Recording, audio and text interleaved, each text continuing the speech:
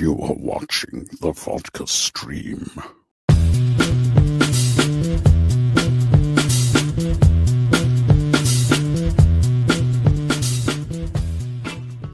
All right. Hey, made it. What's happening, guys? Welcome to the Vodka stream. It is... I didn't unplug that. Hopefully my mic still works. I was like adjusting that because I was like, wait, that doesn't feel right. Welcome. It's Friday. We made it through another Friday. We're here. Who watches the Watchers, right?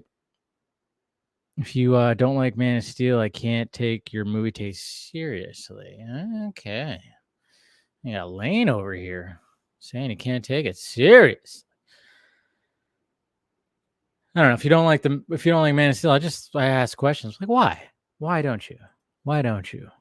Why don't you like Man of Steel? Tell me why. Anyways, there you go. I don't know why that came out of me. Probably because those damn Backstreet Boys are doing those commercials about laundry detergent now. And there's that one commercial that goes, "Tell me why." Anyways, what's happening, guys? Welcome to the vodka stream. Got the vodka poured. Cheers. Sorry I was a little late. Not like it's a shock to anybody, right? We got a full panel tonight. Of course, talking about, we'll be celebrating some Man of Steel 11 years, which is crazy. I can't believe it's been 11 years. I mean, I think we do that. I mean, I think last year I probably celebrated Man of Steel on Film Junkie Live, maybe. I don't know. Because I just love that it's on a Friday. The anniversary is on Friday. So, yeah, we'll be reflecting on Man of Steel 11 years, which is crazy. I can still remember where I watched it. Not like it was that long ago, but I just remember, who I was with and our discussion afterwards. And everything built up to it, to Man of Steel. It's crazy. It's been 11 years. But, yeah, we'll be talking about that. We'll be talking about The Acolyte episode 3. We'll talk about a little bit of The Boys. I only watched the first episode of The Boys, so we'll probably briefly talk a little bit about that. We'll talk about what's going on in the DCU with the Superman set images and all the new information when it comes to the animation that came out, which is a little exciting, especially when it comes to Blue Beetle.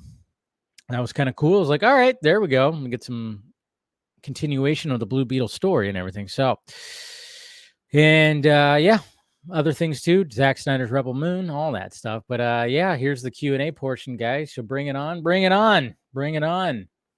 Ask whatever. What's going on, Andy? You know I love the LFG, right? Let's fucking go. I blame Tom Brady still. What's going on? Phil, we got Shane right here. Happy Friday. We got Ryan. Ahoy, ahoy. And then, of course, we got Mr. Jason McKenzie helping out that pirate ship with a super chat, $20. Appreciate it, sir. You are awesome. Every little bit helps. I'm also live on Instagram right here. So if you want to get another angle, sometimes I can't really see it, though. Man of Steel is my favorite CBM ever. There you go. I love that. It's definitely in my top 5. It's my favorite Superman movie. That's for sure. Dave, is Gladiator 2 destined to fail? That's going to be an interesting one. Yeah, it's going to be an interesting one when it comes to Gladiator 2, because Russell Crowe earlier this week talked about how he was kind of about it, but I like how he phrased his comments, because he was like, well, I think he came at it as like, well, I'm a little biased because obviously he's not going to be in it. But he was just kind of going like, well, wait a minute. I think a lot of us kind of went, well, wait a minute. Really going to do another one? So I don't know. What did I get wrong? Did I get something wrong? Probably. I get things wrong all the time. Get it wrong all the time. All the time. New Superman logo looks cool. What's going on versus Seed? We got Eleanor right here. Happy Friday. Good to see you. Welcome to the planet. Yes. Salud, Mr. Trevino. Hey, we got Scott existing in the multiverse. Yes, I know, right? It's kind of, is it a little trippy? Hopefully it is. Rewatched Blade and Blade 2 last night. I really hope Marvel gets this character right. Well, it doesn't seem like that's the case. My God. I know, that whole shit show. And then it's also funny too, because I'll see people like go like, oh, maybe so and so should do it. I'm like, You know, I'm like, don't bring that's a favorite director. Don't bring him into this mess. I don't want any. It's just let Marvel figure it out and, let them do this shit. That's the thing. All right. We got Alakazoo right here. He says Lane can't be taken seriously. That's funny. Why so serious? Wishing safe men's health. Oh yeah, it is Men's Health Month. As you know, it's Pride Month, but it's also men's. It's so weird because every month's a month and every day is a day, and it's like there's so many things that we have to share. But it's also good. There is Men's Mental Health Month or awareness. I mean, it's again. I mean, I'm one of those people that it's just like we should be paying attention to this all year round, right? I don't know. When we dedicate things to like a month or a day or a week, I'm just like, all right, but don't we just like recognize? Shouldn't we recognize a lot of this stuff like all year round? I don't know. I think I've always had that weird mindset of like, okay, so Black History Month, okay. Can't we learn about Black history like throughout the year? Can't we do that? I mean, we learn about all the other stuff, Let's just fit it all in. We don't have to dedicate it to a month. What's going on, RJ? Good to see ya. Yeah, Jason. Man of Steel Cinema. We got Mr. Balga right here. The scene in Man of Steel between Clark and Jonathan when Clark says, "Can't I still pretend?" Yeah, I know. I don't think that'll ever not make me not. What's going on, Steph D? Angustini, aka the Marvel Man. What's going on? Par with Watchmen, my favorite CBMs ever. Yeah, Watchmen also up there too. Also there. Okay, so guys, ask questions. Let's see. I had some things over here on the Instagram. Hey, Dave, saw Blade. Okay, saw Blade, and it's let's see. Somebody lost the second person who is going to direct. I'm still wondering if Blade is ever. I know, right? Mahershala. I mean, oh yeah, we could talk about that tonight too. It's like Mahershala Ali's fucking attorney. His attorney of all people. He even said like, "Yeah, this is pretty ridiculous." I mean, he was announced as Blade 5 years ago. Like, what the hell is going on here? Superman versus Zod above Metropolis is still my favorite fight in CBM history. So there you go. I lost my dad years ago. So that BVS scene with Clark and his dad. Okay. That's from the kid Ryan. Well, cheers to your dad, man. And cheers to all the dads out there, all the fathers out there. Cheers to them. Happy Father's Day. Cheers to my father, Papa Film Junkie, as I call him. But yeah, cheers to my dad, who again, he just retired. This is the second time he's retired because he was a retired chief warrant officer in the Army, 33 years, I believe it was 32, 33 years. And then he just retired from his newest job. And I remember I gave cheers to him when that happened a couple of weeks ago, but I want to cheers him again. He actually just got back from Hawaii. So he's probably tired, probably jet lagged and everything like that. But yeah, he was in Hawaii this past week, doing some celebrating and doing some things. So cheers to my dad, Papa Film Junkie. I know sometimes he'll show up on the whatchamacallit. So, but yeah, cheers to my dad and cheers to all the dads out there for Happy Father's Day on Sunday. Good times. Ooh, the kids got Jameson tonight. Good for you. I would love some Jameson. All right. So one of the things I actually wanted to start off the show tonight with, because I didn't do a first reaction review when it came to The Watchers. I saw The Watchers last night, guys. And I was looking forward to this movie. This was, actually, I'm going to pull up the IMDb because I want to make sure I get shit right here. She already had that up. But I didn't do a first reaction because I don't know, I just wasn't in the mood. I was like, this movie's been out. Everybody's talking about Inside Out and all that. So I was just kind of going like, I thought about doing a first reaction, but honestly, I was kind of just in a lazy mood yesterday. And I was like, I'm not going to do a first reaction. I'm just going to be like, and everything. So I was like, all right. I kind of wish I did though. And as I was like, because I had to run some errands even after the movie. And I kind of went, man, I wish I would have, because I have thoughts. Because this is a Shyamalan, it's a Shyamalan, but it's not M. Night. It's his daughter, Shauna. And I was going, okay, the trailer looks great, looks very much in the vein of her dad. And I went, okay, Dakota Fanning. All right. I'm digging some of this stuff here. I'm digging the trailer and everything. So I went in there and I was like, yeah, but this could easily be a shit sandwich. It can be, because let's face it, M. Night Shyamalan, I mean, he hasn't had all winners. He's one of my favorite directors, but he has not had all winners. I don't know to this day, don't know what the fuck After Earth was trying to be. I don't. After Earth sound, I mean, sometimes things sound good in concept, but the execution's just not there. And After Earth, I totally forgot about After Earth until I was thinking about last night. M. Night Shyamalan's like his stinkers, I guess. And I know some people think that The Village is a stinker. Fuck you. I think The Village is absolutely fantastic. Lady in the Water, yeah, that's one of those where I went, all right, yeah, I don't know what the hell that. The Happening, oh yeah. That was a shit sandwich for sure. And After Earth, I mean, let's face it, M. Night had some shitty ones. And then when it came to The Visit, I thought The Visit was actually pretty fantastic. I thought he came back strong when it came to that. And I'm looking forward to his new movie, The Trap, with Josh Hartnett. That looks really good. I can't wait for that. But I was just kind of going like, all right, so we got his daughter doing this, and I'm going, all right, the Watchers is weird. I mean, I don't know what's going on here. They're standing in this place in the forest. There's like creatures. There's something going on out there. This could be a total mindfuck. And I went in there just going, okay, cool. And the execution was there. The beginning was there. The way that they hook you is there. Oh, I was like, oh yeah, opening scene, you got me. Okay. And then you get introduced to Dakota Fanning's character. What was her character name? Mina, I think it was. Yeah, Mina. And they start unraveling a little bit about her. And I'm like, oh, okay, she's damaged. Okay, cool.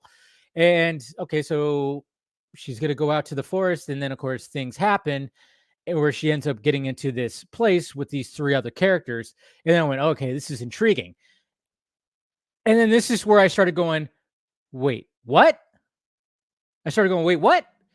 Because there was things I'm going like, okay, this is cool. I'm totally digging this vibe, and it's shot very well. Don't get me wrong. After sitting on it a little bit, I'm like, I'm not saying it was like, and I did say it was pretty fucking bad. It's bad, but it's not. I guess I should rephrase that. And I think after sitting on it for a little bit, I can kind of go like, well, it did hook me in the beginning. It is shot well. There are elements there where I think Shyamalan can be a pretty talented filmmaker, but this script was just needed a couple more run throughs, man, because I'm just kind of going like, wait a minute. All right. I have questions about this right here. They don't get answered. Okay. Then we get an exposition dump right here. And I'm like, all right, that's a little too much. And apparently, and I didn't know this, but I going into it, I didn't even know this, but it's based on a book. And I'm sure the book, of course, is obviously going to be better. It's definitely going to be better. And a lot of things are going to be explained. The whole concept of the Watchers is great. I think like cool. And there's things that when it gets unraveled with that, sure. But the way the story unfolds, I'm like, there's so many times. I probably said, I said like 7 times. I went, wait, what? Like, there's just things where I'm going, what's the timeline right here? This character, how did they get there? How did they do this? If this is taking place, why are the and there's just things where I'm like, I can't get over little questions that don't get explained, that don't get answered. So that's what took me out of it. I'm going, well, wait a minute. But I'm like, okay, I get the buildup, the tension right here is cool, but you're also ignoring this aspect to get to this point. And then when the movie, it was funny because when the movie feels like it's about to end, it's not about to end, because I remember even like I had my phone like sitting in the cup, and I was like, looked at the time, and I went, there's no way that it's ending right here, but it feels like this is starting to end right here. But then there's like this whole like extra thing when, extra part of the story. And this part, I was like, holy shit, this sucks. This sucks. Like, this is now gone to like, I'm like, okay, what's the timeline here? First off, you need to give me the timeline. I'm trying not to give any spoilers away. Trust me, I would go buck wild if I would just give spoilers away, but I don't want to give spoilers away because it's still fresh. But I'm just kind of going like, hey, how big? Why this? And then it's like, okay, now we're gonna get to this point where this is gonna be approached. But I'm like, how are we getting here? Because I have questions about how we even got here. Like, you're not answering these questions. You're just like, oh yeah, just ignore it. We have to get to this point right here, and we're just gonna ignore like 7 steps to get here. And I'm like, good Lord, there are so many holes in this story to get to these points where I just go, I can't. This is just bad. And I was like, I drove away just going, this is bad. I was just so disappointed. I was so disappointed. And I just had just so many unanswered questions, and it was just questions to get to these points of the story. So there's just a lot of holes to get to certain points, which end up being pretty good or decent. Tension, horror elements, yes, they're there. But to get to those points, it's just like, hey, don't worry about it. Don't worry about this or that or why this is or why that is. Just don't worry about it. Let's just go. Just we're getting to these points without having to explain how we got here. There's a lot of that. So that's where it fell apart. When I started questioning things and then questioning things and then questioning things, I fell off. I just fell off. I'm like, I can't with this movie. This movie's frustrating me. So there you go. There's my take on the Watchers right there. So sorry to go off on that rant right there, but I mean, it was just disappointing because I was really looking forward to this movie. I didn't want to go see Inside Out, thankfully, because when I walked out of my movie theater, because I saw it at 4:30 yesterday. So when I walked out about 6:30 my time, holy shit, was that movie theater just full of families and kids and everything. And I'm like, yeah, see, guys, and cheers, I still think she has potential because there's still good things about it. But the script needed some work. The execution wasn't there. But yeah, guys, you got to realize, being a single guy, I don't have kids.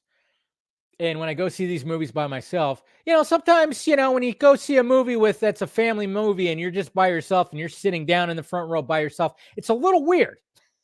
It's a little weird. And I've done that. I mean, I remember, I think the last time I kind of did that where I went into a movie and there was just like kids and families all behind me. It was Barbie, but I had to go see Barbie because it was Barbenheimer weekend. And there's jokes that were made. There was jokes of my friends like, really, you saw that movie by yourself? I'm like, yes, I did. Yes, I did. So, and I've done that before. I've gone to see, but I mean, luckily when I saw If, I went with my mom. So it was not as weird, but, so sometimes you just got to go like, yeah, I'm not going to go see the big, huge family movie by myself.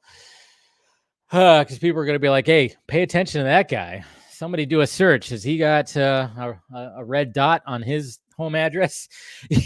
It's just like, it can be a little weird. So that's why when I went to go see The Watchers, there was I think there was a couple that were there and they were kind of noisy. They didn't, because they were like, oh, nobody's here except for one guy. They were kind of noisy. They left halfway through.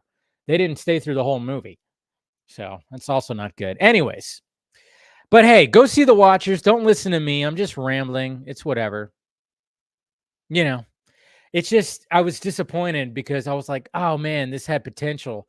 And like I said, the concept of what the Watchers are is cool, but it's just the way the story unfolds just doesn't unfold that well. So still wish Zack Snyder's Brainiac. Yeah, that would eventually have happened.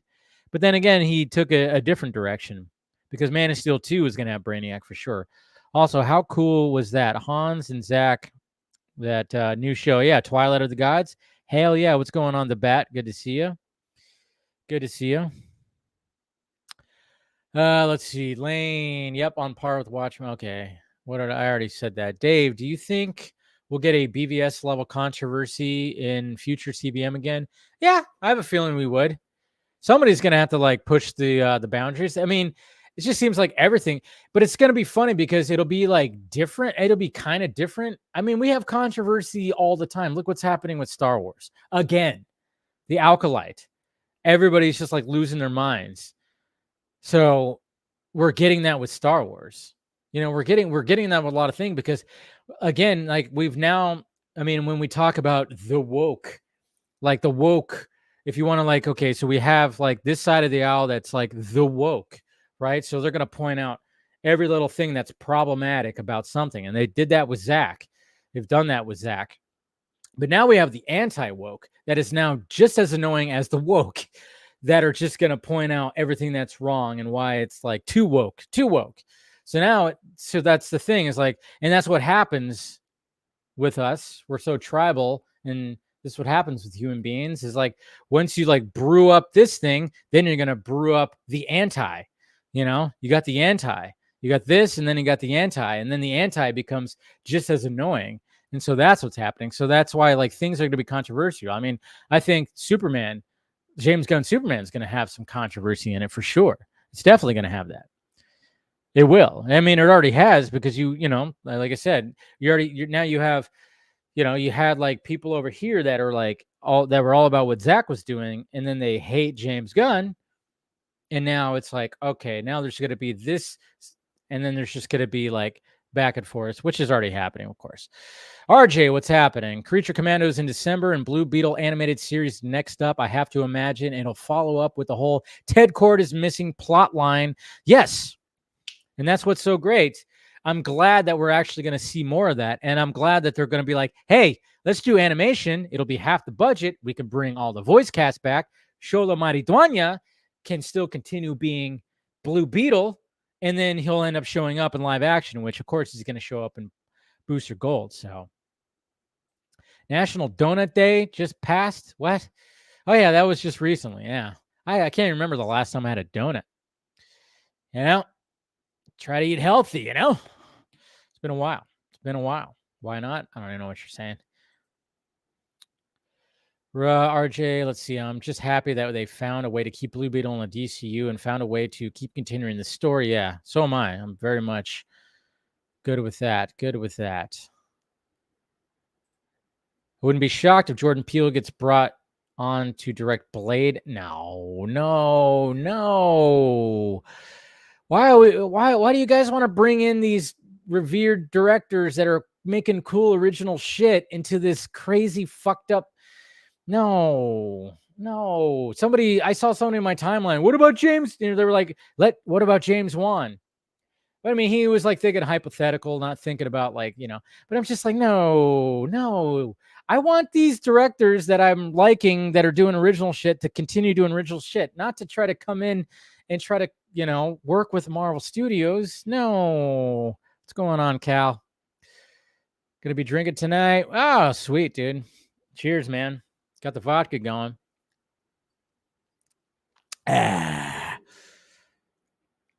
Let's see. Even if I prefer BVS, I have to rewatch Man. Yeah. Oh yeah, BVS. I like BVS more than Man of Steel. Yeah, I definitely do. Dave, what do you think of that trailer of the upcoming Watchmen animated? Yeah. That was the thing that happened too, Mr. Trevino. Yeah, that was like came by surprise. I was like, what? That's a thing? All right. And I was like, all right, that's cool. It is in the animation. A lot of people are pointing out that it's in the same animation of the What If series from Marvel Studios. And I was like, okay. I don't mind it. I don't mind that animation style. Some people don't, which is fine. I'm just like kind of like, all right, cool. I mean, obviously we have the movie. Zach did a phenomenal job with the movie. I'm guessing that this is going to follow similar, obviously because Zach followed the book as much as possible, and this is going to probably do the same thing. And I'm like, all right, this is a new way for them to be the Watchmen to be introduced to a new audience, a new generation. Fine. And it could be Warner Brothers being dicks, going like, hey, forget what that Zack Snyder guy did. We're doing this now. I mean, it could very well be Warner Brothers being dicks about that, but yet there's still dumbasses out there that want Zack to come back. Make it make sense. You're a cat dad? That counts. Happy Father's Day, Phil. Happy Father's Day. I think it does count. It can. What's going on, Josh? The Rock has was announced as Black Adam ages ago, and the movie eventually happened. You all need to there you go. You all need to relax. I know it got announced so long. It was like in the works for so long. So long. Being a Canadian is less problematic in that point of view. Even Declan ate craps on his live action Last Airbender. Kind of hilarious to watch him go off. That's funny. I love that. The live action Last Airbender movie was, it was atrocious. Yeah. I remember seeing a little bit of that. Tony Movie Chappie D90 Blomkamp fan. What's going on, buddy? We got Azteca here too. So you went to see The Watchers when I was trying to tell you it's a shit show and go in and watch Violent. I know I probably should have watched Violent Nature instead, but again, I when I want to see a movie, if a trailer intrigues me, which in a Violent Nature also, intrigued me as well, but it was just, I was like, okay, this is Shyamalan's daughter, so I'm gonna give it a chance, and yeah, it's just the way that the story just kind of played. Stop apologizing for being a man.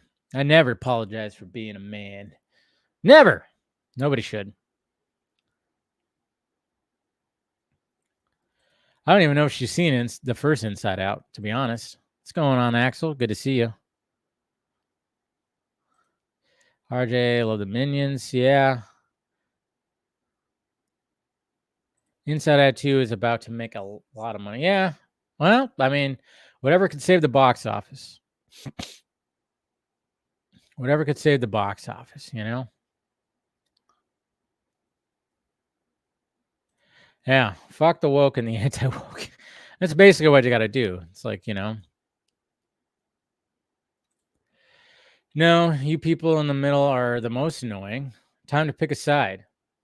Oh, is that what it is? I don't know if you're serious. Hopefully you're not serious, but I know there are people that are serious. But that's why I love that I'm politically homeless. Like I don't consider, I guess you could say I'm libertarian if that's the case, but I always like to say I'm politically homeless. I've seen that term thrown out there. And I think a lot of people don't really subscribe to his side, to be honest, And, we're in an election year, so now things are going to be ramping up even more. And it's kind of like a weird election year because it was like, it's just weird how things are going. I mean, it does look like Trump's going to win. And then, of course, you got the talking heads that are already saying like, oh, he's going to act like, like the emperor. He's going to act like Palpatine. He's going to start like zapping people with his, they start making up stuff like they're going to like, and I'm like, you guys realize that Trump was president for 4 years already. And he didn't do any of the shit that you said. So now he's going to do that. He's going to like, I still remember, I used to do a collaboration with somebody. So sad. And, he told me that my Mexican side should worry because Trump's going to deport them. I was like, what the fuck? I couldn't believe he said it. This is why we had a falling out, because I went, fuck off, dude. Like he said, like he literally told me that, oh yeah, you better watch your Mexican side better watch out. They're gonna get deported by Trump. And I'm like, no. And it's kind of funny because I was like, I think like half of them voted for him. I was like, Jesus Christ.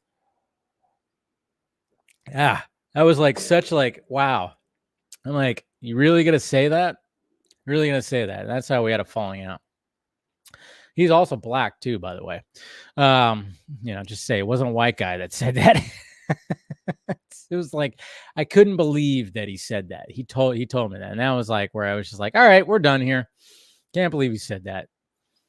And no, none of my family got deported. They're all here legally. It's ridiculous. Jesus Christ. Venom Wire, how's it going, man? Good to see you. Jordan Peele will not make a CBM. Mark my words. Thank you, Phil. Thank you. That's like I said, it's like when people start picking some directors, I'm like, nope. I mean, there's some that I'm like, okay, good. I'm all about Sam Raimi. Like directing some more of that shit. because I know he can and I know he likes it. But when they start talking about these directors that are coming up with some really cool original shit, ooh, baby. Hopefully we're in DC animation renaissance. We might be. We now got Superman, Batman, Blue Beetle, Creature Commandos, Watchmen, and hopefully Wonder Woman, like Gunn said. Yeah, I think we're going to get it. There needs to be, because it's cheaper.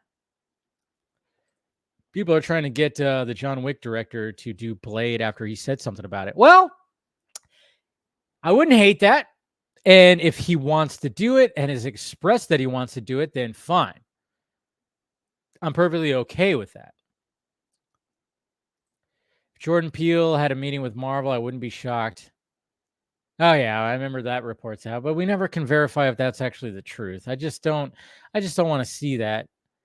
I just don't want to see that. We have a motion comic, which is great. Oh, you're talking about Watchmen? Yeah, we have a Watchmen motion comic. But at the same time, I'm okay with like them reintroducing the Watchmen again. It doesn't really bother me. I'm just like, fine. I'm okay with it. So that'd be really whack. Keep Blade away from Peele. In fact, keep the character away from Disney. I know, right? Too bad he's under the control of the mouse now. That still makes me cringe. Yeah. Any thoughts on Matt Bomer revealing that he auditioned to be Superman in Superman Returns, but the studio declined because he was publicly outed as gay at the time and they didn't want to touch him? Oh, I'm sure they wanted to touch him. Not what I heard. I will say that. I talked to my buddy who's in that world. He actually just sent me a message. He's like, Bomer's full of shit. It was Ruth all the way. They didn't want Bomer. They wanted Ralph. Ruth. I always say his name wrong. That's from my source. That was actually BS. That he was in the running, but they went with Ralph like pretty much from the get. When Ralph auditioned, it was like, oh yeah, he's the guy. So take that with a grain of salt. Like I said, that's just what he told me.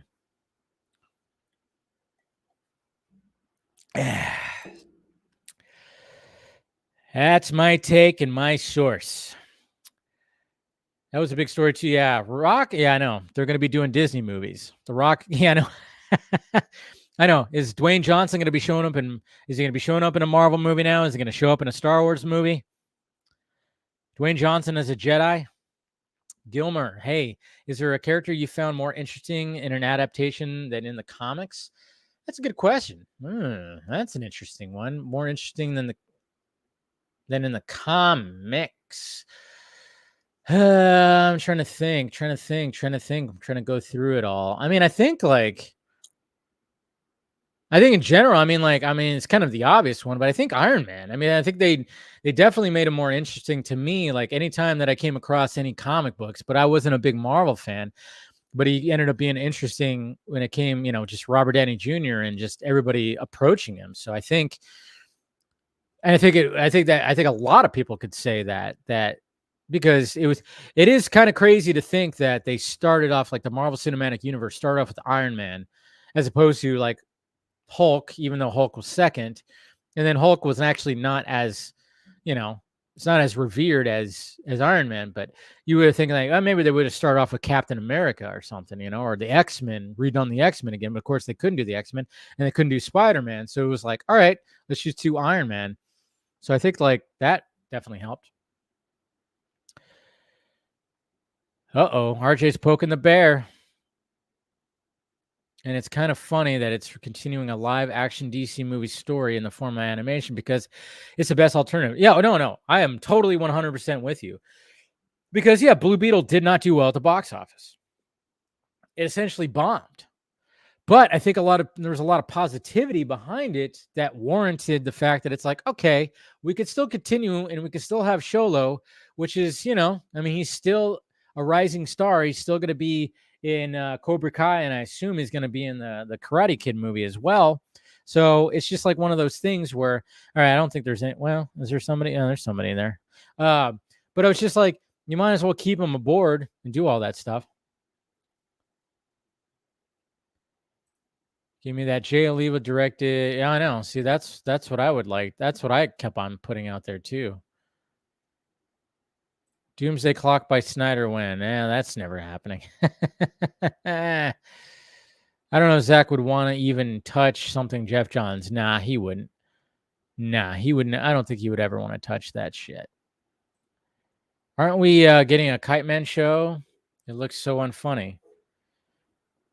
Well, I don't know. It seems like actually you don't like anything that's coming out. I don't know. I like the Harley Quinn show and I like Kite Man in there. It could be something pretty good. I'll watch it. Alex, yeah, Chad Stileski has said multiple times he wants to do a Blade movie. Yeah, give it to him if he wants to do it. If he wants to do it, give it to him.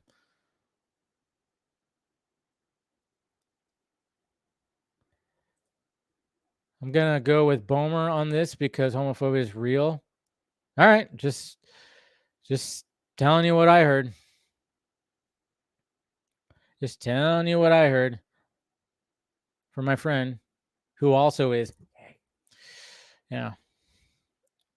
Captain America in the movies is overall better than the comic version. Yeah, there you go. A lot of people didn't discover Blue Beetle until streaming. Yeah, that's very true. So it did have something there. They probably used the strike as an excuse because Sholo could have helped sell tickets. Very true. It's actually very true. Hot take: woke Hollywood is one of the reasons box office. Oh yeah, there's definitely things like there's a balance that they have to figure out where it's like you don't have to shove everything in everybody's faces. Hey, we got another super chat right here. Thank you, Tony, Movie Chappie, D9, Neil Blomkamp fan. You're awesome. What is it about Christopher Reeve? Christopher Reeve, not Reeves. I know people always get mixed up. It's hard. I get it. There's some people that get really upset about that. I'm not one of those. I just was saying. Christopher Reeve, Superman that makes him so special and that people still have that death grip over it and can't embrace a new version of that Superman. It's just the way people are. Just the way people are. It's like I will always go back to what Zack Snyder said on Joe Rogan, which is the fact that it's a religion. It's such a religion to people. And when you have these definitive versions of these characters and you build up this tribe or this group that just rally behind it and become, I mean, we're seeing that now because now there's going to be people that because when it came to any other live action definitive version, there never was one as strong as, I mean, it's like Christopher Reeve, Henry Cavill. They're like definitive versions of generations. And now you just have like fans that they're not going to let go. Like I'm seeing that now in the Snyder community. People will just go, he'll never be beaten. He'll never be beaten. He'll never be beaten. You know, just like people go like Christopher Reeve is always going to be the definitive Superman. He'll never be beaten. So we're seeing that now again, 30, 40 years later. It's just like, that's just the way it is. Like, okay, people are going to hold on to these versions and say like, there's nobody that's going to be better than Christopher Reeve. There's nobody that's going to be better than Henry Cavill. That's mine. That's my, Superman that I kind of like worship. It's one of those things again where I'm like, all right, I don't subscribe to that. I mean, Cavill's my favorite version, then Christopher Reeve. They do that with Batman. I mean, Michael Keaton's the same way. It's like, nope, he'll never be topped. He'll never be topped. And then, people say Ben Affleck will never be topped, never be topped. And I just kind of go like, I just want the next filmmaker to top it. We'll see if it happens. But yeah, it's just, there's always going to be the people that hold on to that, just like, because it's a religion to them. And that's what Zach said. It's like, it's a religion to them. It's religion. Hey there, Stephanie T. What's happening? Good to see you. Cheers, cheers, cheers, cheers. And we got Kevin right here. What up? You still haven't seen Blue Beetle? Oh, Stephanie, go check it out. You might enjoy it. You might enjoy it. Like, I think the quality for a lot of major blockbusters movies is down overall, especially in our yeah. I mean, that's my my biggest complaint of The Acolyte is not, if they're trying to shoehorn things in there that, of course, the anti-woke people keep on like, complaining about, which I've seen them talk about the Acolyte more than the people who like it, which is always the case. Seems like the people who hate something always talk about it more than the people who like it. It's always very weird. That's another weird thing that should be studied when it comes to fandom. It's like, why is it that people who hate this certain thing talk about it more than the people who like it? It's always very strange. It's odd to me because I like to talk about things that I like more than things that I hate. I don't like to just, I'll put things out there and shit on some things, but it's whatever. All right, I'm going to go ahead and end the Instagram. So bye, Instagram. Good to see. I might try doing next week. I might try doing TikTok live on there. Oh, TikTok. Because I know I could do that now, but I have to I had to verify myself with a retina scan and all this shit. I don't know. Anyways, we'll go ahead and end that. But yeah, I think that's my thing about the Acolyte is it's just the quality is just too. It's just it feels like it's a stage. It's like on a stage the whole time. I mean, I know it is, but make it seem like it's not on a stage. Everything, the costumes are just all just. They're clean and they're just, I don't know. It's just everything's just too polished and it just feels too fucking Disney. Henry wasn't protesting Superman, more of a Dr. Manhattan 2.0. What? He wasn't protesting. I personally think that the other Superman adaptations after Reeve work better than him, like the 90s show, Smallville, and Snyder's version. Yeah, that's good. You're open to the other interpretations. That's fine. Yeah, I hate the people that just go, yeah, Christopher Reeve. I hate that. I hate it when they can't. And I'm like, I love Christopher Reeve Superman. I mean, when I think of Superman, it's like, yeah, you look at him, it's like, yeah, that's Superman.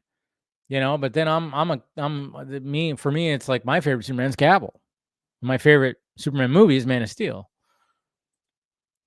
I just like old Arnold fans and old Reeves fans are the same, just way that how they always have to crap on every version of Superman, especially the great Total Recall.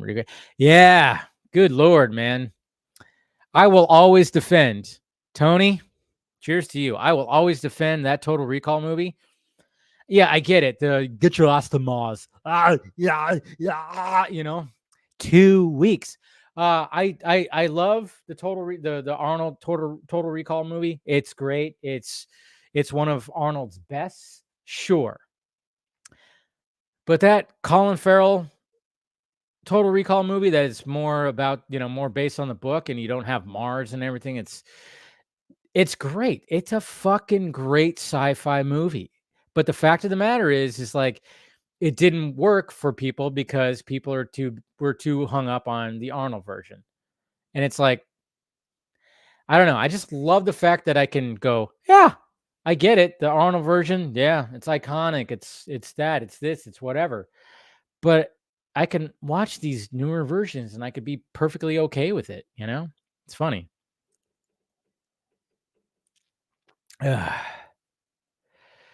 Deadpool 3 actually opens. Oh, yeah.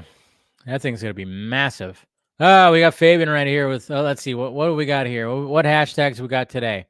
All right, so we got hashtag restore the Snyderverse, of course. Hashtag fire James Gunn. Okay.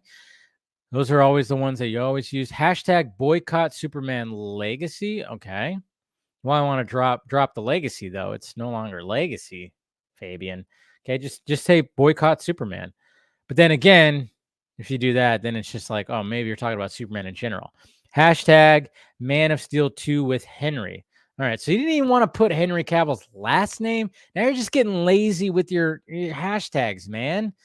You have to put Henry Cavill. Hashtag make, it's all right. I'm sure that Henry Cavill will eventually post that hashtag. After being fucked over by Warner Brothers a couple of times, I'm sure he's just dying to come back to do the character as opposed to just moving on and doing new, fresh characters. It's fun. It's anyways. Again, religion. It's religion to people.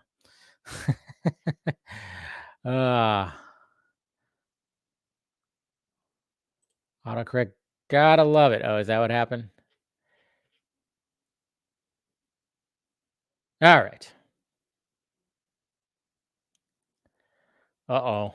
Andy, you just said move on. Oh, no. You can't say move on.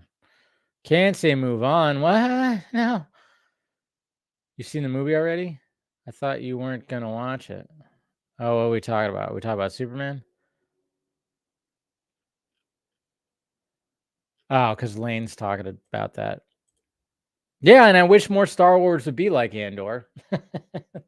I was hoping that Alkalite would be kind of like it. Yeah, I don't know, man. I was hoping that it was like I didn't think it had to be like super like, rugged and everything like that, but I don't know. It's like I just wish it was somewhat canceling, Can't say move on. I know. It's like one of those. Yeah, I know. I remember like one of the tweets that somebody posted. Let's see, how are we doing with those? One of the tweets that I posted, somebody said like move on or like cry about it, move on. And I was like, what the fuck you talking about, dude? I was like, all I said was I think it's the best, I'm like, this is the best Superman movie. In my opinion, it's the best Superman movie. And then I looked on his Twitter and he was like, and he just quote tweets people. I guess he was grouping me into the people that are, using the stupid fucking sell the Snyderverse hashtag and stuff like that. He was grouping me in there with that. And I'm like, see, that's what sucks. I hate those people that they're grouping me into the crazy, sell the Snyderverse people just because I said that 11 years ago, the best Superman movie was released. I'm like, okay, you're not gonna. I was like, what? What are you talking about? I'm like, I'm not with them. No, I'm all about what Zack is doing now. I want him to do original shit. See, that's what I was talking about when it comes to like, with directors like coming in and trying to, save these comic book movies. I'm like, no, let the studios work out what the hell is happening with the comic book movies. I want these directors to make the original stuff. We need more originality than anything. I don't want Zack to come back to the shit.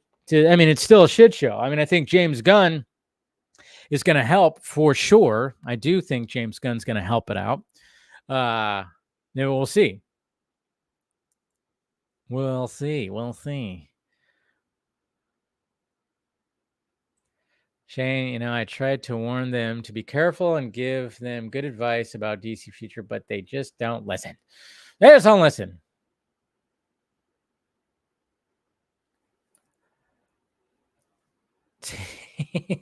See, that's what I love about Lane. He'll like stir the pot, but then he goes, I'm bitter. He knows he's bitter. That's what I love about Lane, And I'll give him shit too, but he knows. I'll bust his balls. He'll bust mine. Be okay. It's all good. People are allowed to have their, No, everybody's allowed to have their opinion, We're all good. It's all gravy pants.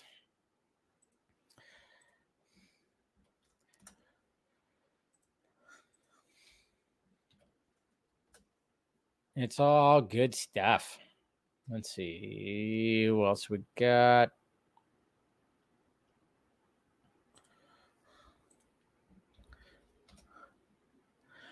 Boop, boop, boop, boop, boop, boop, boop, boop, boop, boop, boop.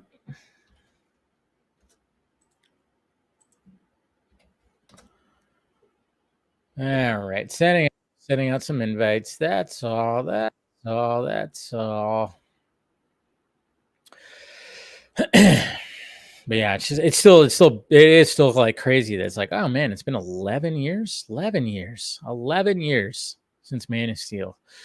It's been a crazy adventure because when I started my YouTube channel, just like, let's see what this does. I remember like my first video that I ever did, I talked about movie news, and I talked about this fresh up and coming actor named Henry Cavill. And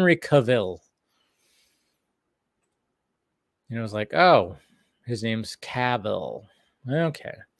It's just kind of crazy to think about. I'm like, all right, who's this? And I remember like doing doing some videos. Like I said, I wasn't like when I first started this whole thing, I was like, I wasn't even taking it that seriously. I started taking it really seriously when BVS was announced. That's when I really started taking it seriously, the channel seriously, and posting news and stuff like that. It's good times, but yeah, it's been crazy. I'm ready for Sony Marvel Universe to end. Just stick to animation, Sony. Yeah, they ain't gonna do that. They ain't gonna do that. They definitely ain't gonna do that.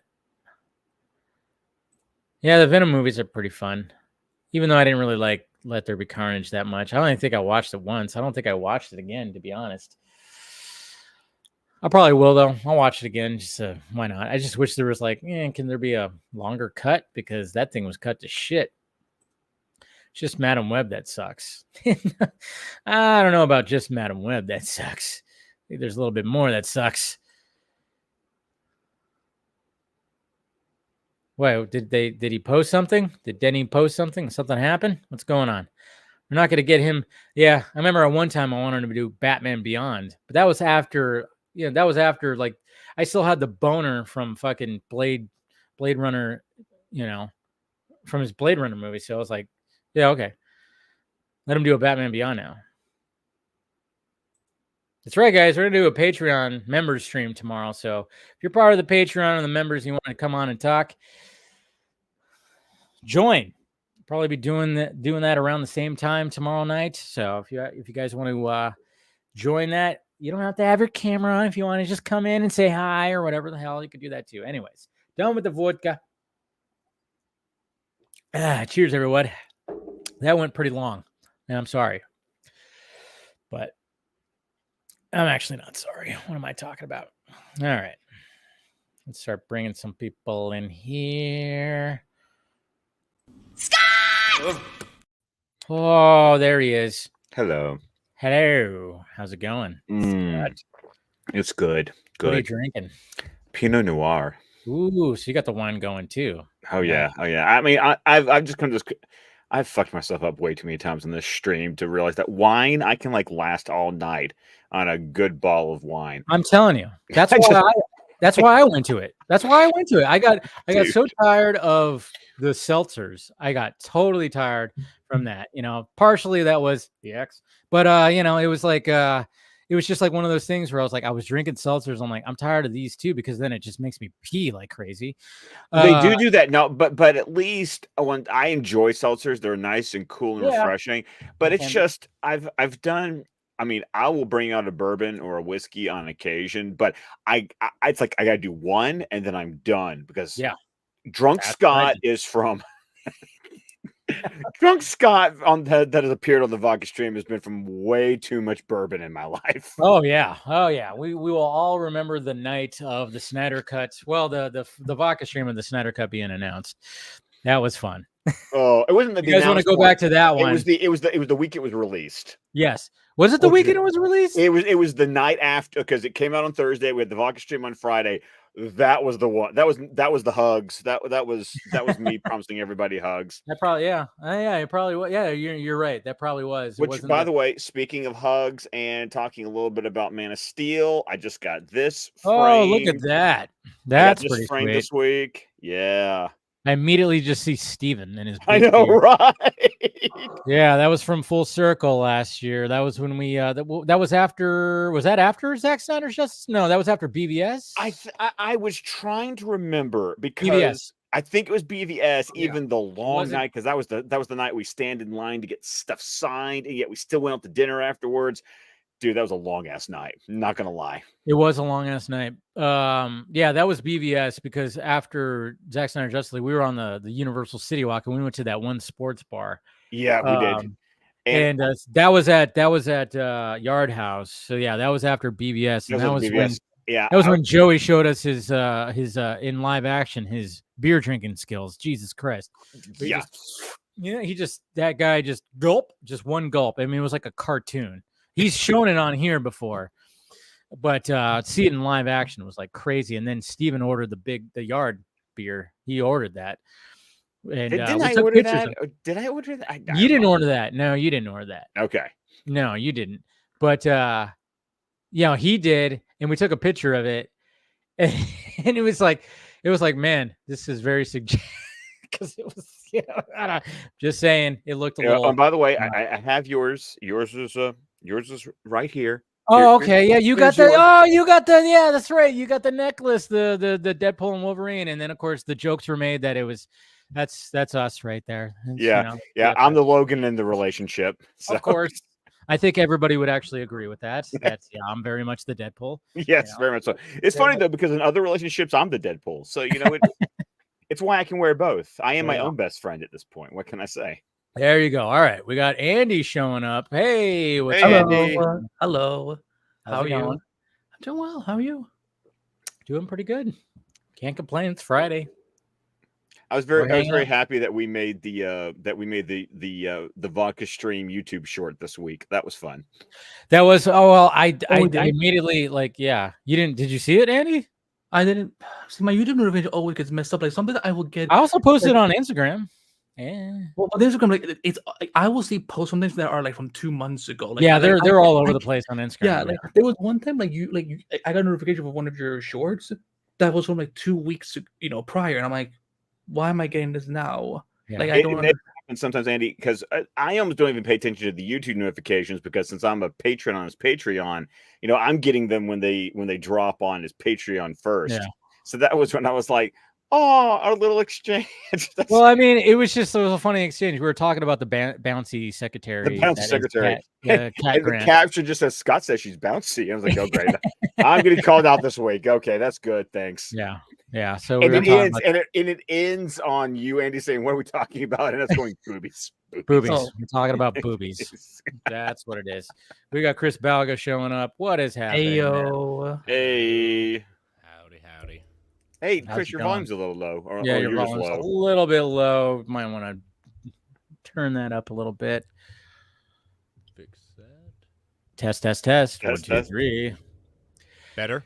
A little better. Still low. Still a little low. Still maybe a little low. Check it out. I know StreamYard can be a little freaking weird. So yes, it can. Especially if you don't mess with the settings. That's like autocorrect. Like no, don't autocorrect. I will correct myself. Thank you very much. Now? That's pretty good. Talk again. Better. Yeah. Better. Okay. Better. I turned off the automatically adjust mic. Oh, good. Yeah. No, don't never have that clicked because didn't realize that was on when I came in. So. Yes. And we also got Phil. What's happening, man? Oh, howdy. I think you were in that. Were you in that picture? You're in that picture. Right? He's in the picture. Yeah, actually, I'll show you. I can show you where Phil is. Okay, Phil, you're in. Zoom in. Let's get Scott vision going on. Okay, I'm trying to wait. It's kind of hard for me to see, but yeah. Yeah, well, he's also dark in the shadow, but he's right. That fits Phil. Yeah, there. And then you got your light right there. Yeah, Phil's right there. Back, yeah, yeah. Where am I? I don't even know. I think I'm right there. I'm right. Let's see. Hold on, Dave. Let's see if I can. Yeah, I'm like right in the middle in the back. So. Yep. Okay. Hold on. You're right there next to Joey. Actually. Yeah, I'm standing next to Joey. Yeah, you're right. Yeah, right there. I know. I'm like moving my mouse on it, like people can see it. Yeah, that's what my finger's for. That's what my finger's for, Dave. Because I'm right there. And we got Zack Snyder. That's Audrey's right. Audrey's right. Yeah. Oh, I love Audrey so much. She's a great picture. That's an awesome. Yeah, there's Mike and Jessica and Craig. Craig and I were roommates. It was funny. Is Rebecca there? What? I don't know. Rebecca didn't show up. Rebecca did not show up for the dinner that night. Okay. So what you all say? Well, what you all saying is that you forgot to fucking invite her. Yeah, yeah, we're assholes like that. Wait, way to go for the throat there, Andy. That's what I do. That's what Andy does. In fairness, we all sat in line for like an hour to get stuff signed. An hour's being kind, by the way. Yeah, and Scott and I had a ton of stuff to sign, which we did some. Which involved Chris's steelbook. Yes, right. That was fun. There was a lot of because that was signing that, and that's when we met Paul too. That was when we met Paul. That was when we met Paul. Correct. Yeah. And then we got somebody new joining the Vodka stream tonight. We got Brad. Oh, Scott, I love you, man. Scott, I love you, man. Oh, this is so incredible journey. I love you, man. God, it's nothing but a big old lovely teddy bear. Oh God, that was so embarrassing. But yeah, no, that was so honest. That was a Hall of Fame run, man. that was one of the that's probably one of my favorite Vodka stream moments was Scott like really just letting it all come out, and I think that was right after the movie had come out. No, it was right after, because the two times I have been royally just fucked up on this stream was the Friday after it came out, and then the 1 year anniversary when we did the live watch. And we did drinking games for 4 hours watching Zack Snyder's Justice League. Yeah. Yeah, there's been some times too where I'm like, I'm sure, you can go back and see me going, yeah. There's been many times of those, and then there's times where it's just like, I don't even know how I got to my bed. I think the first time I was on one of the Patreon streams, I got fucking wine drunk. Yes. Respect. I like that. I like that a lot. I mean, it's just why, I bring the bottle. We're just you have to. Let's go. Have it right there. Yeah, come on. There is something about a wine buzz. It's just it's fantastic. It's a nice Brad. Anybody who's followed me and William on the Sci-Fi Center, you can already see in the comments everybody's like bringing up the Blame Brad hashtag that's popular with us. So just letting everybody know. Wait a minute. Are you Brad Curran? Yes. Oh my God.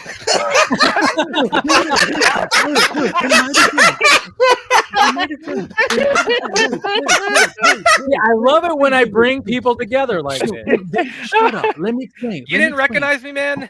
No, because I've never met him. We've only known each other through Twitter. Through Twitter, yeah. Yeah, we work together. We know each other on Twitter, but I've never actually heard his voice. I never what do you think I do? I'm gonna look at all my friends that I follow, look at a picture. I'm not that gay. Good Lord, calm down. So why not, Andy? Why not? Exactly. Well, no. So I saw Andy pop on. I thought, oh, this is cool. It's gonna be our first time on a stream together. Yeah. It's like, he doesn't even know what I look like. Apparently. Yeah. Well, if your name is Brad Curran, then I would have known. Oh, it's him. So I think what Brad is trying to implicate is that we're here to pop his stream cherry. Cool. Yes. Well, Vodka stream cherry. I've been on the Patreon stream a few times, but this is my first time on the Vodka streaming. Yes. Right. But yeah, it was just like, he would hit me up like, hey, can I join? And I was like, I never would see it until after. I'm like, fuck. I'm like, we'll get you on, because obviously him and William do. I mean, you guys are crazy. I'm just saying, Brad. You guys stream every goddamn night. Yeah, we had a stretch there. We were just going and it wasn't even a conscious thing we did. He would just send me the link and say, hey, we're going, and I'd say okay. And we had a stretch for 100 days there. We just went straight on it, and we've broken it up somewhat, but since we still good. You got to take a pretty regularly. Yeah, well, also because we were of course doing our charity for Rebel Moon. We actually got up to $15,000 from an initial goal of about $5,000, which that absolutely blew us away that we were able to get that. Yeah. Thank you, man. And of course, I mean, in no small part, the man himself kind of drew a lot of attention to that with the tweet he put out about it. So that was really gratifying. Of course, I mean, there was some pain involved with people, finding out I'm not a scary movie fan and deciding, we got to make Brad suffer through this whole bullshit series for 5 weeks. I mean, it's only fair. I mean, it is only fair. Yes. Yeah. Yeah, because you guys do the live watch every Saturday, right? Yeah. I mean, it's not fair to my mental health to go through that shit, and add Meet the Spartans on top of it too. Oh, we lost Phil. And he'll be back. Yeah, but congrats on doing that, and I mean, you've been on the Patreon a couple of times, and then you finally turned the camera on, which was cool. Yeah, I had a year there where I was because I didn't really start my YouTube or podcast or any life like that really until the beginning of last year. So it was a fairly new thing for me, and of course now it's just something I do multiple times a week. So I told everybody, okay, I'll finally come on camera for when Rebel Moon Team came out, and there people were looking forward to it that day. They said, "Oh, Brad, it's a drum roll," and they all reveal. Yeah, I close. Which is funny, Brad, because you actually have a real photo of yourself as your avatar. You don't hide behind some dumbass thing on social media. So it's funny that you're like, I won't turn my camera on, even though we know what you look like. We've seen the photo. Andy, apparently. Well, I guess not everybody knows what I look like. So. Yeah, I know. Andy actually does. I know. Oh, God. I know him by his words. I know him by his words. That's what I know him from. Well, that's what's important in our line of work.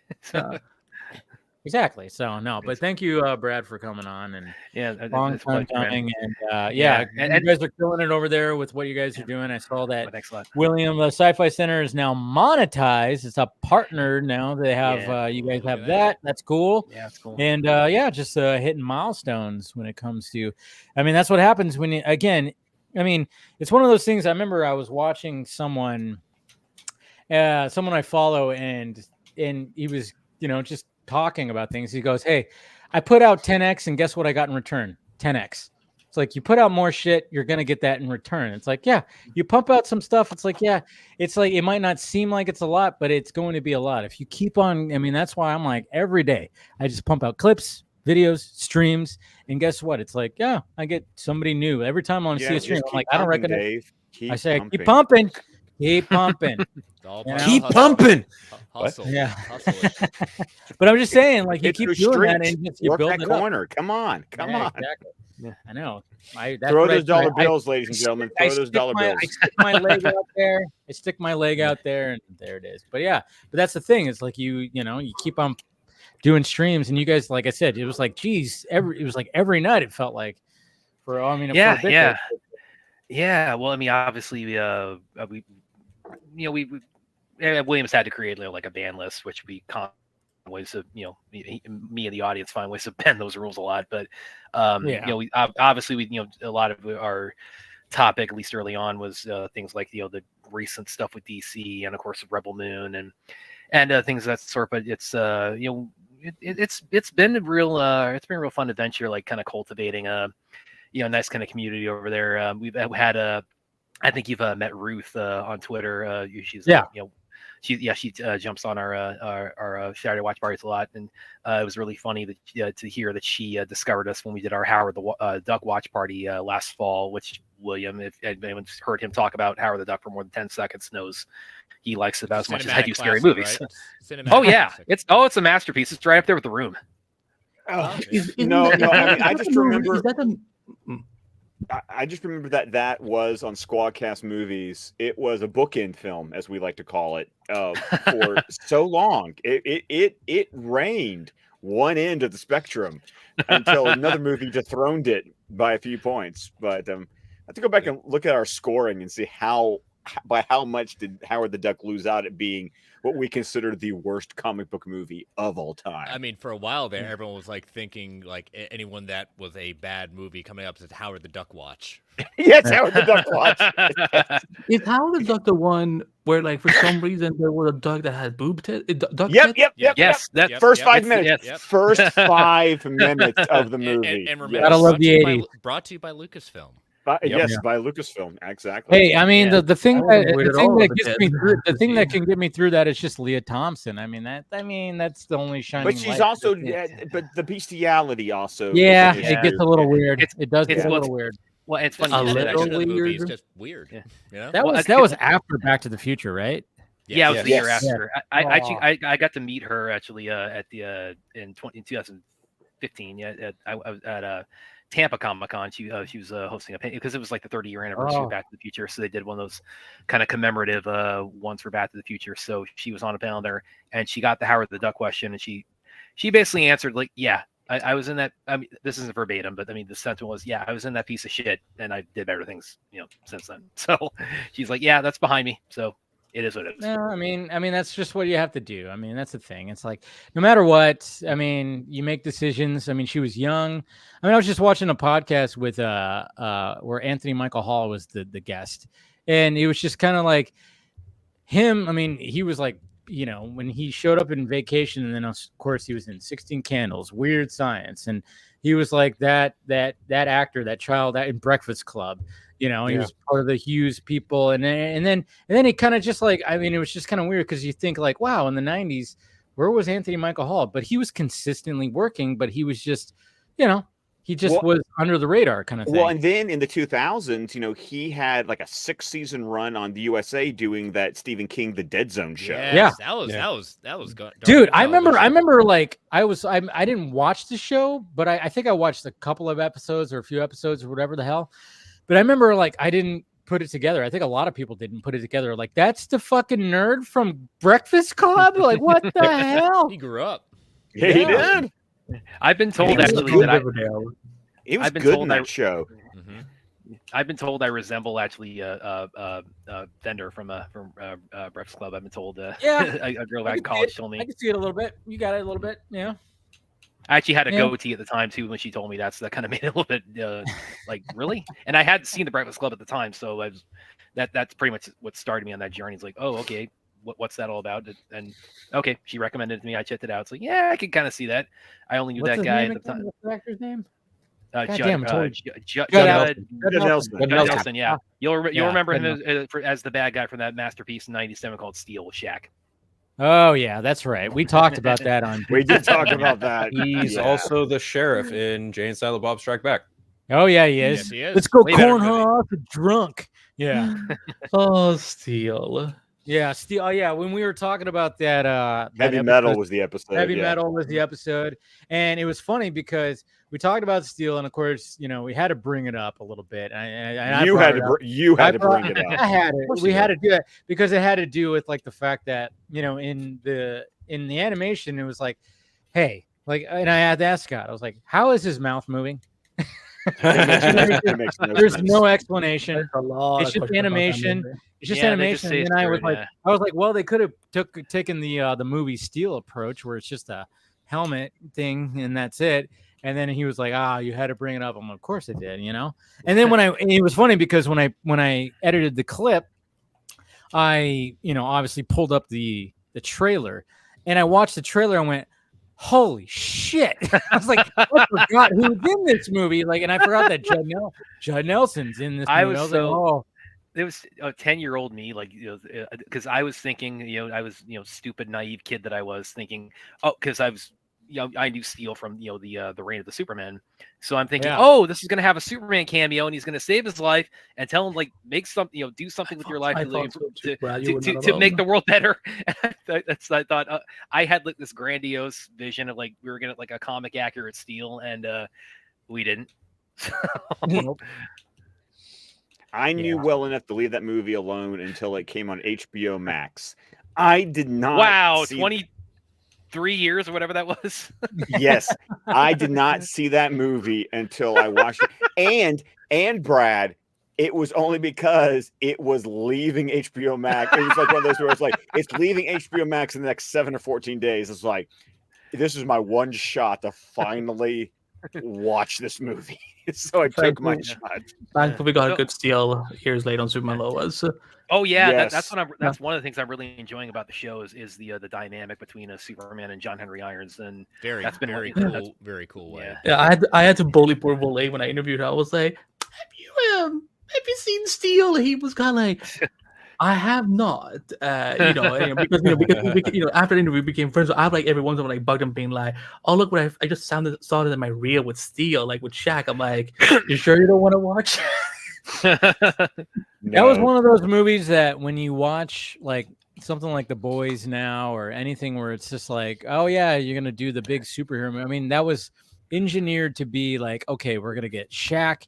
How he's a Superman fan. He's got a Superman tattoo on his shoulder. Yeah. We're gonna make him Steel. It's perfect. It's a perfect thing to put together. So anybody would be up for that if you're like trying to like put a name. Oh, this movie's gonna be huge, and I'm sure there's a bunch of agents. It's gonna be huge. You're gonna be a star after this. You're gonna be a star. Why does the agent sound like he's from the 1940s? Yeah, well, I mean, that's the way it sounds in my head. That's how and a star. Was John Peters a producer on that? I'm sure. Was he? You know what? Let me look it up. Find that out. I'm going to. There's a possibility that that's the case. The reason I asked. Go ahead. Well, the reason I asked is because the whole thing with the Nick Cage Superman, when he said to Kevin Smith's like, he can't fly, no cape, and he has to fight the spider. So there's no spider, but there's no cape, there's no S shield, and he's on a motorcycle. So. I love it when Kevin Smith talk. When I'll go back when to that. He just breathes and just I'll go back to that. and listen to Kevin Smith talk about that. It's just a reminder of how ridiculous. No John Peters. It was Quincy Jones and David Salzman. Quincy Jones? Really? Yes. The music producer. Wow. Yes. Oh, wait, Fresh Prince, Quincy Jones? Rashida Jones's father. What? Yeah. Wow. Oh, I wouldn't have picked. I wouldn't have. Wow. Yeah. Okay. But see, that's the thing. Yeah. Like, I mean, that's what was great about the 90s and even the 80s. Just like, hey, what can we do here? And I mean, I guess there's kind of an element of like that. There's still elements of that, but I mean, it was very much like a thing back then. Where it was like, hey, you know, we gotta like do something. I mean, we got Shaquille O'Neal. He wants to be in movies, and that's what I loved about Shaq. It's like he was always about like, I want to do everything. Want to do everything, you know. And it's like, and he still does. He still wants to do everything. He's done pretty good for himself. Yeah, I mean, post basketball, I mean, the dude is in 6 commercials that you could watch right now, you know, and he's just all about doing everything. I mean, he's just that kind of guy. So, I mean, but you know, it was just one of those things that didn't work. I mean, when he was in that movie Blue Chips with Nick Nolte, that was a good movie. You know, that worked because it was about basketball and he was a basketball player. You know, he stayed in his lane when it came to that. You know, when it comes to other things, you know, now he'll show up in cameos. I don't know. I like Kazam. I think Kazam's a pretty fun movie. Kazam, I have not heard in a long time. Yeah. And a lot of people it's all subjective. A lot of people call it Shazam. Call it Shazam. Yeah. They call it Shazam, or they get it confused, and that's that whole Mandela effect where they thought that Sinbad was actually that, or there's something else. Some kind of the Mandela effect where like people thought that it was Sinbad. That's the thing. There's definitely a thing. But I don't know if it wasn't Kazam. It was like I think it was actually Shazam. I don't know. If you look it up, there's a Mandela effect where they thought Sinbad played some kind of genie in a movie, and he never did. So that's one of the movie Mandela effects. I mean, there's numerous movie Mandela effects. I mean, I think one of the biggest ones is like the Jaws line is like, you know, we're gonna need a bigger boat. No, he does not say that. He says you're gonna need a bigger boat. Yeah. Or Luke, or Darth Vader. I'm your father. He doesn't say, you know, he doesn't say Luke, I'm your father. He goes, No, I'm your father. Luke, I'm the daddy. Or what Mark Hamill heard during the filming of it, Obi-Wan killed your father. Yes. Yeah. No, that's impossible. And then Homer spoiled it for everybody coming out of the theater. Don't be a Homer, everyone. Everyone. And then I spoiled The Rise of Skywalker for everyone walking out of that movie. I remember actually seeing when you just gave them Reddit. No, my friend and I were walking out of the movie, and I looked at him and I was like, "Damn, I can't believe Snoke was a clone of Palpatine the entire time." And these 2 guys walked by us, and one of them gave me the death glare, and I was like, "Oh, you guys are going to see Rise of Skywalker?" And then one of the guys went, "Yeah." The only thing that would have made saved you $20. The only thing that would have made the story better is if they were dressed in like Star Wars cosplay, and you're like, "Oh, you're gonna see this movie?" Like, we're just walking around.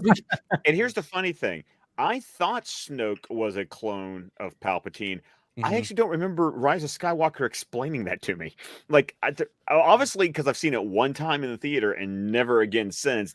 They shared that information because I just headcanoned that myself. So they do explain it. It's visually implied, but they do explain it too. They don't do like a whole.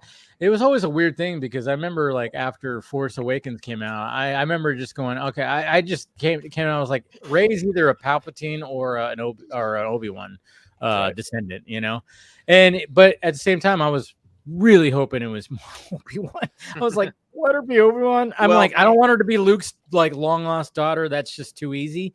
I was like, Obi-Wan's perfect. I was but hoping it was Obi-Wan. Yeah. Well, and Chris and I were talking, you know, on Wednesday, you know, right before your member stream. Chris and I were DMing because we were talking about Alkalite, and of course, and then because I was also responding to John Knight because he was asking some questions because he kind of put out one of those, hey, not a deep Star Wars nerd, you know, kind of one of those y'all who are, you know, deep in the shit, you know, answer some questions for me. And I was like, he had mentioned some things from the episode that I contextualized without having seen the episode and kind of provided some feedback. He was like, Force Witches. I was like, well, we've had Force Witches. It's called the Clone Wars. It's like the Night Sisters of Dathomir. You're like, okay, yeah. This is me being deep Star Wars nerd. And then I saw the episode, and I remember just going, what? Okay, maybe it wasn't a good episode in some aspects, but nothing lore breaking in my opinion. So I remember I was DMing with Chris, and of course Chris and I go back to being, expanded universe nerds. So there's just parts of me that still go, I know Disney tries to pull shit from the expanded universe while saying it didn't exist, but y'all, they did it better in the 90s. And that's just my subjective opinion. Because thinking about the cloning of Palpatine, all I can think of is Dark Horse doing Dark Empire. And thank you. That Wait, was... I thought EU wasn't canon. What was that, Andy? I thought EU wasn't canon. Because it's not, but what they've been doing is they've been taking story concepts from the EU. They've basically been kind of cherry picking. Oh, okay. They've been cherry picking. Ron is like the biggest example. I was about to get so mad because in one of the Comic-Con many years that I went to, one of my friends, he wanted, I think it's called Legends is what they're calling. Legends is what they're calling what was expanded universe when I was growing up in the 90s. They've now reclassified as Legends because those books still sell. Yeah. Those books are good. No. But what was going on? Like, my friend said, like, okay, like I'm in Canada, I can't go to Comic-Con. Can you go get me a copy of that first Legends book? It's gonna be the first like canon to the whole thing. I'm like, sure, okay, if it means that much to you. And I stood there for like a long time. Now I was falling for a second. You were about to say, oh no, EU counts. I'm like, so what did I stand in line for this whole time? It doesn't count unless Disney decides that they want some element to count. And then what they've then done is they've gone back and they've re-engineered elements into because like, okay, Andy, I'll give you some others as I'm going into this deep dive. In the expanded universe, Chris and I refuse to call it Legends. It was the expanded universe when I was a kid. Damn it, that's what I'm going to call it. Yep. In the expanded universe, Han and Leia get married, and they have twins. They actually have 3 children. Sorry, that's true. They do have the third one, but I'm thinking about the twins because they're the ones who Jason and Jaina, basically influenced Ben and Rey more or less, right? Because Ben being dark side, well, that's what happens to Jason. Like, he goes. One of their twins goes dark side in that continuity. So when Kylo Ren, sorry, I blanked on his Sith name.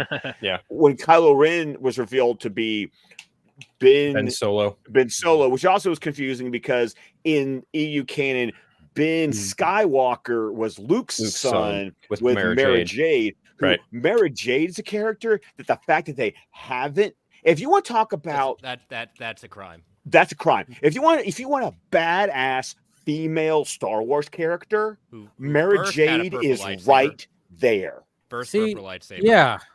I think Scott really reminded me of the dude with the was it The Office who's like connecting all the dots on the I think no, that's Always Sunny in Philadelphia. I think Charlie Day and Always Sunny in Philadelphia. Yeah. I think but I remember like talking with like coworkers about that because I wasn't too big on the novelizations and stuff like that. And when they were complaining, I was like, okay, like what they could have did it, and they explained. I'm like, yeah, that would have been pretty cool if they actually did have that character, like where Luke ended up, as opposed to where he ends up. Well, because Mara Jade was always such a cool character because she was like the personal assassin bodyguard of the Emperor. So you're talking about a character who is a Force user, spent her entire life serving the Emperor, and then becomes like this romantic partner of Luke Skywalker. And Luke goes to the dark side in Dark Empire and comes back. So he's kind of like a gray Jedi because he knows how to use the light and the dark, and so he has experienced both. Like it was gray Jedi. The gray Jedi, yeah. So it was just all that. To me, I'm like, how did that not happen in in the early 90s where they just had this? So To answer that directly, it's basically due to the fact that Lucasfilm was self-financing pretty much everything while they got distribution from Fox. More or less, it's largely because of the fact that Lucas, he kind of toyed with the idea of doing a prequel trilogy before moving on into doing like a 7, 8, and 9. That's really kind of what it boils down to. It's more or less the short answer of it. It's what George Lucas wanted to do. That's the short way I can answer it best. And the interesting thing was when they were writing Dark Empire was when Timothy Zahn was still writing his first chapter of the Thrawn trilogy. So they really didn't. They had to start melding those two together to make sure that they were kind of mirroring each other because they didn't realize how popular both of them were going to end up being. And then what happened, and this is kind of the cool thing about the 90s, was the comics, the Star Wars comics being published by Dark Horse, and the novels, everything was connected, everything was canon. So you would read novels, you would then jump to comics, and then like the next novels you read, I remember reading Kevin J. Anderson's Jedi Temple trilogy, and it references it references Dark Empire. So you're reading a novel that's referencing this comic book series because it was all. And it got to the point that, like, every time you bought a new Star Wars novel, you'd open up the front cover, and there was like a 2 to 3 page timeline letting you know where every novel fit in relation to before and after A New Hope. Like there was they did a really good job making sure everyone kind of understood. I mean, there's still a guy that is in charge of the canon and quote unquote non-canon of Star Wars. And Kevin J. Anderson, that guy's a hell of a good writer. I mean, like what was the I don't know why the name escaped me. What was the Superman book he wrote? That was Last Days of Krypton. Yeah, that's a great. Yes. If you haven't read that, read that. That's a fantastic novel because he took like every different variation of the Krypton story and like let me try to take the Silver Age and the Golden Age and the Modern Age and let me try to tell one coherent, basically Jor-El and Laura story, using the various elements that existed for 70 something years. It's a great novel, and he's the one that's been working with Brian Herbert and's been co-writing those new Dune novels. And he was and if you look, Kevin J. Anderson is actually listed as a consultant on Denny's Dune films. Interesting. Nice. Is this gonna fly or something, Chris? Like, good lord, that was so loud. Sorry. Yeah, there was a fly that went there that got him. So, dude, it's summertime. The flies, I saw. Yeah, there's like a fly floating around there. They're like, yeah.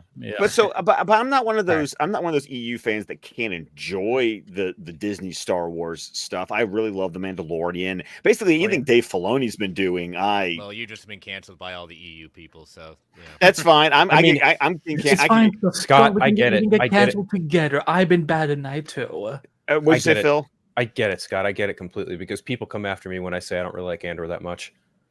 Right. And so, and honestly, I still need to watch Andor, which it's the things I still need to watch. I still need to watch Andor, and I'm in the middle of my binge of Bad Batch, and that way I can kind of like fit everything in.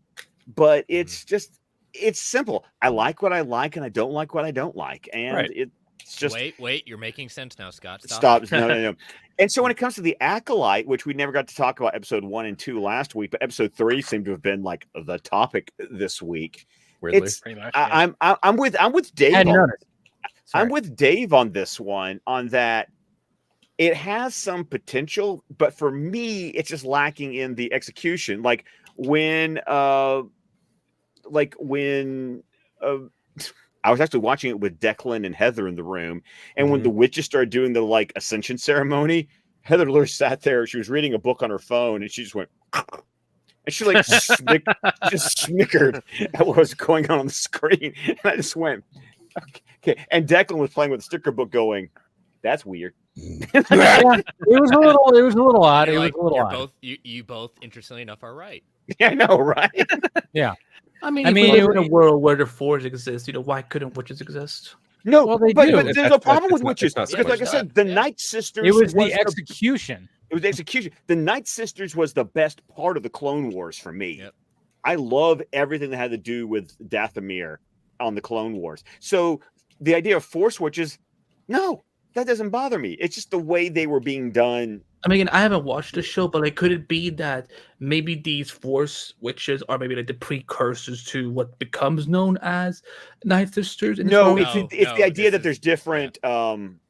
Basically, it's like it's another coven. It's another coven of witches in Star Wars. Yeah. It's. I didn't hate it. I actually really liked the episode. I was talking to Andy about this after I watched it. I was actually quite moved by it. Not that I understood anything that was going on, but I was kind of like, cool. Yeah. I enjoyed it, especially like the parallels between the twins and Anakin Skywalker for anyone who hasn't been paying attention to that shit. I enjoyed it, but seeing a lot of hate for it, and I'm not saying Scott and Dave hate it because that's obviously not the case, but like it's not surprising to me that the show created by a woman and a woman who is proud of diversity and include every other layer under that umbrella, like, is getting the most heat for a current Star Wars show. Like it doesn't shock me at all. Like, we were doing the 400 show on Wednesday, and someone in the comment section was like, yeah, no, 2 women making children, nope. And I was like, are you fucking kidding me with this shit right now? You've got to be kidding me. It's like Freddie Prinze said before. It's like, guess what? I'm sorry. This is a franchise made for children, and you just didn't grow up with it. You're not growing up with it, and so it's okay if you don't like it. You've got the stuff you do like. I think I have the benefit of the fact that I didn't really get into Star Wars until my 20s. That I've been able to kind of like sidestep, like kind of sidestep a lot of the like taking like a side in the whole Star Wars fandom kind of tribalism.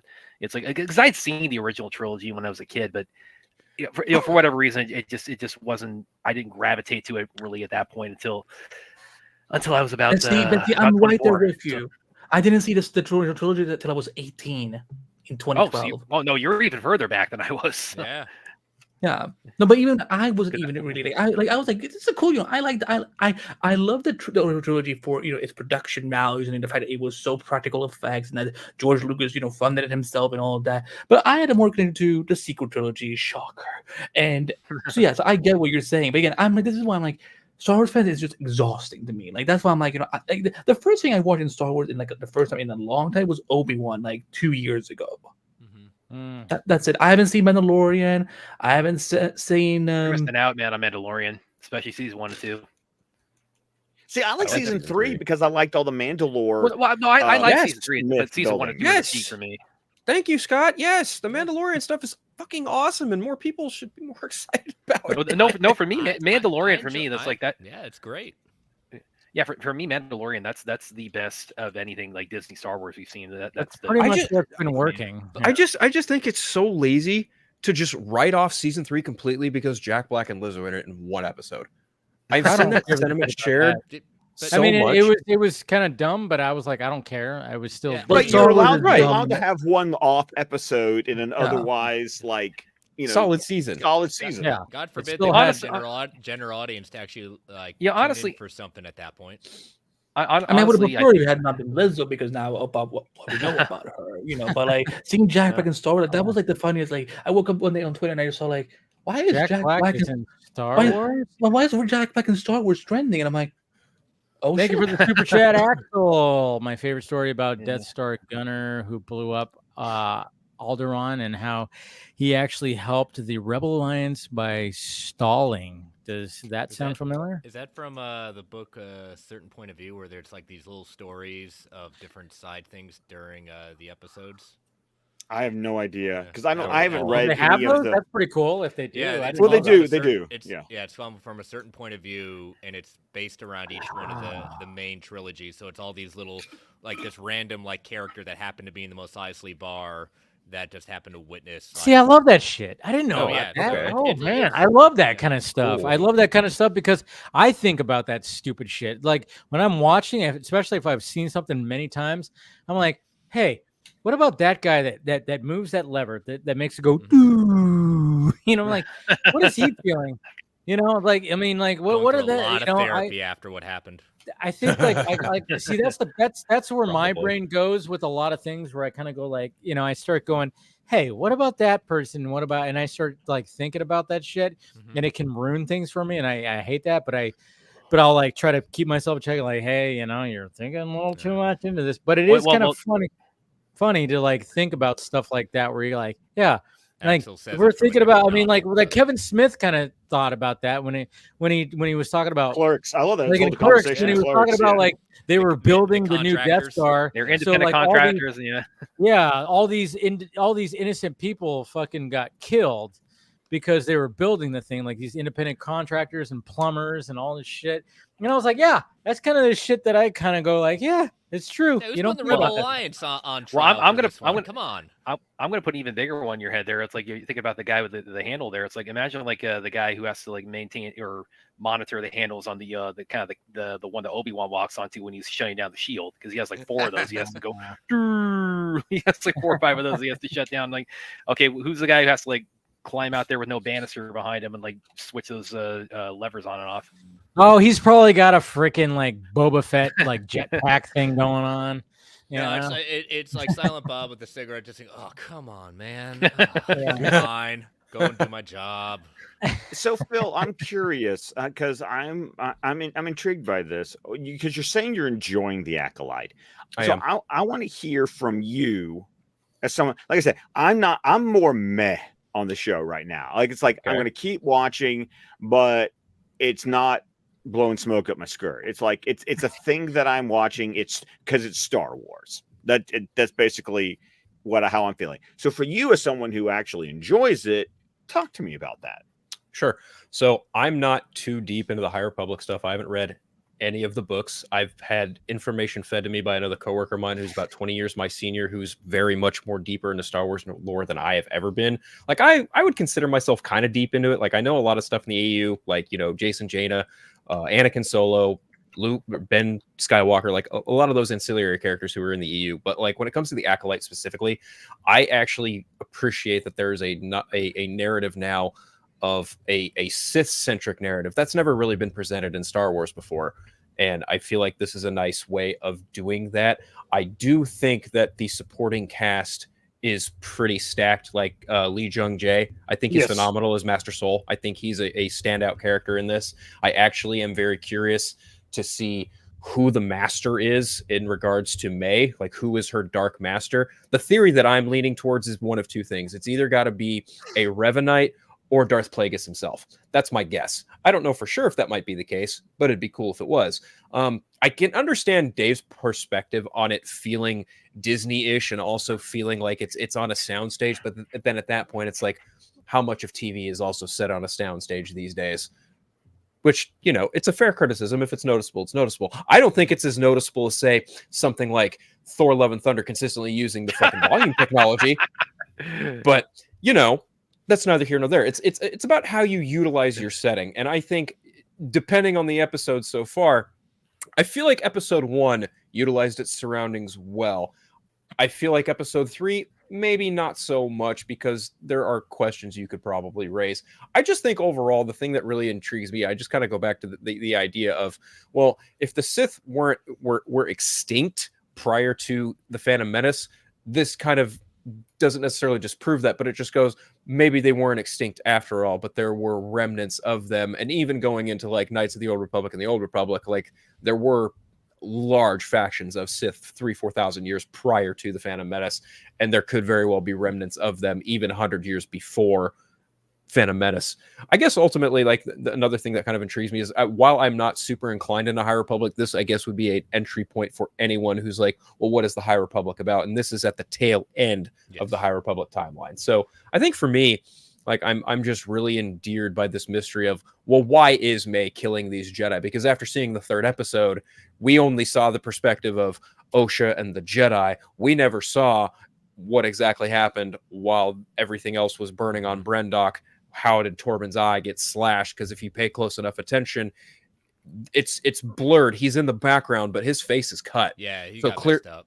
There's clearly some kind of conflict that happened between the witches on Brendok and the Jedi that Soul and everyone else is not being honest about. What I also enjoy about this too, it was hinted towards in the prequels, but this brings it forward, even in the High Republic.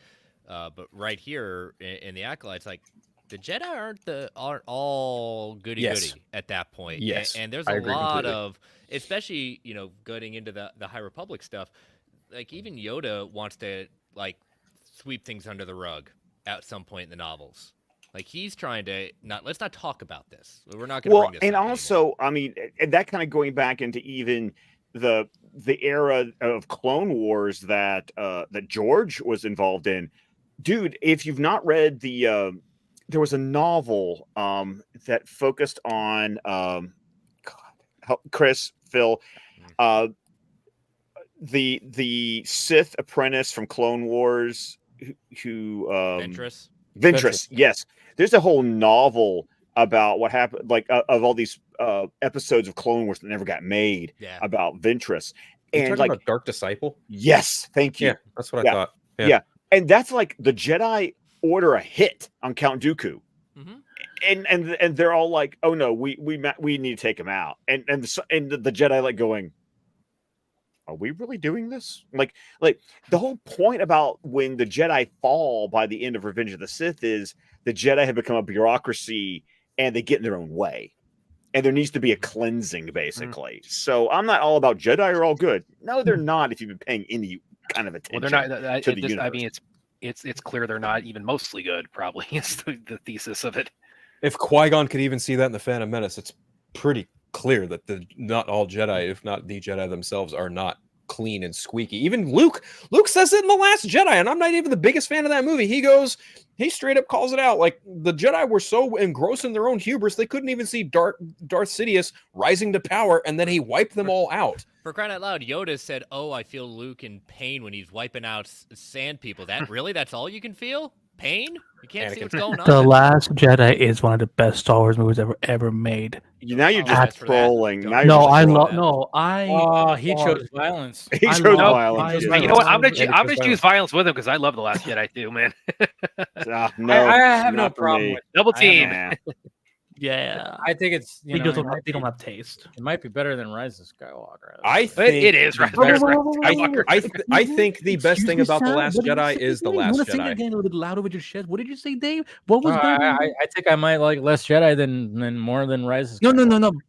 Boy, you will look into the camera and say with your whole chest, what is better than Rise of Skywalker? Look into the damn camera. Andy wants to put me on blast and wants me to get. There's a lot of things I want to do to you, but not by putting on blast is not one of them. I just want you to be honest with your audience. No, I think like no. We're here, Dave. Because it's just because Rise of Skywalker just was like they had to cram so much.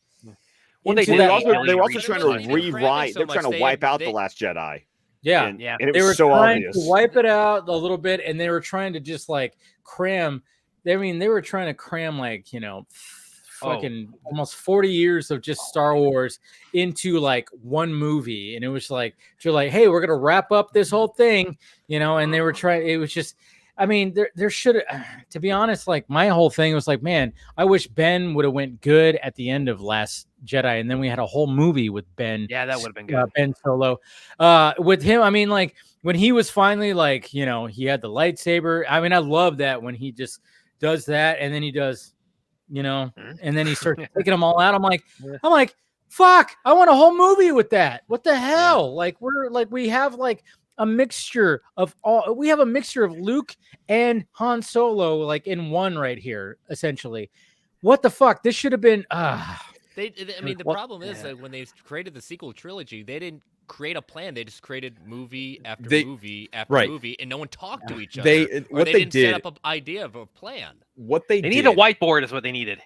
What they did was they followed the George Lucas model of making a Star Wars movie, where they tried to have a different director come in and do their own thing. Where that falls apart for you, that's entirely subjective, because people say it fell apart with Rian Johnson. Other people would argue it falls apart back with JJ at Rise of Skywalker.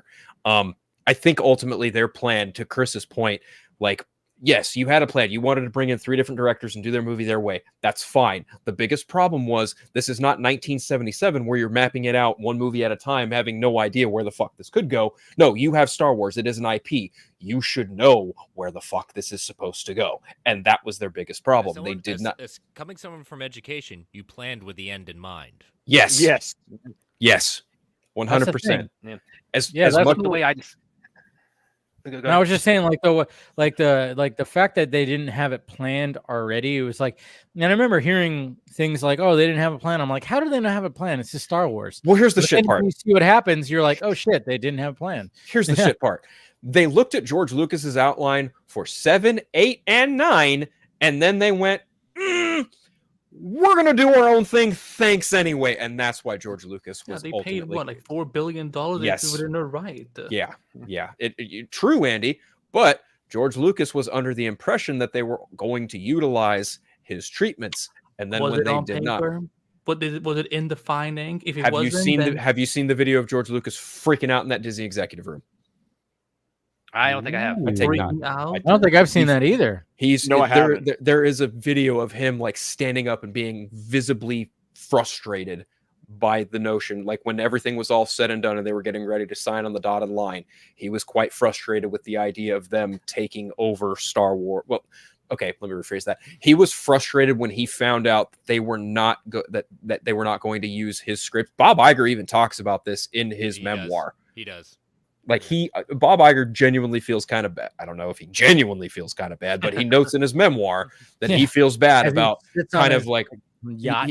He feels bad about subversively kind of tricking Lucas and being like, "Oh yeah, we'll buy Star Wars and do the movies for you." Whisper, whisper, we're buying the whole damn franchise. That's kind of how that turned into it, because and in fairness, Lucas was like, "Yeah, sure, here you go." Made $4 billion out of it. Yeah, the man never has to work ever again. Like, he doesn't. But if I made something and someone promised me, like, yeah, we're going to make your movies, and then said, we're really not going to make your movies, I'd be kind of pissed too.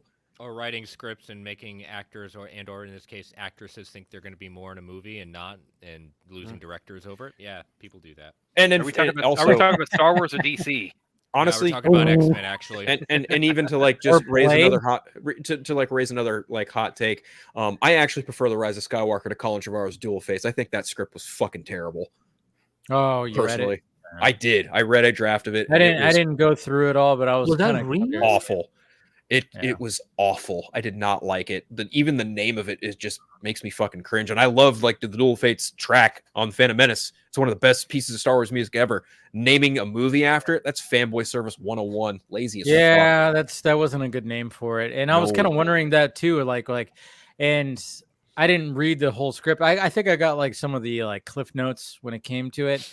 And I was like, okay, maybe it would have been better. I don't know. It was just like one of those things where I'm like, I don't know. There's just so much here. There was so much there. And with like what Rian Johnson did, and it was like, all right, I appreciate what he did, but I'm also at the same time, I'm like going, all right, it almost seemed like he was trying to set up his promised Star Wars trilogy that he got. Remember when you see like the kid with the broomstick? Sure. And it was like, he's force sensitive. And it was like, oh, so the way that, see, that's the thing is like when you have the middle one ending, like the last one is ending, that's a bad sign, because the way that Rise of Skywalker ends, it ends like kind of like, oh, hey, even though shit went down, we're all good. And then you got this kid with the broomstick, and it's like, oh, they're teasing like future Star Wars. It's like, wait a minute, we're supposed to get another episode out of this. And I'm like, do you guys remember like Empire? Remember how that ended, where it was like, oh shit, there's a lot of like questions. Maybe we should have done it like that, but there was not a lot of questions when it came to the right. That's my biggest critique, was like, it felt like it was already like wrapping up the story. My biggest issue with The Last Jedi is the movie literally writes itself into a corner. Like Rian Johnson literally wrote these characters into a corner to barely squeeze out and get off on the Millennium Falcon, act like everything was A-okay. Now, real world circumstances, nobody could have predicted Carrie Fisher was going to pass away before episode 9 happened. Yeah. That did throw a wrench in their plans, which ultimately does suck. 100%. And at that point, I also don't blame Colin Trevorrow at all for being like, I'm out. I can't make my movie. The main character that I need to make my movie is no longer here. I can't do this. So what does Kathleen Kennedy and everyone at Lucasfilm go? what the fuck do we do? Bring back JJ. Bring back JJ. He made the new trio. Let him fucking finish it off.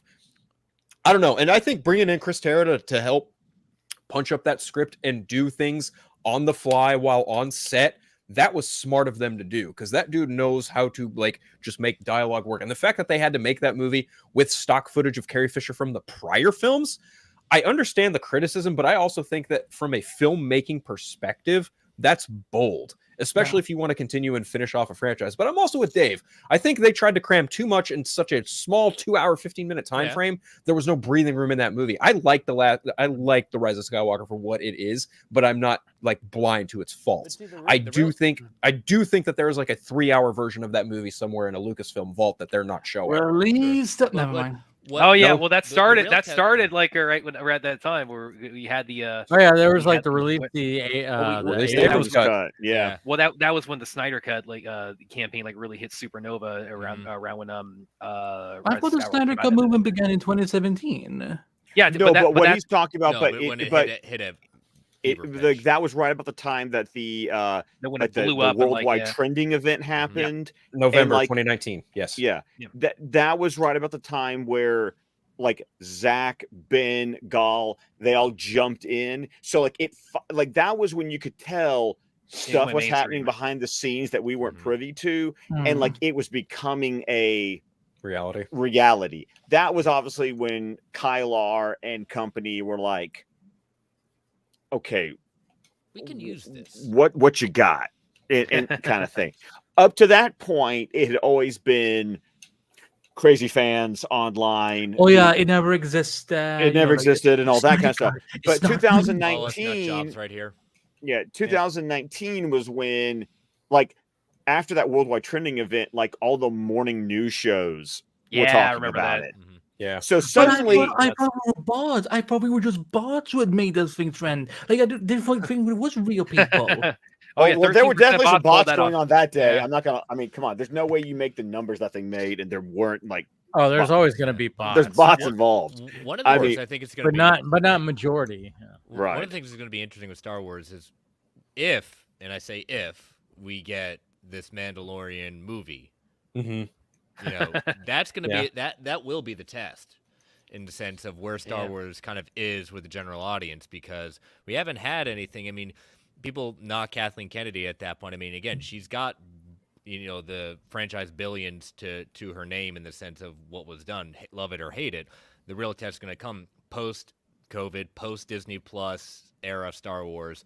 Will this movie, you know, track with audiences? Right, because it's also a movie that's acting like a It's the end of the Mando. I mean, really, because you watch season 3, and you haven't watched it, Andy, but you get to the end of season 3 of The Mandalorian, and it ends. Yeah. Like, there's no cliffhanger. Yeah. Like it's Mando achieved what he needed to. Circle out on Mando. Yeah. Right. Like it literally does. It literally does the, you know, do blackout at the end, so it feels like an ending. So this movie is supposed to give me, correct me if I'm wrong, guys, but it's going to be like Dave Filoni taking all the stuff and kind of like grabbing grabbing the threads. There's two movies. So there's going to be a movie where they have like an Avengers collective. Right. Kind of so there's the Mando and Grogu movie being made by Jon Favreau, and then there is another movie that is fan titled. What the fuck is it? It's Heir to the Empire. Thank you, Chris. That's what the fans are titling it at the moment. Like Thrawn's Heir to the Empire, Filoni's Heir to the Empire, whatever. Like that is the other movie that is supposed to tie all of this shit together. That was supposed to be kind of like when they originally were going to have Rangers of the New Republic. You know, They were supposed to be, after all these shows, supposed to be one big kind of crossover Disney Plus miniseries. Well, that has now turned into Filoni's quote unquote Heir to the Empire. Well, and Chris, you said it's a big if this the Mandalorian and Grogu movie happens. I will say it's like I have even like sight unseen. I do have far more confidence it'll happen than this Blade movie will. Oh, you're not wrong. You're wrong. Before that video game's going to come out before the Blade movie does. Yeah. And there's also that rumor that Wesley Snipes actually makes a cameo in Deadpool Wolverine. I mean, how telling? I hope he does. I do too. I don't see that happening. Too. I don't see that happening. I'm sorry. No, I'm not saying I'm expecting it, but it's just like if it happens, it's like that's the funniest thing ever if that happens. It would be. Some of these things were just not leaked. Like, remember those times when things didn't get leaked all the time. No, but what I'm also enjoying is like all the people with the sarcastic tweets of confirmed so and so is not appearing in Deadpool and Wolverine. And I'm enjoying that. Everybody's like Beetlejuice is not doing all that. Oh, I saw Beetle. Let's talk about him. Despite funding the movie, Mickey Mouse will not appear. Let's talk about him. Yeah, Mickey Mouse. Beetle. I'm not appearing. Let's talk about him. Okay, but you know who? But you know who's not appearing in Deadpool and Wolverine? That is the sexiest thing I have ever seen. Casey. Well, you never know, Dave. Yeah, no, I was about to say maybe he will. I don't. I was like, this is a weird way to introduce Taylor Swift. Let me make a Taylor Swift reference. Who's totally not Taylor Swift will be in the movie. I'm pretty sure. Yes, she is. Come on. I'm kind of he has to be. Come on. Kind of wondering about that because it's like they were like, oh yeah, she's not going to, and then that's where the whole like meme kind of really started, I guess you could say, when everybody was just going, yeah, and then it was just like, okay, so obviously the new trailer that showed the Lady Deadpool legs, and everybody's just kind of like going like, all right, so is it Taylor Swift? I mean, I did a whole segment about it. I could find the image, but it's just like they were like, it's either her or Blake Lively. I mean, obviously Blake Lively makes a little sense, but at the same time, Baccarin. How do you pronounce her name? Vanessa. Marina Baccarin. I would be so disappointed. Isn't she like a different kind of mutant? Who's she in like the actual copycat? Copycat. There it is. Yeah. That's literally her. Okay. Yeah. No, you her name? Yeah. Yeah, her mutant name. Blue hair, more white, more like I don't know. Blue hair must be woke. Taylor Swift though, I don't know. It's like it's kind of with them denying she's in it. It kind of reminds me like of the 800 times Andrew Garfield said he's totally not Spider-Man: No Way Home. Okay, but to be fair, Ryan Reynolds was asked point blank multiple times before Multiverse of Madness came out, are you in the movie? And he was like, no. And then everyone's like, oh no, you're being like Andrew Garfield. And he's like, no, seriously, I'm not in the movie. And then everyone went, sure, you're not. And then he wasn't in the movie. Yeah, and then there's the whole thing of like just like hey, John Krasinski, is he going to be? Is he? It's like they wanted. We all like everybody's going like he wanted him as. You're going to get it, but not the way you think you are. And then you're going to get him, and then you're going to see him turn into spaghetti. It's like, oh, that was great. Yeah. And Krasinski was down for it because it was literally a day. He had one day. Yep. I mean, why not? I mean, and that's what's so funny because like people were like, he should come back. I'm like, he didn't. He just wanted to do that. I mean, it was a thing. He got to live out everyone else's fantasy. It was a fan service, and that's what they were going for. And it's like, yeah, as much as I would totally dig him to be back and to be fully Reed Richards, it's like he wasn't going to do that. And that's why I keep going to like the stop trying to cast these people who are trying to create the original shit, because John Krasinski is a director as well. He wants to make original shit. Don't lock them into a superhero like universe. And also he has a wife and 2 kids. Yes. He does not want to be involved in that kind of even Emily Blunt was like, she got blunt literally by saying like, stop asking me about the fucking, I'm like, no, I don't want to, it's like she said that in an interview. The whole like, horniness that everyone had for John to be Reed. I'm like, okay, he looks like him, but like, can we? Because I don't think that's all you need. They just have to look like them. Well, that's what a lot of fan casting is sort of predicated on, is the resemblance to the character. I mean, to be fair, got to be honest, and I'm guilty of that as anybody. Whenever I have done my fan castings, so. Pedro Pascal looks a lot more like a Jack Kirby, Mr. Fantastic than John Krasinski ever did. But he looks woke. How do you look woke? My thing about Pascal is just the fact that I'm like, geez, are you in like everything? I mean, like I was like, I'm kind of down. I like him. I like him. I like him a lot, though. You know what? He's smart. He's drawn all these big paychecks at that point, so then he can go, I want to do what I want to do, or leave Good for him. He's Yep. being smart No, about it. well, he's gotten to the Yep. point now that he's not even on set on The Mandalorian. He just does the ADR Yeah, for the exactly. guy in the Great. suit. Kudos to the stand-in who figured out how to walk like him. Yeah. He has a very distinct walk, so you can't fake that. So when I see, I look at, I'm like, all right, I don't think that's Pedro, but he's got the walk down. I mean, like, and by the way, Pedro has a strut. Pedro has does. a strut, and whoever's like doing the standing or the walking or whatever, whoever's under the helmet, and it's not Pedro, they got the walk, the strut nailed, and I'm like, good. And that's for not you. and that's that's a good point too, because on Katie Sackhoff's podcast, one of the episodes she did this past spring, she interviewed her stunt double for The Mandalorian, and the stunt double talks about, how you have to observe the person you are doubling for, because you have to move like them. And it was a really interesting conversation. Dude. I mean, one of the things that I've always what I notice about people is like their walks, and like especially if you're thinking about somebody like Keanu Reeves. Keanu Reeves has a distinctive walk too. He walks, he's a pigeon-toed kind of guy, so when he walks, his toes face inward, and it's like, so you have to like do stuff like that. I mean, people have a distinct walk, and if you're going to be doubling them, hey, you have to get their mannerisms down because you have to sell it to the audience. Yep. I mean, that's what I love about the fact, I mean, it was just revealed this week too, that finally, like, it's the Academy is considering Stunts, Oscars, yes. Yes, Finally. because, and it should About be, damn and time.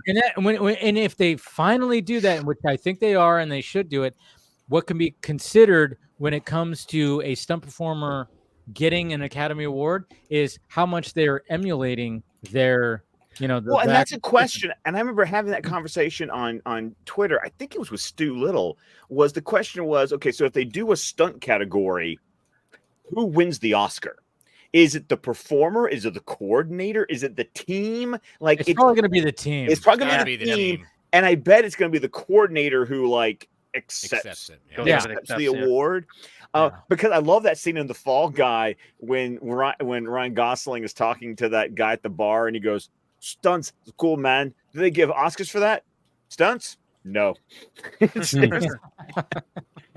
just see every stuntman in that scene going, yes. That movie is awesome.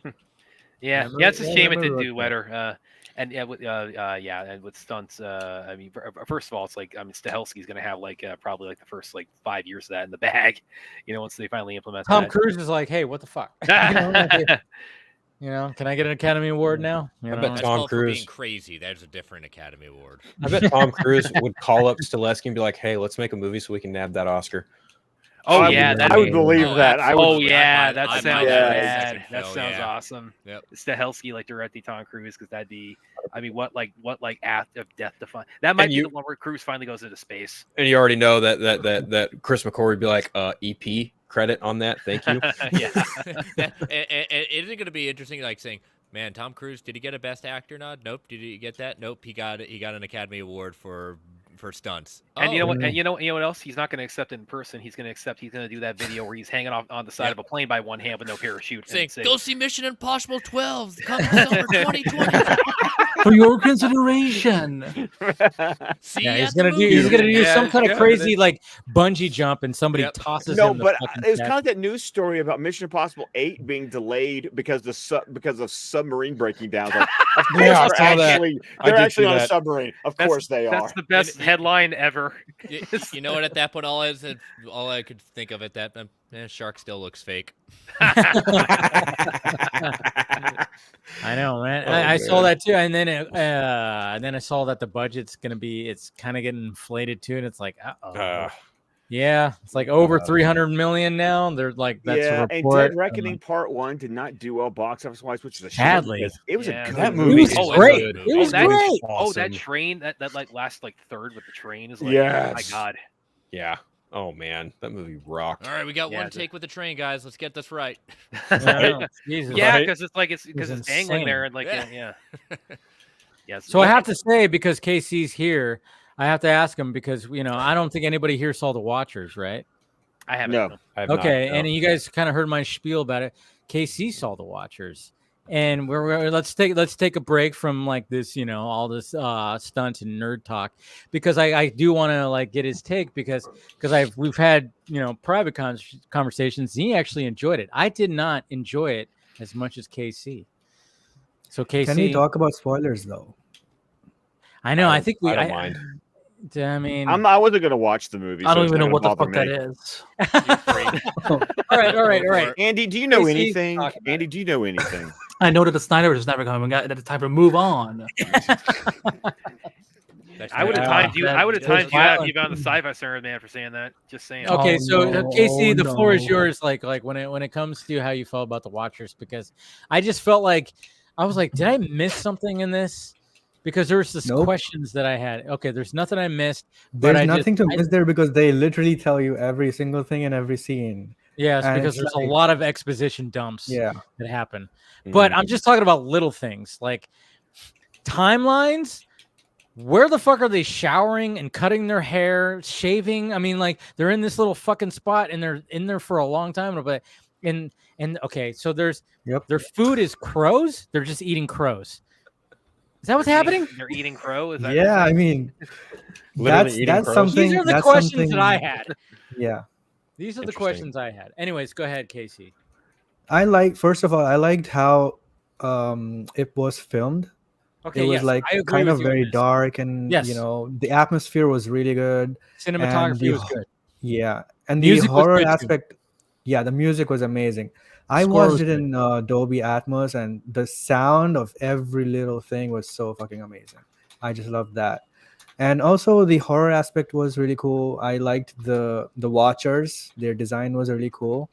And up until they got revealed like what they were, up until then the movie was really, really good. And then after that, I kind of was like, okay, this mythology that they're, literally telling us everything about in this one scene, it kind of, did not intrigue me that much because firstly, I was kind of guessing that might be a vampire and it felt with like. wings. Yeah, Yeah. it kind of felt like that because of the hints that they were They giving. can't go in but- the sun and shit like that. right. So all that was good, and then they randomly dropped this lore on us, and I was like, okay, this is not as interesting, but let's see where this goes. And then the movie is going well. I kind of predicted the ending as well, like the person that actually shapeshifted and was with them. All of that, I kind of predicted that. But not even that was the part where the movie broke me. The ending in that final house, that's where everything went to shit. I was like, what's the point of doing all of that when it just went in a cliche mode and, it was just random.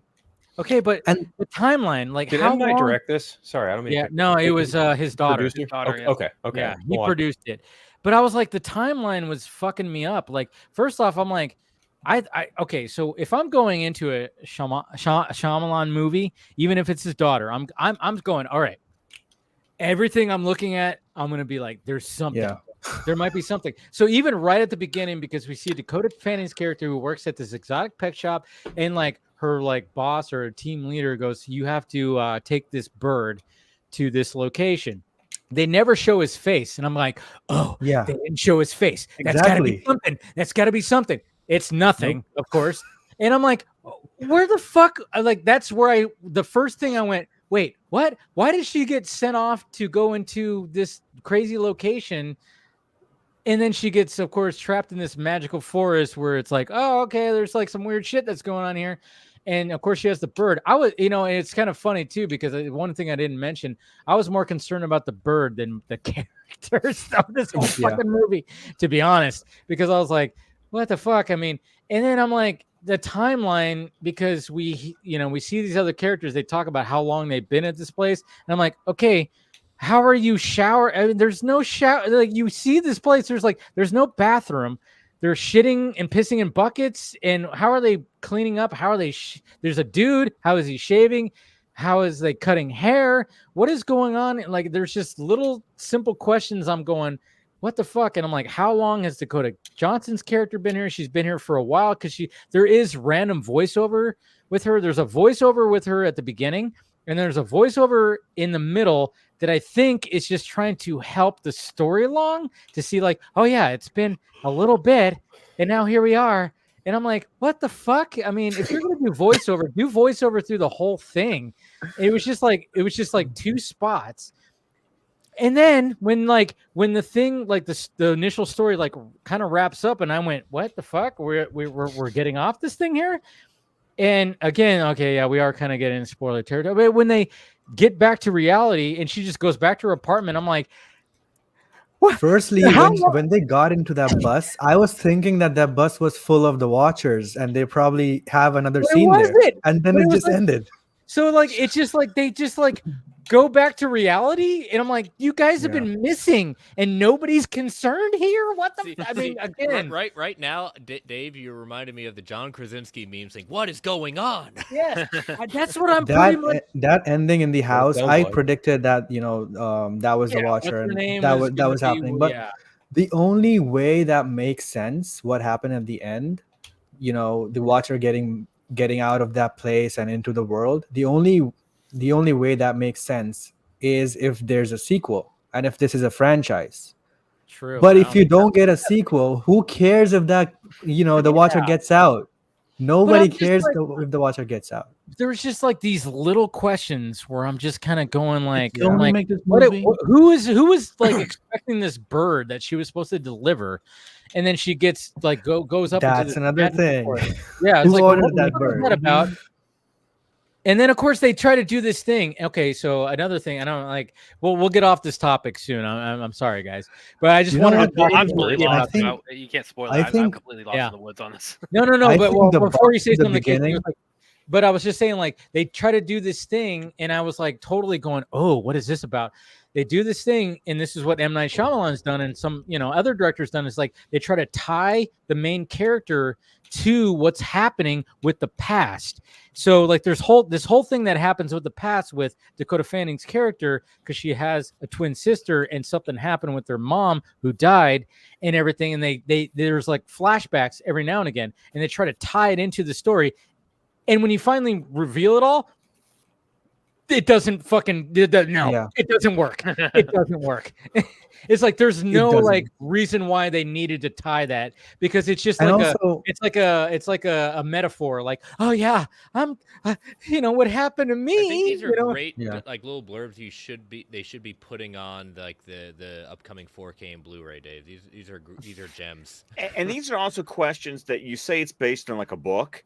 Yeah. And so, and whenever something's adapted, there's always a question I have, is that how much of this is issues that you can blame on the original source material, and how much can you blame on the movie for adapting things poorly and or changing and cutting things? I'm blaming the movie. But but even if the source material doesn't answer those questions, you're making a movie from scratch, and it's on you to make a full, complete movie. Yeah. So you'll have to do that. I agree with you, Casey, because you can do things like I've been singing the praises of Apple TV's new Dark Matter TV show, and they have that. I mean, and I'm glad the author's involved. The author created the show. The author wrote 1/3 of the episodes, and it feels like the author going, I can fix this. I have better ideas. I have better ideas, and they do. It's like a comedian. It's like a comedian workshopping a joke kind of thing. It's like when comedians go out and they like, they have a joke, it gets put out there, and everybody's like, oh, that's a great joke. And then all of a sudden he goes, oh, wait, I have a different angle. Oh, that's better. It's like, yeah. But when it comes to the Watchers, it's like, yeah, I mean, obviously I didn't even know. It was that whole final showdown where, the rings come out. That scene was so cringe. It was very cringy. How does it matter to the Watcher what she was saying? Yeah, I know, but at the same time, I'm like, wait a minute. I'm like, okay, her name is Madeline, that one, right. And I'm like, did she just go back out into the world and was just living? And how did they contact her to show?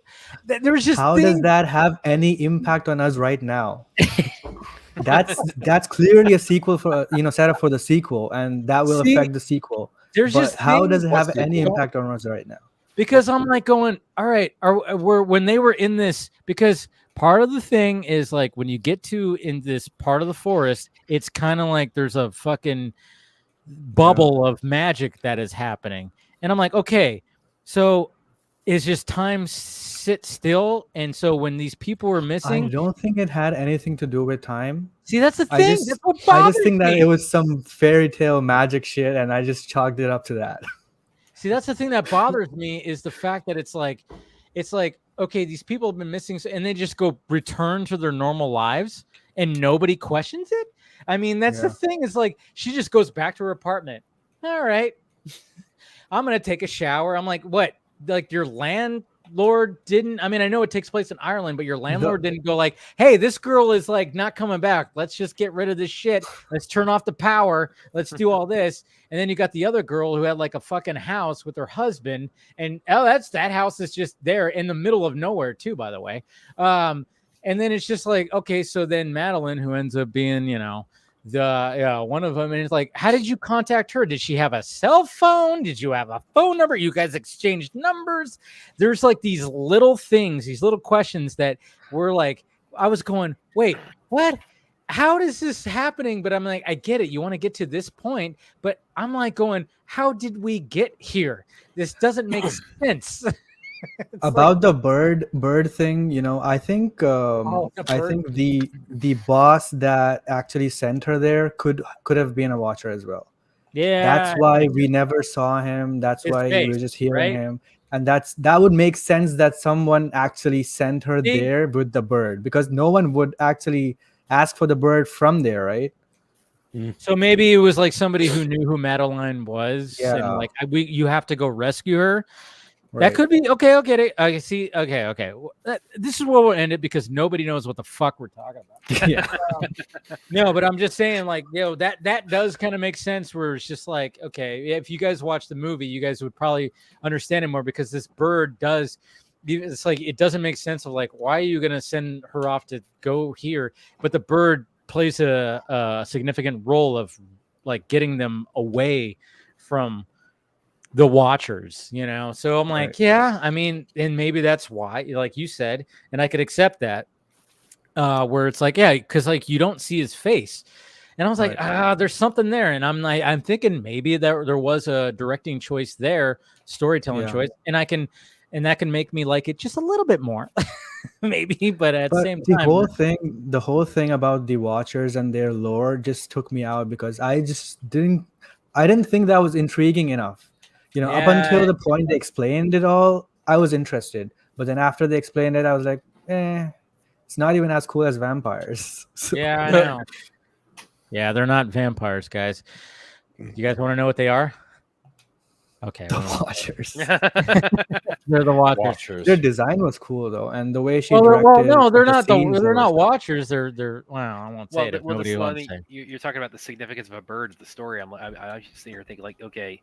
So we have now 2 movies coming out this summer about a significant bird guiding somebody somewhere. Oh yeah, like in like the Crow. Apes. Yeah, the Crow. Apes, Crow. Apes also had like birds involved. Yeah. Eagles, right? Yeah. So that was kind of cool. Anyways, enough with the Watchers talk. But I think it's just one of those things where it's like she has the talent, because there are some really cool shots, and the cinematography is good, the score is good. But I just it's just the pacing of the story and how it unfolds.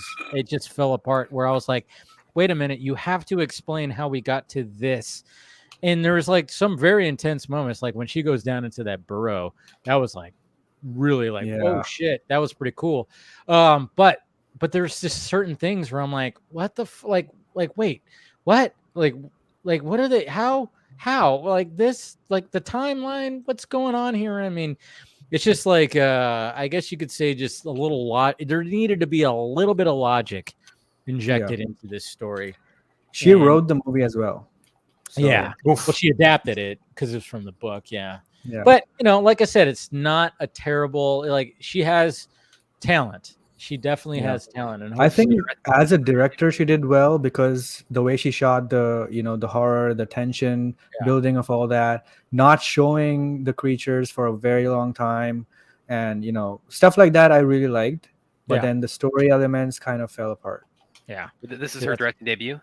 Yeah. Yep. I mean, for a movie, she has done episodes of Servant before. Okay. Ooh, hang on, there you go. So yeah. Anyway, so back to other things. Now that we've gotten through all that, what else? Well, okay, so let's talk a little We could talk a little Superman as well, because I mean, obviously we have like the set images that came out, and I mean, we're all just kind of like going, all right, how are we feeling about some of the storefront dressings, as they call it, and the fact that it's like you see hi-fi stereos and televisions, and then the Daily Planet bookstore. I mean, it's definitely something that's just kind of like a lot of us are going, what's going on here? I mean, some some of us even going like, hey, is this modern day or not, kind of thing. I've seen people speculate that it looks like it might be in like 20 years or 30 years in the past. Yeah. So I mean, yeah, that's kind of a, I don't know. Just I mean, I don't want to like say like. Isn't this supposed to be the Gen Z Superman though? Yeah. Damn. See, that's the thing. It's like, is this a flashback that we're going to be seeing with this, or like are we going to, but at the same time, like there's been mention of no young Clark, or is there like no baby Clark? I don't know. It's just such a. What I like about this is like it's making me going, huh. Cool. Like I'm like, okay, so you're creating like maybe an aesthetic where it's like modern day, but there's like this, like you're bringing it back to the 80s, 70s, 80s technology, but it's modern day also. I mean, I don't know. I'm like wondering about that, and I'm like, okay, so if James Gunn is trying to do something like that, where I can totally appreciate having like a modern day aesthetic, but then you have like that old school aesthetic, and you still have like, these stereos that we had in the 80s and 90s, or televisions, like, you're not having flat screens everywhere and all stuff. I don't know. I could appreciate that, but I'm like, okay, is that going to work? I don't know. It's just such a weird thing. And then of course the Daily Planet being like a bookstore, I'm like, well, there's no way that it's just a bookstore. Maybe it's just that bookstore is called that, and they sell the Daily Planet or something. I don't know. But it's like but you don't cast the characters of the entire, like almost like the crew of the Daily Planet, and don't have like an actual like, full on Daily Planet. I mean, we're gonna get the most. We're gonna get a full on we're gonna get the most Daily Planet than anybody's shown in a movie, at least. I mean, not the TV shows have shown Daily Planet like crazy, but we're gonna get a. And that's what I really like too, is the fact that it's like, okay, cool, we're getting a full Daily Planet crew. That's cool. Yeah, I've seen I've seen some of the pictures. It's whether or not it's a period piece, I think, is up to interpretation. I personally don't think it is, because retro television shops and technology shops, they're still around. I mean, there's a retro game store not even 5 minutes away from where I work. Something like that, yeah. Yeah, and as far as like the Daily Planet's concerned, there's, I would could even see it possibly being like, there's more than one Daily Planet building, maybe, I don't know, scattered across Metropolis. That could very well be a thing. I don't know. I mean, the font looks like a newsroom font, I suppose. It looks fine. Looks fine. Yeah. I don't really have much to add to it. It's really hard because like I'm a little more intrigued by the whole Luthor Corp bins, because I think that's kind of a nice departure, because it's always just been LexCorp. Yeah, I think that's so we got a young Lex that's just inherited his. Well, it could also be because it's called Luthor Corps on Smallville, because it's Lionel running it at that point, and at the very end it becomes LexCorp when the fun. So maybe they might be playing somewhat off of that. So, well, James Gunn is friends with Michael Rosenbaum, so yeah. He's gonna have Rosenbaum be his dad now. That'd be hilarious. It would be pretty hilarious. If he just kept that a complete surprise, and Michael Rosenbaum's just playing totally coy, like, oh, why am I not in the movie? Then we watch the movie and Michael Rosenbaum's fucking Lionel Luthor. That would be the most fourth wall fucking kick ass fucking pop culture legacy castings ever, because his dad was played by John Glover, who's one of the most legacy casted people in DC. Yeah. He was Dr. Woodrow. He was Lionel Luthor. He's the Riddler. He's just a phenomenal actor in everything DC. And for Sivana's father. That too. Yeah, that's what we're talking about. Yeah. If Rosenbaum like took on the role of Lionel Luthor, that would be the most meta thing imaginable, and that might actually move the needle a bit for me for this movie specifically. I'm not holding my breath for it, but it'd be fucking hilarious. Yeah. I know, it's like one of those things where you're just like, damn it. Oh, and we got somebody just in time. Ben's here. What's going on, guys? It's been a while. Man? We're just getting into the whole Superman talk right now. Yeah, I noticed. I always jumped in when you guys talking DC. Well, DCU. Of course. Nice shirt, by the way. Nice shirt. Thank you. You have the same one, actually. I know. Yeah, exactly. That's why I was like, nice shirt. I was watching a live stream, like, yo, he got my shirt. Or do I have your shirt? Who bought it first? Yeah, probably me. I don't know. I bought that shirt probably like 3 years ago. Oh, you bought it first, yeah. Yeah, see, there it is. But thank you for joining, Ben. But yeah, we were just talking about the set images for Superman, and just kind of like, we're all just kind of like speculating like those storefronts and the way that it's all being shown. I mean, obviously it is modern day. There's no way that's not, but it's just kind of like interesting, the aesthetics that is being chosen for this. Yeah, it's definitely not a period piece. I think it's a stylized version of whatever that is. Because when he was in the podcast, I did a video about that. Short, actually, I don't do videos anymore. Yeah, I saw it. And he's talking to Rosenbaum, and he's saying that his Superman aesthetic is gonna be something different, something that we've never seen before. So it's likely that it's gonna be like an alternate universe where like everything kind of converge, like 60s, 70s technology converge with modern day technology. At the same time, there's some stuff that is gonna get omitted, like, I don't know, the internet and having phones. That shit will make it easier for anybody to be a fucking superhero nowadays, because they can catch anybody doing crime in real time. So that kind of makes it wouldn't make Superman redundant, but it's just like I feel that having today modern day technology makes it difficult to make superhero films, and as far as try to investigate crime or try to investigate something. But that's just me. But I think that's what it is. I don't think it's a period piece. I think it's just like a combination of all those things and put into one whatever aesthetic he's creating for his film. Yeah, it's like it's I don't know. It's like one of those things, because like even like when Scott and I like go back and watch these episodes in Batman or Superman, it's like there's like technology in there that was not present when those episodes aired.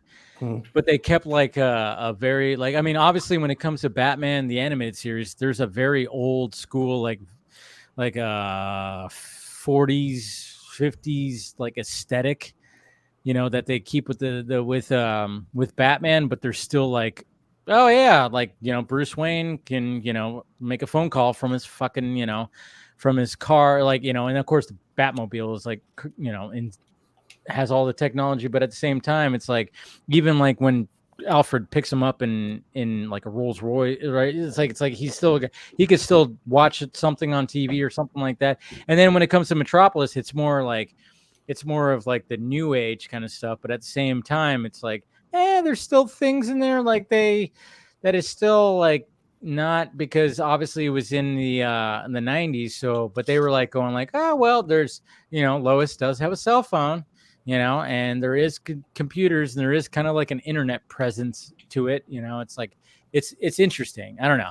And I'm just kind of wondering if like James Gunn's going like, hey, we can't do the normal thing where it's just like, hey, it's in modern day and this is it. Well, let's create a world where, and I'll run into this when I like go through like a rabbit hole of TikTok where it's like people are using like AI to make some crazy weird shit. And it's like, they're like, oh yeah, imagine this in the 90s or the 80s. And then you see some weird shit and you're like, whoa. I mean, the AI hasn't, the imagery hasn't quite, been fully figured out yet, but I see what they're going for. And I'm like, it's kind of cool.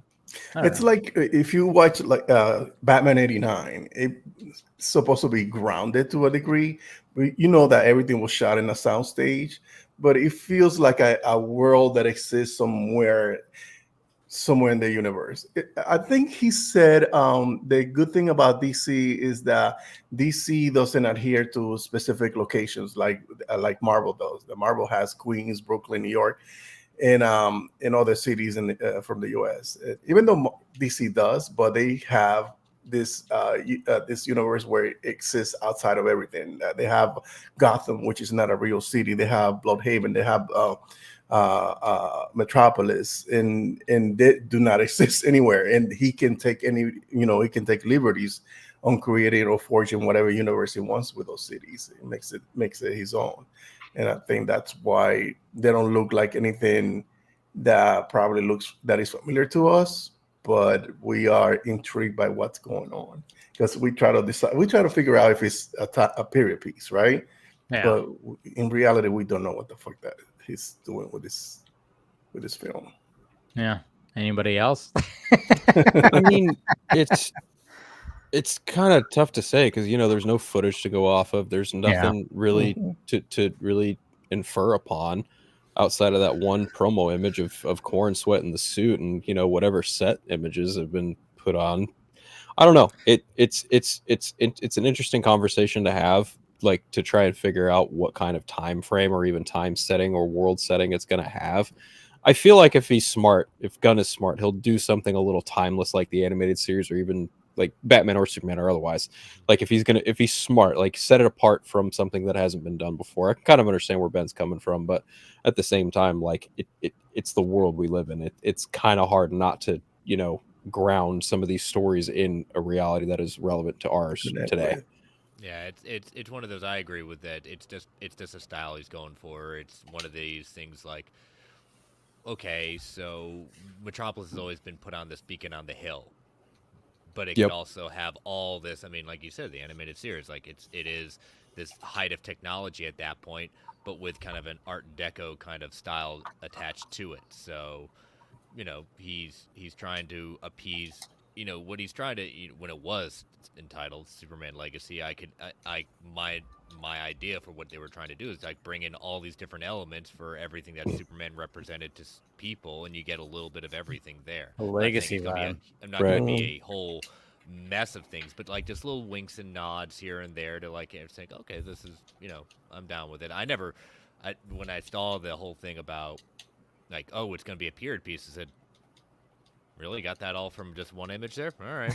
I know, yeah. Now we're reaching here at that point, but sure, keep going down that rabbit hole. It makes you feel better. Just one image. And then we got somebody joining right now. Oh, great Odin's Raven. Oh!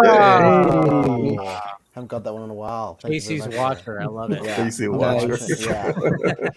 I have a notification. The second Casey's on, it's like Michael Keaton in Returns when he's sitting there and the bat sound comes up. It's just a picture of Casey, but and Travis shows up, so I must return. Yeah, exactly. And then I Scott's I feel offended. Scott, I don't want to say you're my Alfred because I feel like that demotes you, but I also feel like you would be like a pitch perfect Alfred, like dependable, very knowledgeable, giving good advice. He would be a good Alfred. I think he'd be a great Alfred. I don't see Alfred as an insult at all. I take an Alfred Pennyworth as like a highest level. I mean, still to this day, Ephraim Zibulus Jr.'s line in Mask of the Phantasm is still my favorite. When Batman goes, "You think you know everything about me, don't you, Alfred? I diapered your bottom. I bloody well ought to, sir." Yes, and that is true. I shall cancel the pizzas, as Droga says in the comments. Yeah. So this black car would be very hard to miss. Oh, I love that commercial. The Diet Coke commercial. Can I persuade you to take a sandwich with you, sir? Can I persuade you to take a sandwich with you, sir? I'll get drive-through. Oh, and the riff tracks. You ever heard the riff tracks for Batman Forever? That has the best. They follow up with ba ba ba ba ba. I'm loving it. That had a good McDonald's tie-in, Batman Forever. I still have the Two-Face glass mug for that one. So. Nice. I got the Robin one. That's what I got. I had Riddler. That was the one I had. I had a Riddler mug or a Riddler cup. I know that. My mom probably has it somewhere. Yeah, but I didn't. Yeah, I didn't have the Two-Face one. But I was. When I was younger, I was obsessed with Jim Carrey, so I was like Riddler, yeah, Riddler, you know. So just because I know some behind the scenes stuff, it's nice to see Travis because we won't be seeing him for a while. So let's all soak in. Let's all soak in Travis while we have him. I got some time. Yeah, no, Scott and Chris know what's going on. I could pretty much announce it now because we're gonna tell my whole family this weekend, and I don't think my mom and dad are watching the Vodka stream. But no, we'll see what happens. But if everything goes right in December, my wife and I are having twins. So my schedule. I know, my schedule. Yeah, I figured it was a baby, but not two. Damn. Well, the plan was to have our last one next year, and that didn't go according to plan. And the plan was the fourth one to be the last one, and that didn't go according to plan. So and now he's getting 5. Yeah, and now I have 5. So the plan was 4, and we always joked it would be, oh yeah, we'll probably get the twins because they run her family, but it didn't happen. But yeah, so that's why life's a bit more busy right now, but it will be even busier come December. But yeah, I'm still gonna try. I messaged Dave a couple times, but it's been brutal lately. Just I got family in town, and then my daughter's got their dance recital tomorrow, so it's just been like July. I finally got some time, but June has been busy. But yeah, there will be I'll be a busy bee come December, and I'm somewhat prepared. So I messaged Chris right away. 5 minutes after I found out, I messaged Chris because he's a father of twins. So I was like, and he said, how did you deal with this? Well, I didn't find out about my twins 4 hours after they were born since they're adopted. So that's a little different. Yeah, but still, it's like, okay. And then he luckily, he showed me some tools to buy and stuff, which we have. Some of them don't ship to Canada, which is annoying, but we're figuring out. We're figuring it out. So. Well, wait, the Canadians don't have twins? What are you talking about? Yeah, no, yeah. Yeah, we have to give them up. Yeah, it's like Parent Trap. You only have to keep one in Canada. We're so nice. We're like, you have one. Trudeau's like, I need one of those. I'm sorry. You have one, sir. But yeah. The Jedi will come and steal them. Yeah. Yeah, but well, congratulations, man. Oh, thank you, sir. Happy Father's Day. Yeah, exactly. Happy Father's Day, indeed. It's gonna be exciting because my mom was always like, you should stop at 3. 3 is a good number, so she's gonna be like, yes, oh my 3 God. is a good number. It is a good number. It is a good number. It is a perfect number. I'll let you know in 5 years how it goes, but yeah. I mean, by 3, as I like to joke, by 3 you've already gone from man-to-man to zone defense. So I mean, now at this point, now you've got your own basketball team. Yeah, a band, everything like that. So, but yeah, I got nothing to add on Superman. I'm much like everybody else, where I'm excited. I'm interested to see it, but I feel like as I was watching, because Dave's like anybody else, like I feel like there's like an excitement, but like it's still like to a small degree. Like it's not like I feel like that trailer is going to be the make or break on people being that hype train, because I feel like I don't see much set photos. I'm kind of like Scott, where I'm tuned out. If they have like a feeling like the animated series, I'd love that, or like what people said Batman animated series. But I need to see if you can capture that in the trailer and the movie, right? Because you can have that stuff on set, but if it doesn't feel like a different world, then it's just kind of a prop. But yeah, obviously we're not going to get a trailer for a much long time, but that'll be my engaged moment, because right now I'm sitting at like if it's out of 10, I'm like a 7, and I like all of James Gunn's movies, so I don't know why, but I just need to see like a good 2 minutes to see where I lie on this one. So it's like we're all jilted lovers, like we're just kind of like all right. I mean, yeah, we're I think let's see what this relationship takes us. Yeah, it's kind of like one of those things. It's a blind date. And obviously talking about the stuff of like I'll always be like, hey, I'm always about a new Superman take and everything. I'm all about a new take for any of these characters. But at the same time, I'm just kind of going like, well, I'm a little damaged goods. We're all little damaged goods when it comes to this. We've been hurt. Well, that's many times. We've seen what promises are worth. That's very much where I fall. And as Superman, and people who like Superman, dude, can we get slapped around a few more times when it comes to this character? Batman's been kind of treated very nicely. Oh no, I'm happy. I'm good. When it comes to Batman, I've been eating. We can wait a bit. We've been eating good for it. We've been eating good. Yeah. There's a new Batman show coming in 2 months. Literally. Literally. Right. Yes. Yeah. You've got that and Rebel Moon that week, so it's gonna be very true. Oh my God. And going back to Shyamalan, we're also getting his movie coming up. Okay, good. I'm going to go on a quick little tangent. Just saw the trailer for that. I didn't see it online, but it played before I saw Bad Boys. And there's a reveal in the trailer that I'm like, why didn't you keep that from me watching the movie? Like, that's part of the story, because that's the thing. because there would be more twists in the movie. I know there's going to be more twists, but that's still one of those twists that I would have liked to have that's what hooks you. Not known. That's what hooks you, though. That's what hooks you. Which one is this? Because like Trap, the new Shyamalan movie. Okay. Yeah. Because when you see like how the trailer is literally a fucking YouTube video of like trying to hook you, trying to because you're like, oh yeah, it's a dad and his daughter going to this thing, and then all of a sudden he's like, why are all these cops and shit? It's got me sold.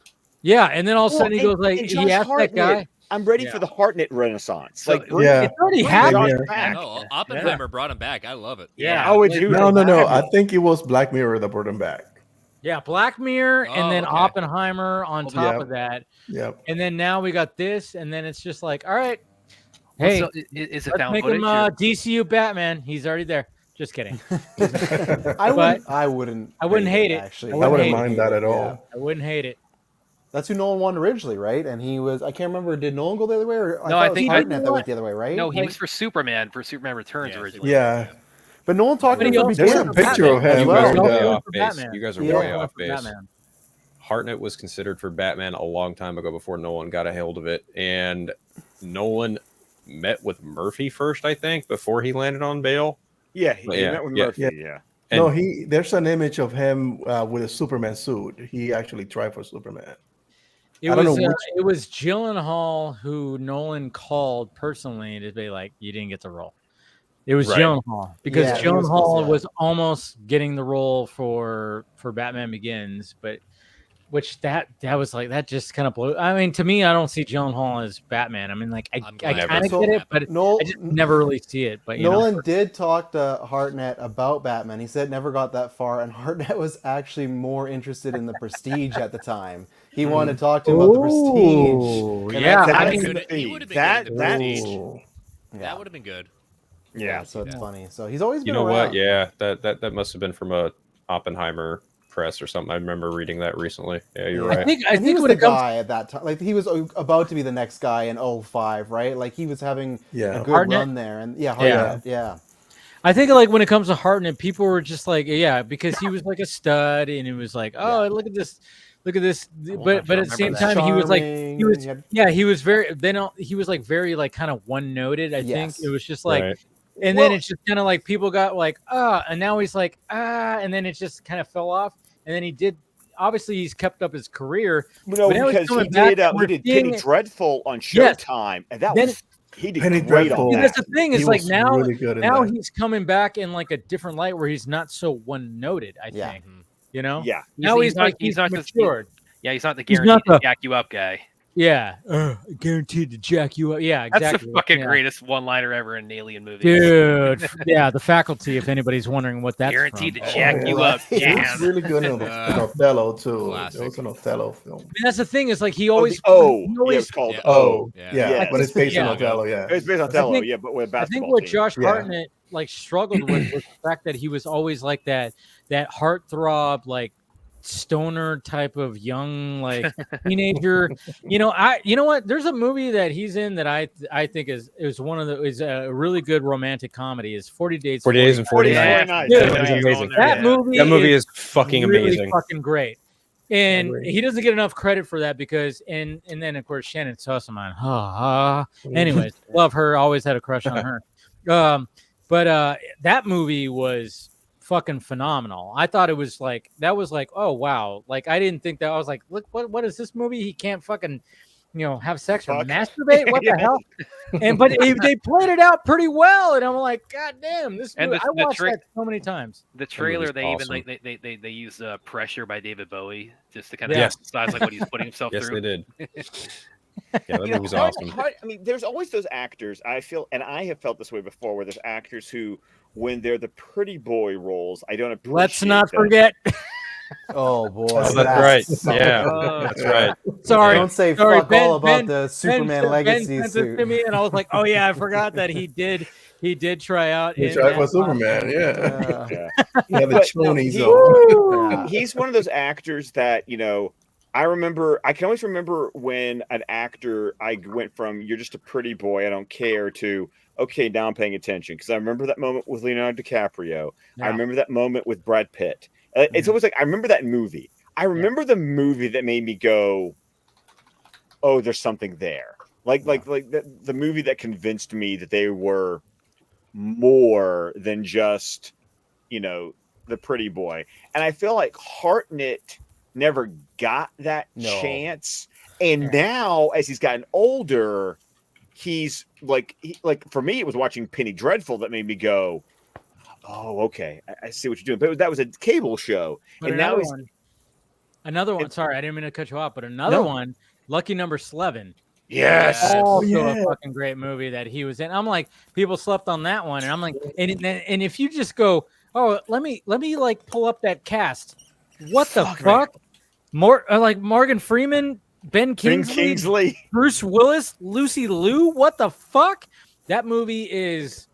Oh, and also, which, by the way, if you want to watch it, it is on both Amazon Prime and Tubi right now. So please watch it. Watch it, please. If you want a twisty, turning, like crazy, like assassin story, you're gonna get that. That movie is. I love that movie. I love that movie. There was one. He's fucking awesome in that movie. There was one he kind of did during that period too. That again, I think kind of fell through the cracks for a lot of people. Anybody's seen it, it's called Bumraku, which is it's kind of that one. Yeah, it's patterned. It's kind of designed to like almost be like a Japanese like Japanese theater, like in movie form. Is kind of the long and the short of it. Rob Perlman's in with him, so yeah, he did that kind of during his period where he started out in the spotlight, and that was one for me where I said, okay, yeah, this he's got more versatility than he gets credit for. Yeah, it's called Bunraku if anyone hasn't seen it. Okay, that's a great actor. I like him a lot. I think he's gonna shine. He's shining right now, and I love it. I definitely do love it. But if we were gonna keep on the vein of Superman, I did want to like talk to you guys about like obviously Man of Steel came out 11 years ago today. Isn't that crazy? It still feels like it came out yesterday. I was watching it at work today. I was so happy about it. I love that movie. It was funny because I was talking to Liam because Liam was born 11 years ago. And there was a picture there was a montage that I did the day I saw Man of Steel on that Thursday, and then the next day where I had him in a Superman jumper on one day, and then a Batman jumper the next day, and I did a crop of both of them together, and it showed up in my Facebook memories. And I just looked at Liam and I went, "Hey, buddy." Actually, I got you. That's awesome. I got something kind of like that, Scott. It's not Superman related. It's actually Wolverine related. My nephew, he's going to be 11 on July 26th, which is the day that Deadpool and Wolverine is going to be released. And I was looking back on this. That was also July 26th, 2013, when he was born. That was also the day that The Wolverine was released. So I remember seeing The Wolverine. Yeah, so he's now having 2 Wolverine movies released on his birthday. That's a really bizarre kind of form of trivia, but that just kind of occurred to me with the lead up to this. So I'm going to drop that on him at some point, like let him know. Oh, you need to. That's awesome. But so basically what you're saying, Scott, is like when you found out there was a new Superman movie, you and the wife had a pretty fun night. Well, here's the thing though. but if you want to add to it, because I think I've talked about this before, how every member of my family has a Justice Leaguer. You do. Yeah, you have. Right. And Liam's was Superman. He was born the week Action Comics, the anniversary of Action Comics #1 coming out. Like he missed it by 2 days, but but like how I'm born on the day that Detective Comics 27 came out. So I always say it, Batman and I have the same birthday. Liam missed Superman's comic book release birthday by 2 days. So he's always been my baby that's been like intricately connected to Man of Steel, because he was born the week Action Comics #1's anniversary. I have a picture of him when I went to go see Man of Steel with my dad. As Chris brings up that whole, can I continue pretending to be your son? Love that scene. Yeah. Love that scene. Damn good. So it's always going to be like, I'm looking forward to the day that I get to show Liam Man of Steel and be like, whatever you think about this movie, you need to understand how important this movie is for Daddy and for my relationship with you. you know, it's a really interesting thing because it's also the same year that Injustice came out, and I remember getting the Henry Cavill skin for Superman and the Michael Shannon skin for Zod on that DLC pack. And I remember I would be like in my old house rocking Liam in some sort of carrier while playing Injustice. Like my foot would be rocking it as I'm like, you know, playing Injustice. So I was working at GameStop when that game came out. I remember getting all of that too. I love that game so much. I was all over that game. Worked the midnight launch, saw all the character leaks for the DLC. So it was Batgirl, General Zod, Martian Manhunter, and what was the last one? There's one other character that got leaked. Oh fuck, which one was it? Lobo. That was who it was. Yeah. Martian Manhunter was probably my favorite DLC character. Oh, I think mine was Batgirl. Yeah, I just thought when I loved more than the DLC characters, just all the different skins. Like literally, you could fight as the version of the character that you wanted to be. Yeah, and even like a lot of the Batman skins, you might have seen them in the Arkham City franchise, but even still, that was still pretty effing cool. I realize he's ruffled some feathers at the strike last year, but you also had the Stephen Amell Green Arrow skin, so. Yeah, with his voice. Yes, with his voice. Yeah, that's right. Yeah. So it's like him and Aquaman are probably some of my characters. I loved Superman, obviously, as a character I played with a lot, but also like Green Arrow and Aquaman were the guys I really particularly enjoyed playing and just going to town. Aquaman was like one of the heaviest hitting characters in that first game. Like I used to play with Aquaman as well. He was probably between Aquaman and Batman and Batgirl and a little bit of General Zod. Like those were the four characters I loved to main on that first game. Flash and Wonder Woman were my There you I'm gonna kick your ass. Oh, you know who kicked my ass the most actually was Deathstroke. Oh yeah. Ooh, yep. yeah. Deathstroke was a tough cookie in that game. Yeah, he was. And he should be. Even Nightwing. Nightwing was kind of a formidable opponent in that game too. And I have a tangent I want to connect to that because did everyone see that portrait of George Perez has been inducted into the National Portrait Gallery of the Smithsonian? Correct. Yep. I did see that. Like there was a visit he did to the Warner Brothers tour lot 4 months before he passed away, and portraits were taken of him, and those have been inducted because you only get put in the National Portrait Gallery if you are deemed to be like a major contribution to American history, society, and culture. So George Perez has now entered that because I remember one of the DLC packs was a new Teen Titans pack. So you got like old school Marv Wolf and George Perez skins for like Nightwing, Deathstroke, Starfire. Yeah. Azteca actually points out in the chat, also going to Man of Steel, like she saw, and I did this too. This is how I saw it, was through that Walmart promo they had. Me too. Yep. Yeah, that was how I saw it. I got that. I was so jazzed about that because it's like I didn't see Returns theatrically, Superman Returns. So it was my first time seeing a Superman movie theatrically. Oh, you lucky bastard! Speaking of that Walmart promo, like at the time you could only get this steelbook. They shipped it to you after you bought that ticket to Walmart. So yeah, that's I think it's one of the first steel books I ever owned was this one. So I actually got to go on for you. I'll be right back. That's where I got my steel book initially, was from Walmart for Man of Steel. I remember buying it first day, but I didn't get it through the screening for it. I saw the movie at midnight. That was actually one of the last times I saw a movie at midnight, was Man of Steel. And I saw it at midnight. Wow. Yeah. That was like one of the last few times they were doing movies at midnight. I saw like an early screening. It was like the whole it was something that was some promotion or whatever the fuck. And I remember seeing it with my friend, and like I was like, he had no idea like what, anything that was going to be involved. I was like, dude, I've heard this is like insane. There's going to be like from what I've heard, I've seen interviews and everything like that. And he didn't know who Zack Snyder was at the time. And he was just like, I was like, well, Zack Snyder. And I was like, if you've seen 300, and he was, oh yeah, 300. I've seen that. Okay, cool. And then it was just like, yeah, but I've heard like from the producer that, oh yeah, it's going to be absolutely insane. Like if you thought like, you know, certain things like when it came to Marvel movies is crazy, you haven't seen anything yet. And then sure enough, like when we walked out of that thing, we're like, Jesus Christ.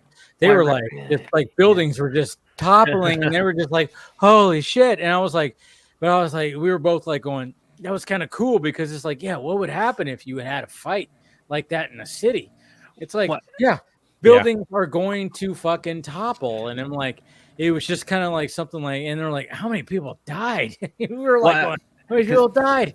But we didn't care. Like, it was just like, but that made sense, you know? Yeah. Well, because I remember like one of my thoughts coming out of it, because again, that was my first time seeing a Superman movie theatrically. So, and I came out of it, I was just in an awesome mood because I was described as it was the Superman movie I waited my whole life to see. And one of the thoughts I had, and there were many coming out of it, but one of the criticisms that Superman Returns got was that you know a lot of people said it didn't have enough action, didn't have Superman punching anybody. And then I come out of it thinking, well, Zack Snyder like is making his Superman movie, and his thought process going in is like, all right, we're gonna solve that problem. So, and Scott, as far as steelbooks, like here's my sort of contribution to the steelbook. This is actually the one that Walmart. Yep, I got that one too. Yeah, I saw. I couldn't find it at my Walmart, so I just ordered it. But it was like just the history behind this was like because I'm not super big on steelbooks, but I'm like, if I'm gonna get a steelbook, if I'm gonna get a steelbook of anything, it's gonna be for this. So. Well, okay, Brad, I understand. We all have character faults. That's.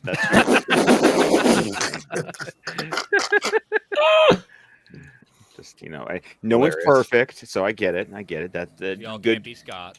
No, we can't because they're all right there. I can't say the entire Birds of Prey title every time in a drop of a hat. So, Birds of Prey and the Phantom Emancipation of One Harley Quinn. Yeah, okay. Yeah, that. William doesn't even bother with that in the streams. He just calls it something like Birds of Prey and the Fantabulous. What the fuck was that, or something? A movie that got edited to shit, and you can tell. And I hate it. And I still like that movie more than some of the other recent stuff they've made. I love that movie.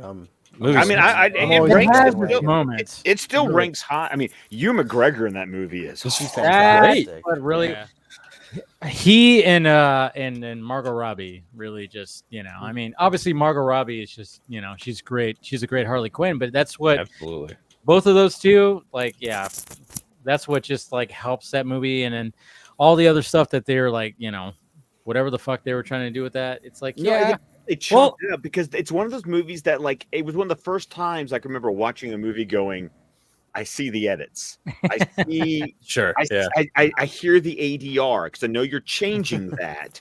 Like that plot point with the diamond, like that was completely changed in post. You can tell.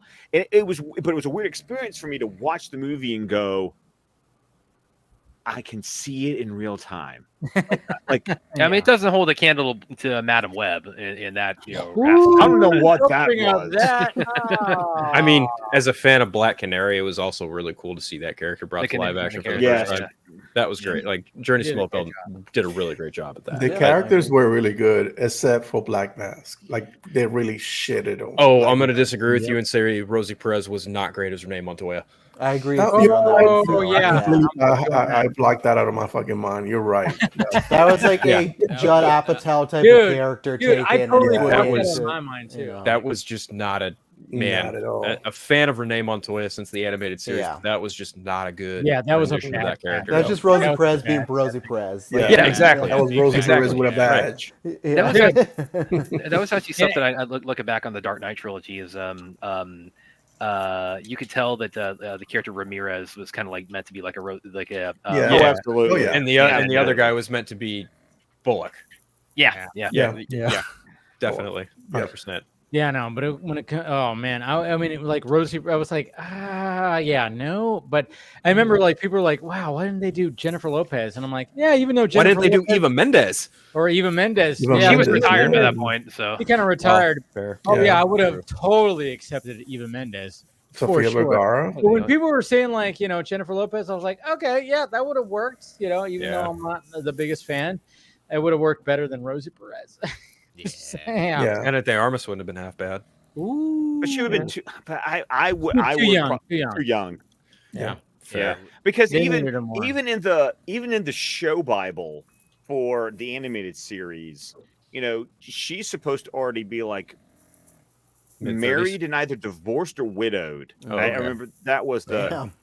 Yeah, like Poor Renee. Well, Gee, I didn't know no, that. Like, Renee's they into changed- the shit. She's a cop. Yeah, next time I watch She's the got Batman through animated shit, series, Travis. yeah, next time I watch that show, I'm like, I feel real bad for you. I hope you made a nice guy or She girl also has along some the way. addiction problems as well. I mean, she gets Oh, run the gamut. she's gone through the ringer when it comes to her life. They have them in the show Bible. Yeah. The addictions. I have okay, Maybe Travis. not the addictions, but I'm just saying in general from the comics. She's Oh got no, issues. yeah, the Source comics. I material. just saw it in the Yeah. show. I'm Yeah, like, but man. Brubaker. I don't think they put it in the show. Yeah, No, like, but the there's a Bi- lot. Renee needs her own show with all this But going Travis, on right now. there is shit in that show Bible that. I remember last time I was on, you were talking about you had like downloaded it or you'd found it at some point. Oh and no, just I had. went Yeah, through it. I found it because right Yeah. before Fanimated started, I found that puppy, and as soon as I found a file, I downloaded that, and I got the complete PDF of the show Bible. I'll send it to you if you're interested. I will take it. I will You can take send it. that to me too. Yeah. Oh, I will. I would The love cool to thing take a Volunteers look at that. tribute. Yes. Just send the Bible to everyone. We'll read it. Yeah. But the thing about the Bible, though, is that I think the two characters who have the most interesting backstory that they wrote about in the Bible, and really does not get addressed in the show at all, but it's cool that like it's just in the background. Mhm. It's Renee Montoya and Poison Ivy. They have the best backstory that they've like completely like cooked up. I remember hearing about Poison Ivy when Paul Dini was on Batman with Kevin Smith, and they talked a little bit about what was in the show Bible for Poison Ivy. But to read the actual pages about like Poison Ivy's got a fucked up backstory, and completely psychologically motivates who she is in that series when you read the backstory they had for her. It's wow. Yeah. Okay. Just I whoa. look forward to that then. Interesting. Probably on par with the Joker, I'd imagine. You know what? The show, I'm not, really not.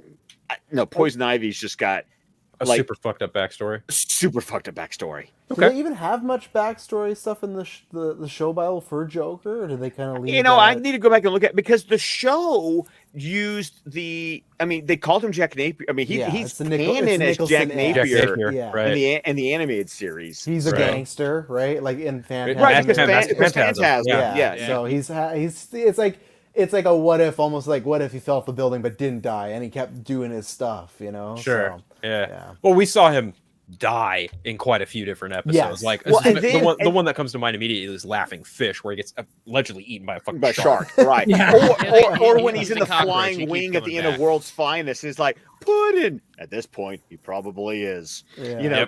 Conroy's great delivery. But then you get to like, and Dave and I haven't gotten there yet, but when we talk about the season 3 episode Into the Creeper, and you get kind of the Red Hood Ace Chemical backstory in Into the Creeper, because that's kind of the whole point, is that Jack Ryder is doing a retrospective of the Joker, and that's what ends up to the accident that makes him the Creeper. Yeah. So, preview for coming attractions. Very interesting. Hey Dave, since I was like out of it, what have we been talking about? Like I We've forgot been a lot of things. Yeah, man. you've the been out of place. it for a little bit. I didn't even Travis. Hi, I didn't even know. Hi, Andy. I don't even know when you guys showed up. How long was I out? Good lord. For a good minute. Jeez. Yeah, it's been a little bit. That's why I messaged you. I was like, "You are dead." Those edibles, yeah, they'll do it. Yeah. What? You think I can afford edible? Never mind. You didn't even know I was me when I came on, so. I've never seen you. This was the first I saw you. I'm like, if you just It's put like John Brad Cena, Pitt- you can't see him. Yeah. Oh, I can definitely see him. Yeah, and the thing was just like, "Are you okay?" I'm like, "Why the fuck is he asking me if I'm okay?" And I forgot I was here. I haven't heard like a single thing y'all have said. Wow. For however long. So I was like, "Why the fuck is he like?" Yeah, I was texting. Okay, There you go. texting with somebody. That's good. It's fine. Some people. Some, For okay. my You had a Man group? of Steel, I've never told the story on this Okay. show because I know it'll get me canceled, and this will be my last show. But I Uh-oh. will say it is because at this point in my life, I was working a job where I was waking up like 4 or 5 a.m. I fell asleep in the first screening for Man of Steel I ever saw, and I legitimately, I don't know where I fell asleep, but and I think it was only like 10, 20 minutes, but I woke up to Zod's neck being snapped, and I just remember being like, what did I miss? Like, I missed the whole battle. I missed everything. So I did go back and see it again eventually, and then I remember walking out, and that was one of the first times where it was like, I was with a group of like 15 people, because at this point I used to work at Best Buy, and we all used to go to these movies together. And I remember even at that point there was like a divide of people that like loved it, and people that are like, I don't really know about this movie. And I could see already of like, oh, and then I had to go back and see for myself. So that was my main memory, just waking up to Henry Cavill screaming and breaking the neck and just not knowing where I was. And but yeah, it's like these years later, like I don't love it like all you, what but just happened? Funny. I looked around and I was like, oh my god, like I was trying to put two and two together and stuff. And then of course after they talk about the stuff, but no, like some fantastic visuals, and for me, like I guess I don't love the movie, but easily a top 10 comic book score of all time. Yeah. You know, What's Travis? Well, go ahead.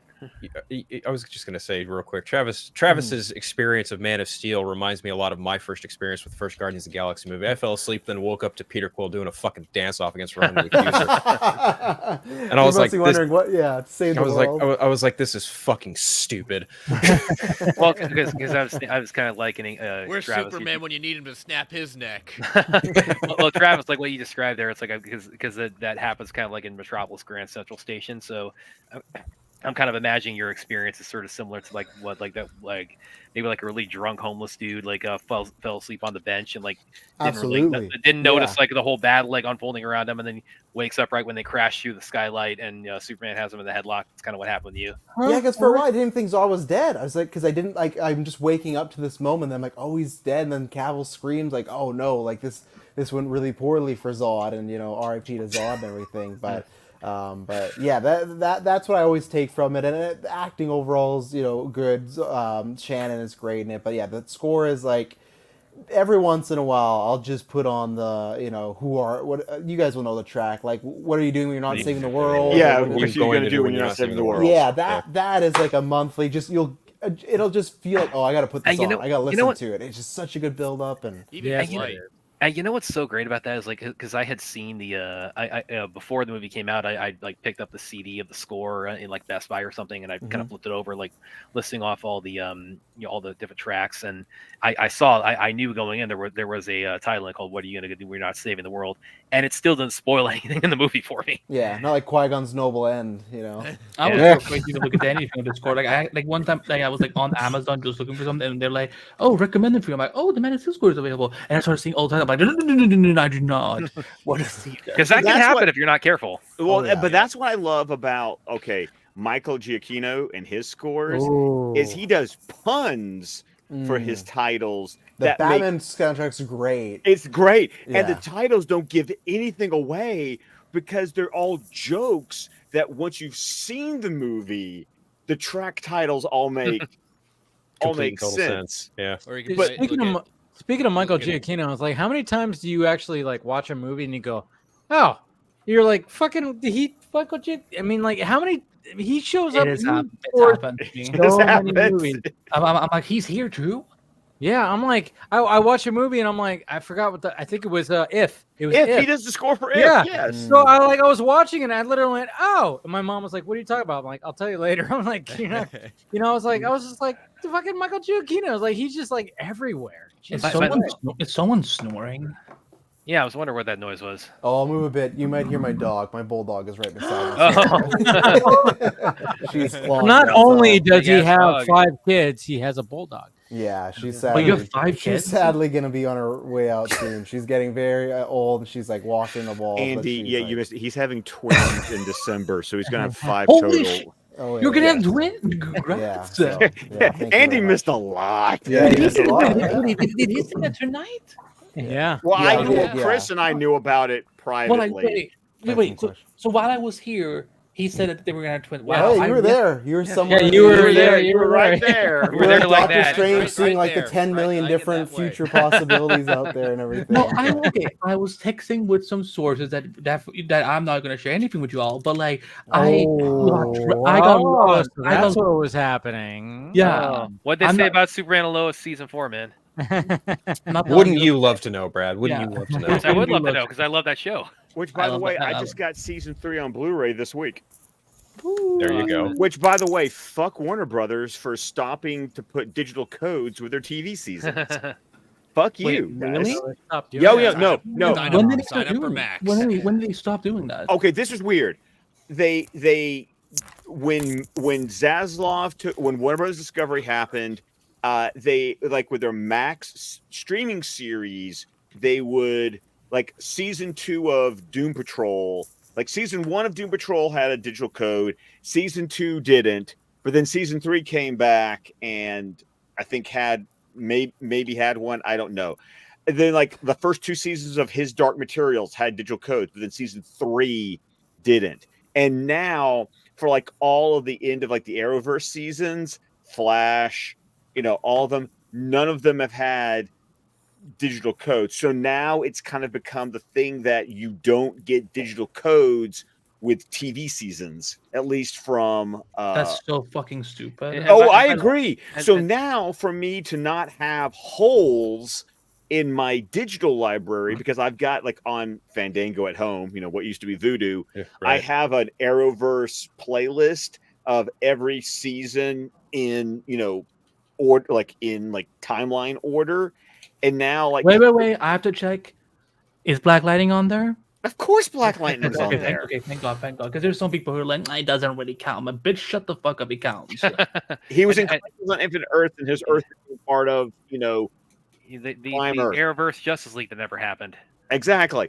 Brett, can you stop reminding me of that? It hurts. Well, I have seen. But that was the point. Scott, Like I have season 8 from the Blu-ray. It was you just had to say it out loud, didn't you, Chris? No, I did. Yeah. By the way, Scott, I was just I have about season 8 with the Blu-ray. Quit with the bragging. code, yeah. Wait, season 8 of what?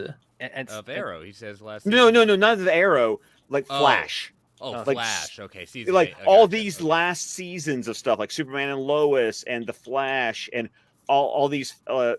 And they still haven't released season 3 of Stargirl on Blu-ray. They only released it on DVD. Who the fuck buys DVDs anymore?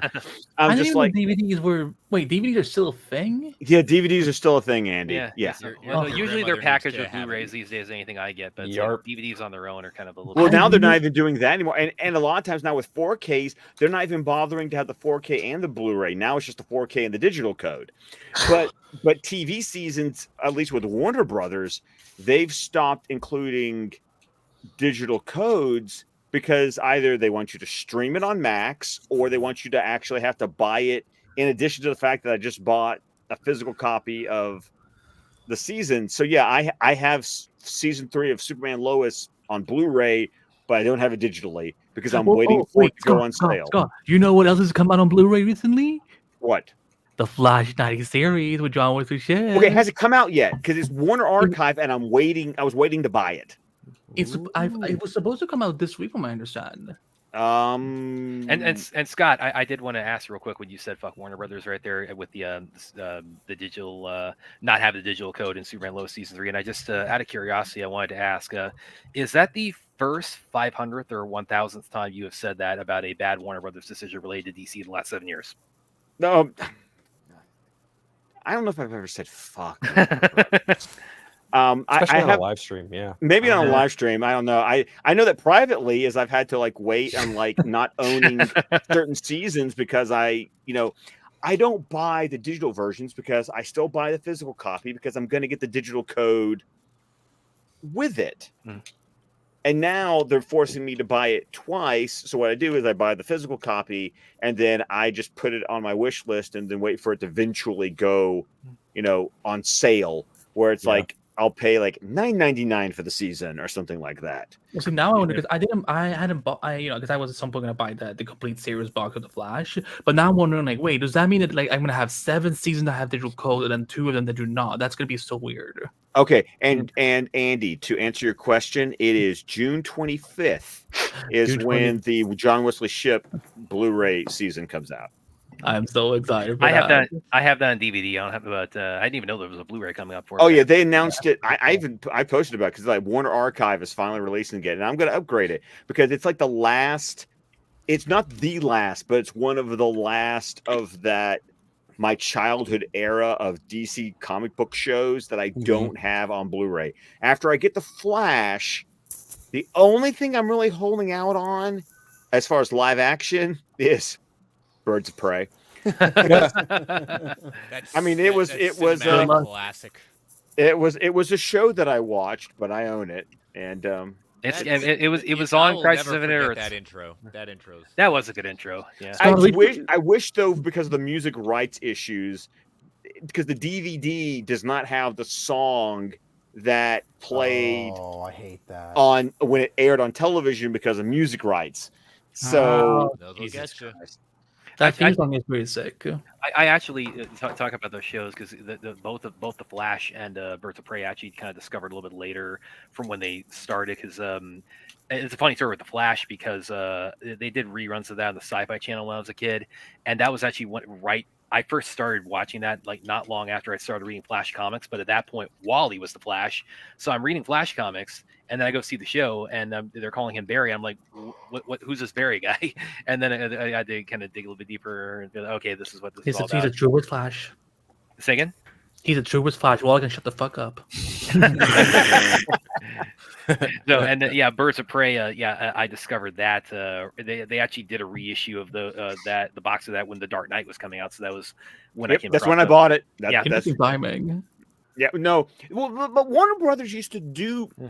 Warner Brothers Home Video used to do that when a new film was coming out. That was actually a lot of times the first time a lot of older material would get released in a new format. Because I remember like when Superman Returns came out, that was when they finally released the George Reeves television show on DVD. That was when the Donner cut of Superman 2 came out. So it was always fun when the next DC movie was coming out because older stuff. I remember Dark Knight coming out. That's when I finally bought all 5 seasons of The Batman because Best Buy put it on sale. So it was like $10 a season. So I was like, cool, I could buy that's a good price. I mean, I could buy the entire show for $50. Let's make this happen. God, we may need to do something you and I to get on the Flash bucket when the Blu-ray comes out for John Wesley Shipp, because I've been wanting to talk about that show like in its entirety for years. See, I remember I never even got to watch the whole thing live on television because its airing schedule got all fucked up back in the 90s. They moved the show in the middle of the season. They moved the show. Well, and also that was when the first Gulf War was happening. So it would get preempted all the time with news coverage, where they would interrupt it. So so I remember when I was watching the DVD box set, there would be the episodes that I would go, I definitely saw this on television. And there's a point in the DVD, there's literally a demarcation line when I watched the DVD box set going, and I have never seen a single episode from this point forward. Me watching it on DVD was the first time I had seen any of those episodes. Like Mark Hamill showing up as the Trickster, never got to see that on television. That was only experiencing that on the DVD. It makes me feel better, Scott. I wasn't even born when it happened, so I missed it. Jesus. Yeah, I had seen because, like I said, they did reruns of the Flash on the Sci-Fi Channel. So I had seen Hamill as the Trickster in during some of those reruns, and the second one where he was the Trickster, that kind of ended up being the sort of the impromptu series finale. Because they got their budget was it was just so astronomical for the time, so it just made it hard to maintain. But then also they of course had the problem with the Gulf War coverage, sort of made their airing schedule a little bit. They couldn't get any ratings. Yeah. But did you see the Pollux episode live, Scott? What'd you say? Did you see? Oh yeah, Pollux I watched the pilot because it was a TV movie. Yeah, it's like an hour and a half. No, Pollux when he got the blue suit. Oh no. That was one of those. That was one after the. That was after the demarcation line of I haven't seen any of these episodes. Okay. They actually they on that show too. They had kind of like almost like a forerunner to Flashpoint because they had that episode where Barry he changes something and then he goes like 10 years into the future and it's this really weird sort of screwed up future. It's 10 years, but it's 10 years from 91. So he goes to the future 2001 from 91 when the show is airing. So it was sort of like a proto kind of Flashpoint they had on the show. They kind of did that, yeah, because didn't he try to like stop a missile or something like that? It was like there's a missile. Yeah. Wait a minute. He tried to stop a missile in 2001. Please tell me it was September. No, it was 91. No. Right? It was 91. Okay. You tried to yeah. But he goes into 2001. I was getting nervous there for a second. I'm like, wait a minute. No, but also another shout out to the show. You know, Danny Elfman did the theme, but who composed the episodes? Couldn't tell you. Shirley Walker. I figured, but it's interesting too. You mentioned Danny Elfman did the Flash theme on because he had, of course, the comment about there's only one Batman theme, and but he did. But I'm kind of surprised like how haphazard that those reshoots and everything was that he didn't just recycle his own Flash theme for the JL-27. A lot of people like in the Flash fandom will like come into the Flash during that week and they're like, Annie, doesn't that score in the Justice League movie sound a lot like the CW theme? And I'm like, yeah, that's exactly what I thought too when I watched it. I looked at it and I'm like, holy fuck, they like Loki stole that. Yeah. Danny Elfman did a lot of that. That score was so fucking like this is maybe like a hot take, but it's like that's the closest. If I could say anything complimentary about the 2017 version, I don't think you should. I don't think you should. The Flash theme is the closest it comes to like a good score. I think is the that's it's not good, but it's the. There's another one. All right, exclusive one. I'm not saying go ahead. I'm not saying There's another one called Home, I think. It plays when they're on the field. So that one and the Flash team, I think, are the good ones. Or the goodish ones, I would put it. Goodish. Wow, y'all are trash. Yeah, say good. I don't think there's anything good or redeeming about that cut of that movie. I'm not saying it's good. I say goodish. It's like if you put a gun to my head and say I have to compliment something in it, that's probably what I would pick. I'd rather die than compliment the it. only thing that I will compliment, and I'm trying to find it. What? That doesn't make sense. It's very and the hero's theme. Which is not what I'm going to compliment is that come together cover that Junkie. Yeah. Yes, Gary Clark. That was Gary Clark. That was in Whedon's, right? That was in Whedon's direction for that. No, it was. No, but that wasn't the cut anyway. What the fuck do we do? It was a What do we do? Studio.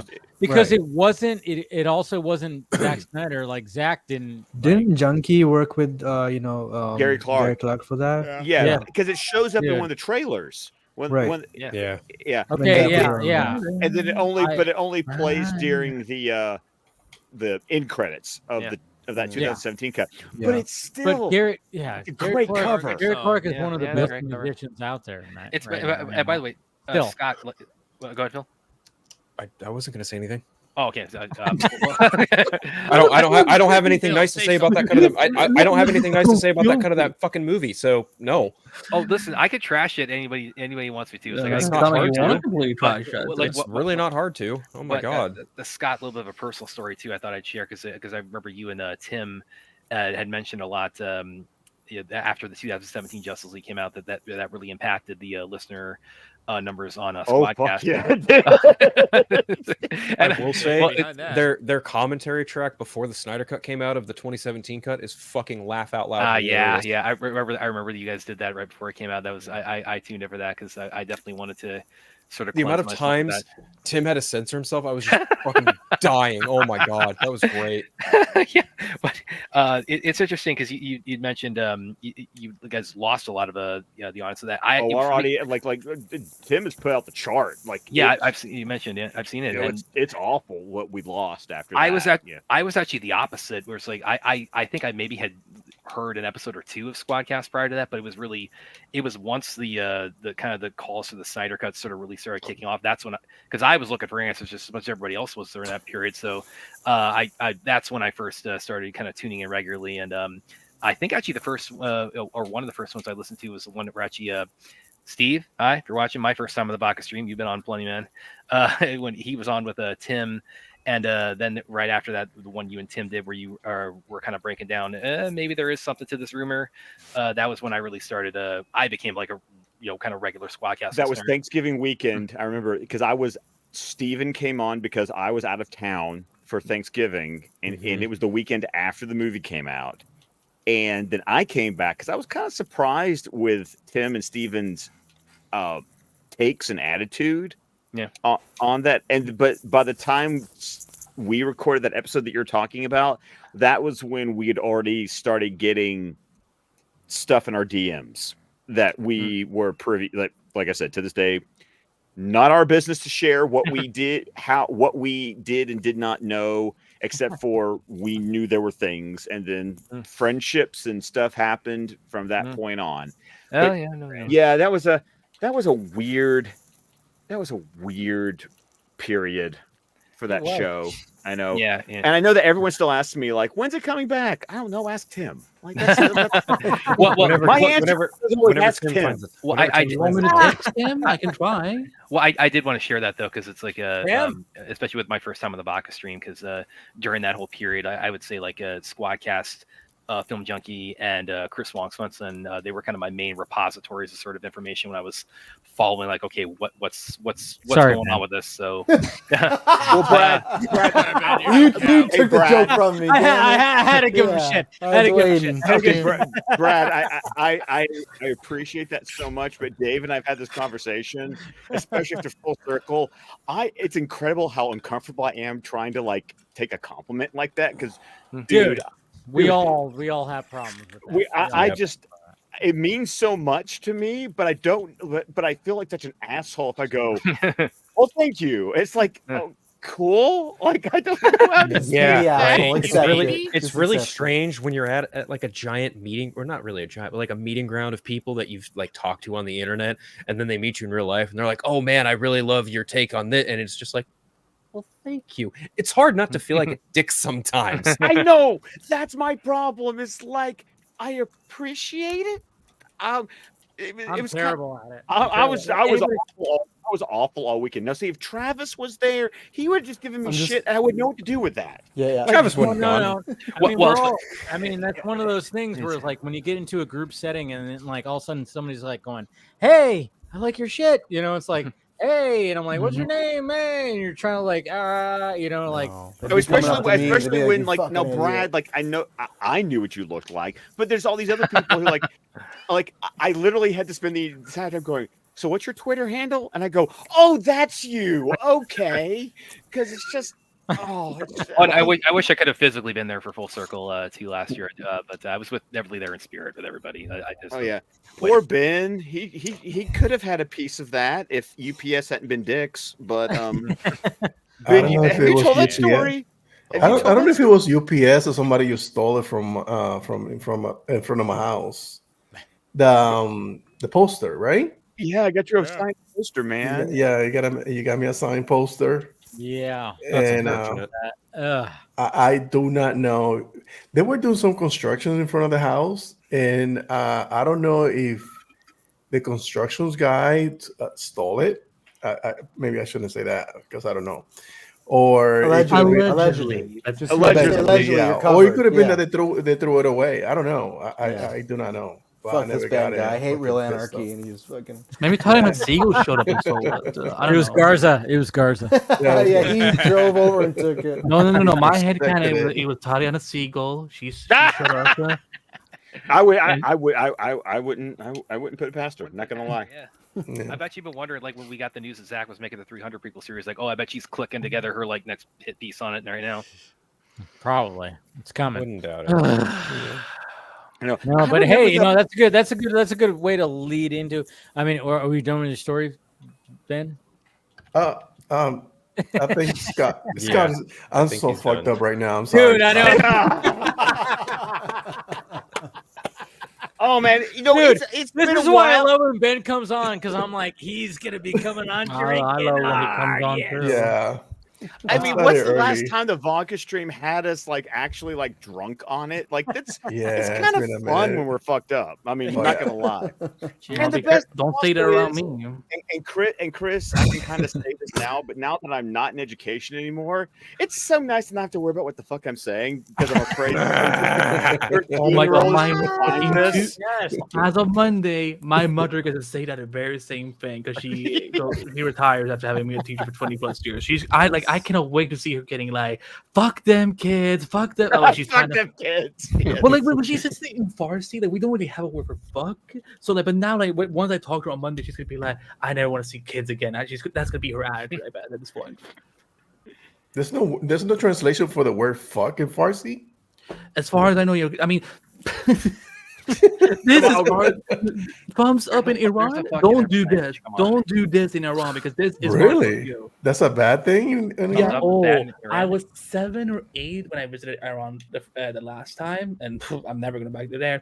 But it's almost like because again, I wasn't used to being around this many Persians, so but I was just trying to be positive, or whatever. And I gave thumbs up, and my dad was like, "Don't you dare do that here." I'm like, "This?" They're like, "That's fuck you." I'm like, There's another country where that. It's like a thumbs up in Iran. Casey, I asked him. I asked him. He's like, "This is Casey double knows. fuck you."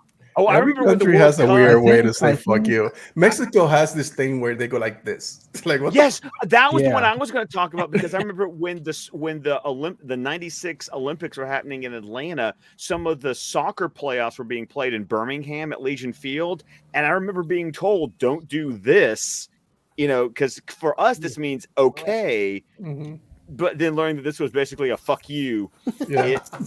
in other countries. But like fuck you, as in like fuck you, Now it or means you're a white fuck supremacist. you. Jeez. Casey, No, you were which gonna one say is it? something. Which one about is it? that Which one too, is it? huh?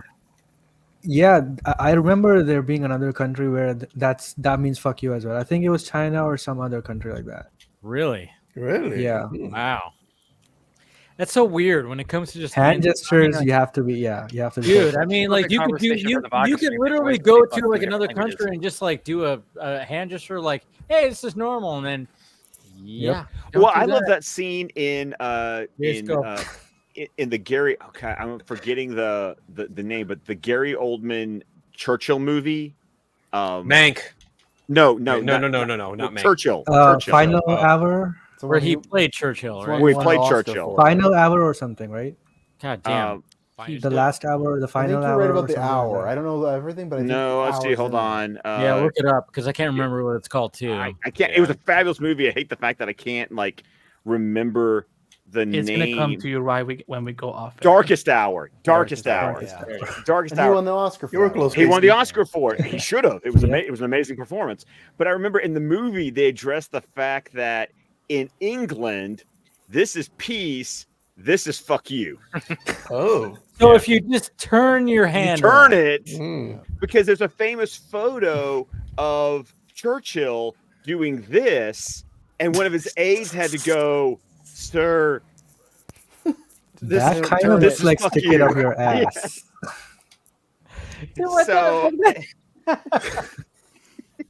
doesn't even make sense. Well, KC, you're in India, right? Yep. Yeah. Is there any like really what's the No, it's no that's the same as America. Like Okay. we don't have any such opposite ones. this is it? Yep. Is it this? No. Okay. Yep. All right, Okay. somebody clip that out. Yep. Go ahead. I don't care. Go ahead. No. Fuck them kids. Yes, is it that? Yeah. It is kind of weird, dude. Like who came up with that? Like, hey, you know what? This is. It was probably. I'm sure the internet will tell me. Hold on, Dave. I'll find out. I know, for right? you. Like who? Like, I mean, listen. who- If I had to guess, it's probably Eva because she got kicked out of a because of an apple. Like I mean, I would be pretty pissed too. somebody was so angry they were like, yeah. It's like they It okay. goes way back. Here you go. Okay, you ready? You ready, Dave? yes. Ancient Greece. Go figure. Okay. Because what would this represent? A penis. Yes. It's a phallic. It's a What phallic is a symbol. penis? So that's a very short penis in that case. Yeah. So this is ancient Greece. So this could show up in 300 and be totally accurate. Hey, Zach, if you're watching, some ideas for your show. Yeah. Get ready. Don't make me show you my penis. Sorry. Ball dick energy. I don't know. This is Oh, maybe it means, hey, I want some action. Yeah, maybe. Yeah. Yeah. Are you offering? What are you saying? He's like, simmer down, Andy. I didn't do anything. Ben's not that drunk yet. Oh my god! Man, we went down a rabbit hole. Nope. Hey, I never will. Man, it's still 11 years. It's appropriate on the Vodka stream that we would get a history lesson on the middle finger. Yeah. Oh, I love it. Yeah. Oh, I love it. I You love learned it. something I love today, it. folks. Go tell your Welcome, friends kids, and to family. fingering. History lesson, folks. History lesson. Yeah. Oh my god, that's When cool. Euclid was this. You know, when Euclid was speaking of 5 when he history was lesson, old. wasn't there a trailer for an animated show that dropped earlier this week? Oh yeah. Blue Beetle, yes. No, not Snore. Blue Beetle. What was it? Twilight No of middle Gods. fingers in Yeah, that. Twilight of Oh, Gods. that. Oh, All right. that. Okay. Yeah. Okay.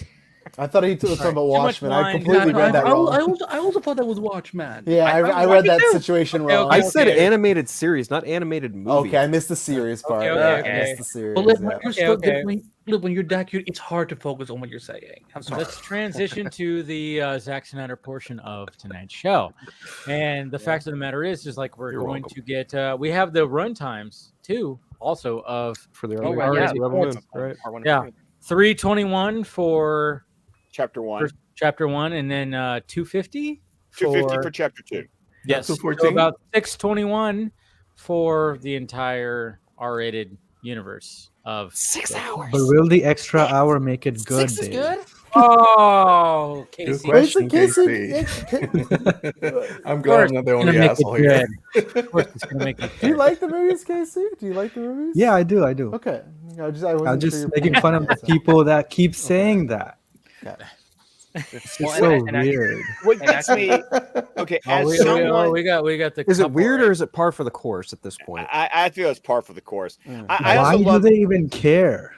that's the That's They have no point. lives. Yeah. Like Right. I love Steven's quote tweet of the one that went, how dare you? Yeah, I saw that too. because I mean honestly, if you don't give a shit, don't give a shit. Mhm. Like Yeah.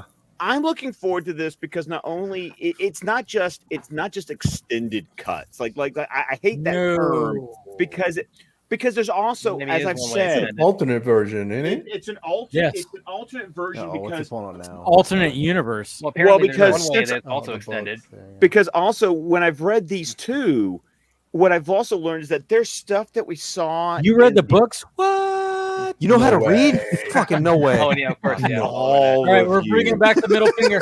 No, this actually We're means something bringing it all Do this. together full Do circle. this. This means like something in sign Yeah. language. Is this the way we reference the boys in the vodka stream? I feel like this is the way we reference the boys in the It vodka. is the voice.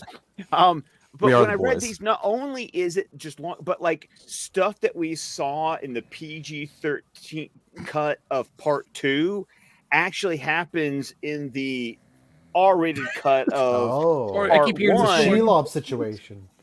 Well, it's not just that it's longer; it's completely edited differently in a way that, like, you know, like it's going to be different. Like that's the whole point. Like he said in that interview, I think with Josh Horowitz on Happy Sack Confused, he was like, things that happen in part 1 PG-13 aren't going to even happen in, like, there's stuff that we saw in the PG-13 cut that won't have any version in, He said there were- the R-rated cut. Yeah, he said there were scenes that they're specifically filmed for either version, so there's going to be scenes that are unique to both versions. They're a moon multiverse.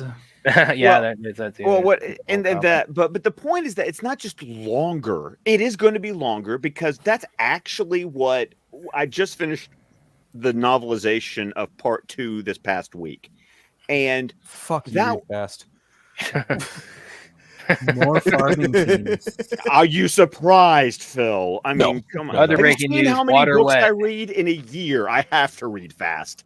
But I will say most of part 2, because you notice the runtime is not significantly longer for chapter 2 than it was for it's about 50 minutes longer, maybe, and most of that is just the flashbacks get to breathe. Like there's more to all. There's well, not just the Last Supper, also Cora telling the story about the assassination of the royal family. Like there's more to that, and there is an explanation why he doesn't wear any clothes when he fights. Which one? What's his name? Tarek. Does that really matter? No, I mean, if you are going to war, let me just be prefaced by saying this. Have you ever played the game Turok? Which one? The original Dinosaur Hunter? Yes. Yeah. Okay. That takes 65 billion years in the past. What about it? Where there was no shoes or technology or anything. Right. And what's wrong with a character not being fully clothed for battle? Like I don't understand why we try to make excuses for something that, like, to me, they didn't make any sense. Everybody is going into battle. You got shields, you got armor gear that you can put on. I'm not. Listen. By the way, fucking. He gets some fucking. By the way, yeah, he gets some of this. He gets some of this. Some of those farmers like what they see. Well, that's what I said a minute ago. It's like maybe you should call it the extended cut. Jesus Christ, that was a nice. I have a dark sense of humor, guys. Wait till we get off air. I will show you some dark humor. But so part 2, based on what I read in the novelization, is more extended. Part 1 is the one where it's like extended, as in there's whole things that like didn't exist. They're suddenly going to exist in part 1. That's why chapter 1 being 3 hours and 20 something minutes. It's like, oh no, I see that. But also that was the reason why, for me personally, chapter 1 felt the more chopped up and stuff missing, where chapter 2 felt like a little bit more complete, and that kind of panned itself out when I read the novelizations. It's like, dude, I see all the stuff that got chopped out of, chapter 1. Chapter 2 kind of plays out the way it does, except for like the flashbacks get to breathe a bit more. A bit more. That's kind of what I was expecting when, because Zach had said in some of the press prior to the PG-13 coming out, is that the part 1 is the recruit movie and part 2 is the war movie. So my expectation with that was that with part 2 being the war movie, it was going to hit the ground running more. There was going to be a lot. The focus is going to be on the actual confrontation much more so, and that with the first one, that was where you really kind of get to see that's where these characters in this universe would be kind of most firmly established, and that's where I thought, okay, with these extended cuts, the first one's probably going to be the one that benefits the most from them. And I would agree with that, because like the Last Supper scene, still awkward. Just the flashbacks are going to be longer. Mm-hmm. Basically, how I felt about it. But yeah, but I'm also cool that they're going to be released as we were told. Once again, when we get information like this, it's like, hey, August 2nd, chapter 1 and chapter 2. It's like, and if you've been paying attention, you already knew what the titles were. Yeah. I already knew what the date was. And Zach told you that whenever they did come out, they're going to drop on the same day. So it's just like, why? It's like everyone who gets excited about things, it's like, you just weren't paying attention this entire time? Okay, cool, whatever. But like, is he going to do like the theatrical kind of thing? That's what we're kind of waiting on, right? Well, that's what I'm waiting on, because I know. I just want to see part 2. Because that was how I originally saw Army of the Dead, was during the theater run. I got to see it. I got to see it multiple times in the theater, because they kept that for like 2 weeks. Because then I wonder if Zack Snyder were to go to Comic-Con, would he potentially show that 6-hour epic? Yeah, that's a question, because it's the weekend, question, right? Before, because it's the weekend before the Netflix release. So I don't know. If it happens at Comic-Con, I ain't going anywhere. William's going to be there. So we're going to be like, kind of, I'm going to be helping cover. Oh, really? Well, I guess I'll have to give him a high five when I show up there too. Okay. I'm serious. You're there? I'm there. I'm going. Awesome, dude. Yeah, he was there last year, but I mean, obviously, it was a little bit sort of because of the strikes. It sort of impacted like what was being showcased, and he's not even going to touch Hall H with the 10-foot pole because it's. I mean, you got to camp out there. I remember him talking about that. Yeah. So, but he's talked about he's going to be like really trying to like pull all the stops of this year, and of course he's the boots on the ground. I'm kind of like the sort of the guy corresponding from the other side of the country, helping sort of. Where you at, Brad? Yeah, I live in the East Coast. That's right. Yeah. Okay. Not they trying to talk some. And I was like, "What's your exact location?" He doesn't want to share that. I don't. It's like when somebody tells you like, "Oh, East Coast," I'm like, "All right, you don't." Yeah, well, people just on the internet can be weird, so. Yeah, I get it. What, Brad? Really? No way. Not on Twitter. Well, Twitter's a cheap place. I've never gotten like death threats or like weird comments about my work or anything like that. No, the internet is a nice place. I've never gotten threats or anything, but it's like, I mean, anytime I post anything that's like, just come out as gay and then you'll get plenty of them. Don't worry. Okay, I'll come out as gay. Happy Pride Month, everyone.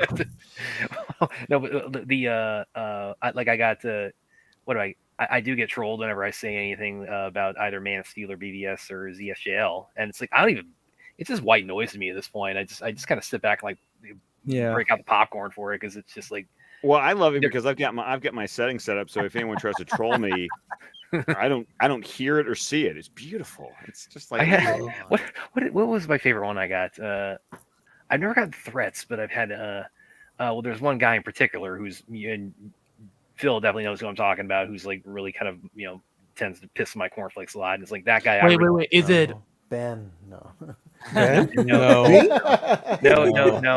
Oh, okay. It's I know I pissed off a lot of people. I have usually talked. No, it's nobody here. It's nobody here, but it's.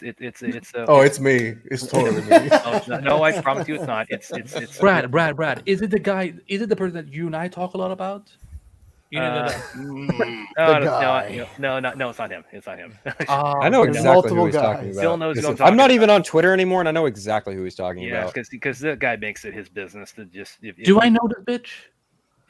Well, he uses the term bitch a lot. At some point, he's probably hopped in your mentions. Yeah, I bet he has. And it's like he's probably hopped in your mentions. Yeah, he's the one guy it's like no, I reserve the right if you're going to come and because this is okay. MO. It's like his profile picture on Twitter, last I remember, is like looking at Peter Griffin's less funny cousin or twin brother, whatever. Okay, y'all gotta text me this shit. Who is? Text me this shit. Just put it in the private chat. Put it in the private chat. Private chat. But I do love the fact that Lane posted this right here for. Did you see this, Scott? I mean, it was just like, I mean, if we're talking about the whole like Deadpool Wolverine thing, I mean, come on. Beautiful. Yes. Absolutely beautiful. Yes. That's our relationship right there. Because like the whole thing about Deadpool Wolverine, it was like, all right, you're Wolverine, I'm Deadpool, of course, and it's just like, oh no, because I still love that scene from the Wolverine, from the Deadpool trailer, where like Wolverine, like, so are you gonna tell me what's going on? Or are we gonna wait for an actor flashback? And he goes, yeah, go fuck yourself. Yeah, that was just funny because I mean, now I know someone just needs to replace that finger. Yeah, but at the same time, it's just like that was a cool little screen cap right there. Oh no, I love you, Dave, and that's exactly how I feel. It's lovely. Exactly. Yeah, and it's probably and then they lived happily ever after. Oh no, trust me, Dave and I meeting each other in real life was such an interesting. And Phil was sitting in the back seat, and that was super awkward. But you know what? Travis, because you be. I rescued. Yeah, it was like I rescued Scott. I was like, I was the one driving. I was like, let's get in. And then we all got get Duncan. in, fuckers. We're going to Duncan. Oh yeah, Duncan was great. Yeah, that was beautiful. Oh, I loved hearing Scott chronicle like his journey to get out to the full circle. Dude. Like he had to take like 4 planes, an 18-hour layover or something. I remember getting to the B&B and Dave telling us, "Oh, by the way, Scott's plane got delayed." We were like, "Oh fuck." Dude, that was funny. It was funny because like at the B&B, I mean, we had like this big B&B and it was like everybody was showing up, and then you guys, it was like everybody who was already there were like, I'm going to sleep, and I was like, all right, I'll stay awake. because I knew you guys were I'll coming. keep watch. I'll take the. Yeah, it was like one of those, and I was like trying to figure out what watch. the fuck's going on with the TV. Like I was like, Jesus Christ, this is a weird TV, weird thing. What, anyways, and then you guys showed up, and I was like, oh yeah, by the way, did you see Scott? Like he's like fucking, he's like in the shit of it right now. You know, so he's not here, and like everything's like all. It was like all like, you know, it was just kind of funny. I updated everybody when they showed up. I tweeted to Scott when he landed that day. It's like I took, it was the image of Simpsons when they're going to Itchy and Scratchy Land, and they have the cars all torn up and they have the missile on the back seat, and Homer's like, okay, we made it. Let's never speak of the journey again. I think Scott even managed to take a nap before we all saw Man of Steel too. Oh no, I did. Yeah. Because remember, that's when I first met Rhea. Rhea. I was taking a nap, and then I suddenly I remember I woke up and I was like, I hear a girl's voice. That's weird. I never hear girls' voices. Rhea got me these. Rhea sent me these. That's where I got my headset from. And then I felt so awful because I walked downstairs. I'm still kind of like in that post nap kind of like. Dude, I felt bad. I felt bad because we were messaging. I was like, yeah, come to the house. Here's the address. And then I left, and there was obviously there was like the gate that needed to be open, and so we ventured out to get supplies from Target, and then all of a sudden like Ray was like, "Hey, I'm outside the gate." I was like, "Oh shit!" And then I was like texting like Joey. I was like, "Hey, Ray's there. Let her in." I was like, "Oh god damn it!" I totally forgot. It was like such a weird. And I was like, "Fuck." And then I came downstairs. Like foggy, and then I just laid on the couch, you know, feet propped up like this, meeting Rhea for the first time, going, "Hi, I'm Scott. I'm asleep. I'm still kind of asleep, but nice to meet you." If I came in and saw you lying like this, I would be like, how the fuck did he die, and why are you all so calm about it? Oh boy. Oh. But so we got the runtime, but we did also get like that trailer for Twilight of the Gods, and which looks great. Excellent. Oh, very pretty. It's a short trailer, but it's a great one. Well, I just like animation looking fluid. I like something that looks. I think that's the thing about me is that I'm so tired of animation looking so stiff in 3D, lately. Like the Watchmen trailer. Well, no, I'm not. Okay. I'm going to stand here and I'm going to say the thing about the Watchmen trailer is say it with your whole chest. I will. No. There we go. It looks like the same studio that did Battle of the Super Sons. And Battle of the Super Sons good point. Like when you watch the movie, the animation works for Battle of the Super Sons. And that's what it looks like. It doesn't look. It looks like a lower version of What If. It does look like What If a little bit. That's what I thought when I saw it. But I'm not saying that they stole it, but I'm like, it looks. No, it's the same animation. Yeah, it totally is. Styles, it totally is. So I'm gonna be curious, but once again, I've seen a trailer look like shit, and then the movie looks phenomenal. Right. Yeah. Well, Travis and I on Animation Nation. The X-Men 97 trailer looked like hot garbage. Yeah. And then I watched the show and it's fabulous. So I'm not, so there is such thing as you picked really bad shots to put into a trailer. Not going to lie. That happens. Yeah. So the Watchmen trailer for me is only I have this already. Yeah, it's like I'm not complaining about the animation. I'm just going to be curious, like, what's the experience watching it going to be like? Because it's like I've got the motion comic, I've got Snyder's film, director's cut. Well, for me, I have Ultimate Cut. I have director's cut, but I have Ultimate Cut. That's what I meant. That's what I meant. Set aside a day, and you've got Doomsday Clock. I read that. That was a thing that I read. Yes. Can I drop my mic right now somehow? What is this flexing you all are doing right now? Just get through. But the thing. Oh, we're talking shit about the guy with the ball cap. Anyway. Yeah. So the thing for me is just does that animated film have anything to offer me? Like that, just as a consumer, I'm like, what? How is this going to be fresh? otherwise, for me, it's just like how they make the. But it's only chapter 1 and chapter 2, right? It's only 2. So why do we even need these like spy stuff? Like it's like this is what again. This movie seems pointless to me, and I don't understand that this is the first movie. Watchmen's still polls, I'm with though, you. I think that's it, right? Though Watchmen still carries a name that I feel like it's kind of a. I'm not saying it's gonna make a bunch of money, but it's guaranteed to make somewhat of a profit for them, even as animation. I just feel like, and there's always a new generation. That's what I'm thinking. And that's what Dave's been saying, Travis. I like when Scott and I talked about this in private, I was like, well, it's probably a new generation. Yeah. But but at the same time, they could be like, hey, let's step away from that Zack Snyder guy. I'm shocked we got. Let's step away from the Zack Snyder guy by doing the Zack Snyder stuff thing. I'm shocked we got a trailer for this before Batman Cape Crusader. I'm still wondering where that Cape Crusader trailer is. Holy shit! That show comes out in not even 2 months. Less than 2 months, and Amazon still is yet to provide. Why'd you have to Why'd you have to put that in my head? I'm like, I'm sorry, buddy. I know. Just be patient. Right. No, I'm glad you actually put that in my head because I'm like, Jesus Christ, yeah, we have not got anything. But to bring it back to Twilight of the Gods, just be patient. Yeah. But to bring it back to Twilight of the Gods, that animation reminded me a lot of Samurai Jack. Yeah. And older stuff like that. And I was just like, fuck yeah, Snyder, you fucking hit all the right notes. Well, with this. for This me, is gonna be amazing.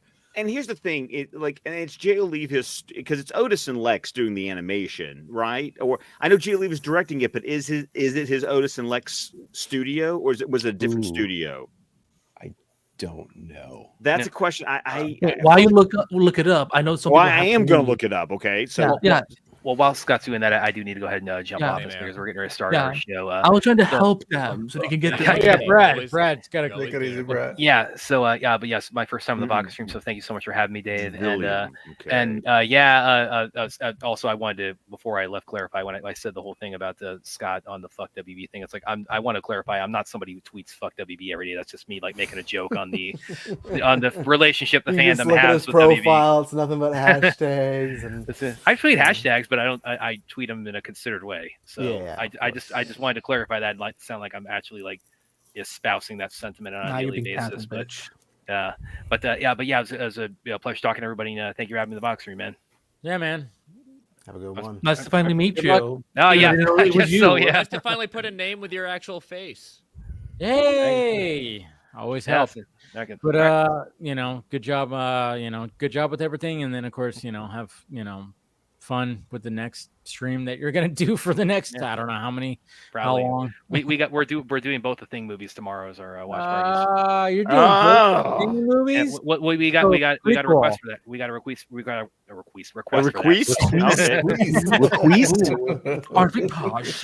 Who's been drinking?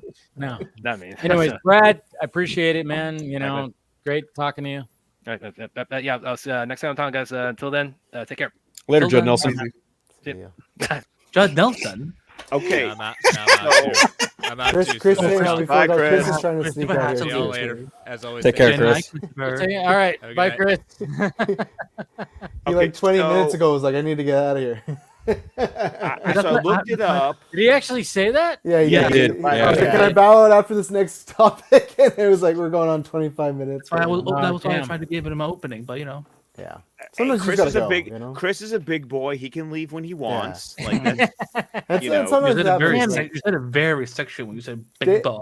Dave knows sometimes when I just say be right back. I don't know. Travis might not be right back. You have a problem with that? Anytime that somebody says be right back, I mean, I don't have a problem. Look at the center of us right now. Like Casey has. By the way, it is while Jay Oliva is directing a couple of episodes, it's not Otis and Lex. It's actually it's credited as Stone Quarry and this animation studio named Zillam, which I found their website and looked at their catalog. And the fun thing is that none of their work looks like what we saw in that Twilight of the Gods trailer. So that's interesting to me. What was it called? Very interesting. XILAM.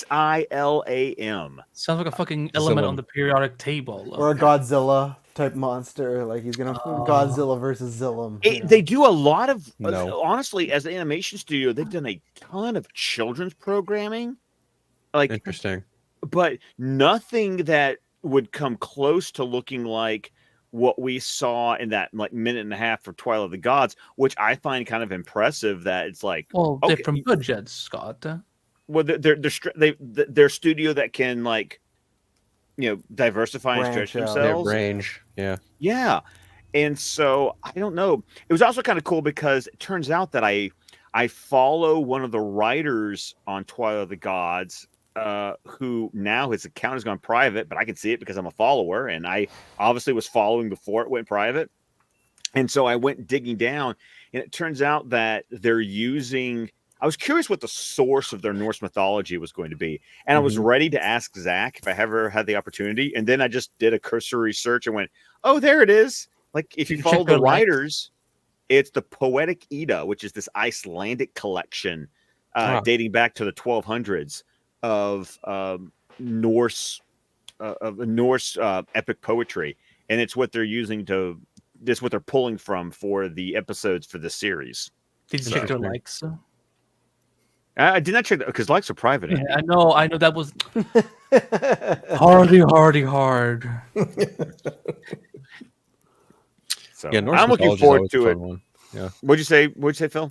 I was just going to chime in with I think Norse mythology is one that's been reinvented quite a few different times, and I'm looking forward to this.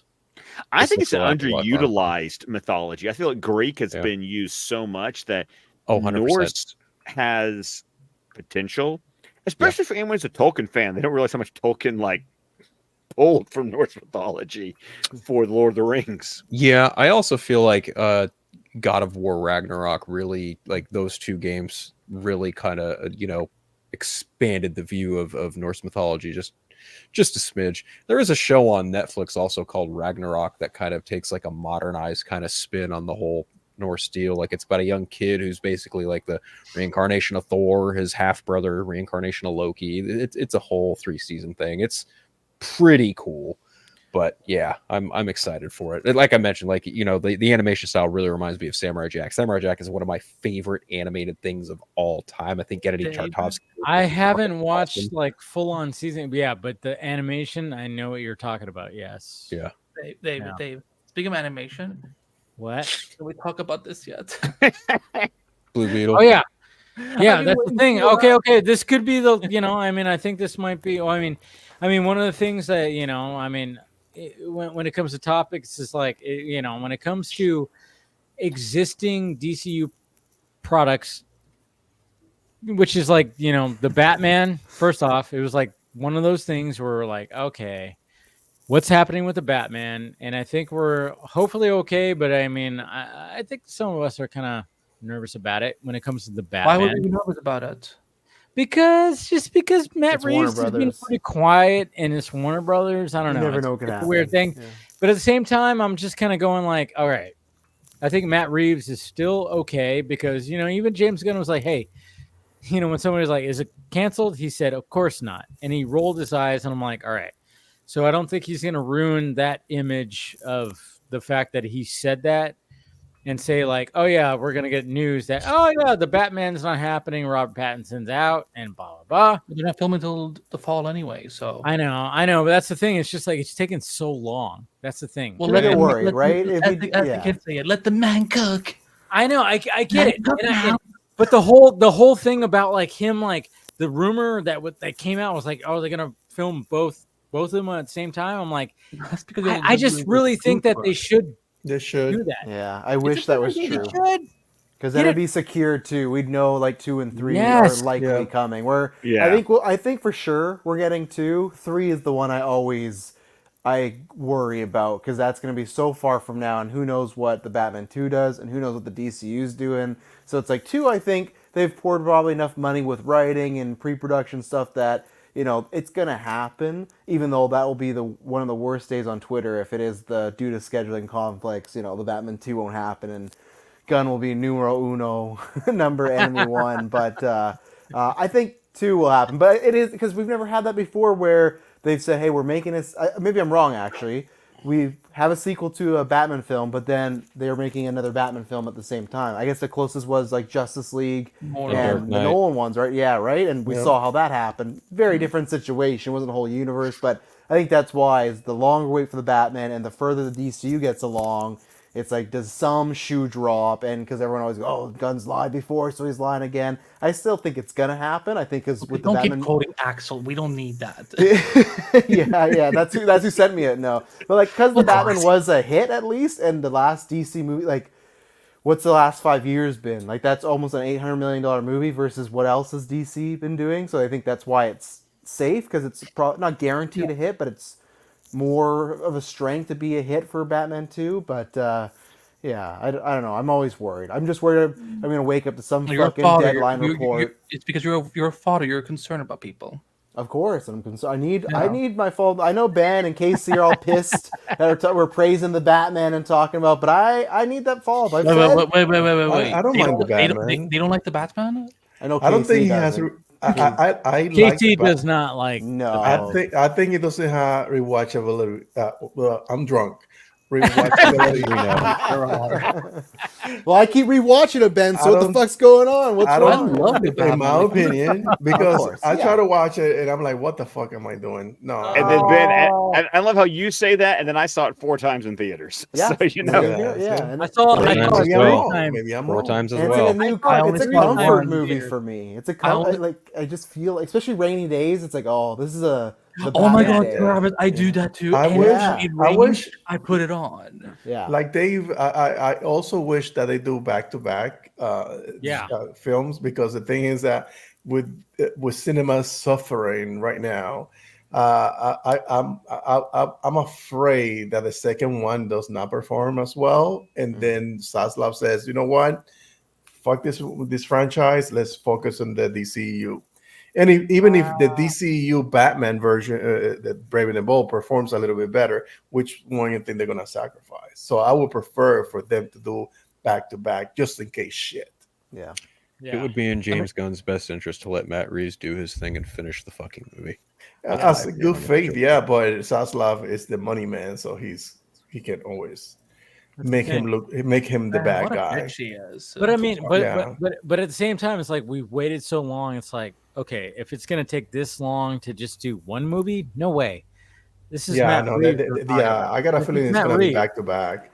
I mean, even when James Gunn squashed it, it was like, did he squash the fact that it was going to be back to back? No, that it was going to be canceled. I mean, no, he did. He squashed both. He squashed both. Yeah, But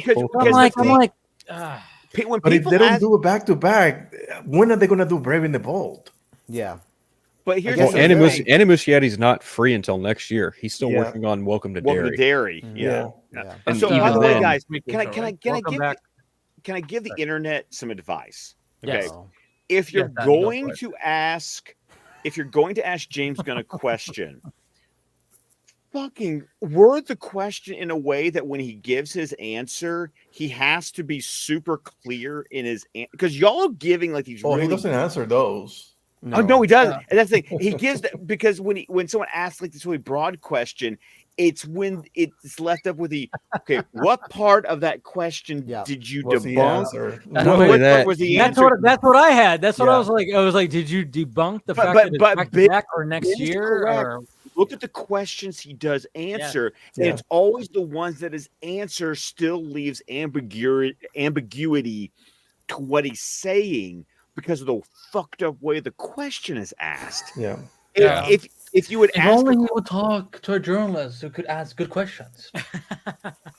No, well, he's not going to do that either. He's not going to do that either because and it's funny because it reminds me. You have a slew of people who will welcome you right here. I mean, right? But y'all are too chaotic. I'd love to see an hour of James Gunn on here and see. You got to ban Axel from the chat, 100%.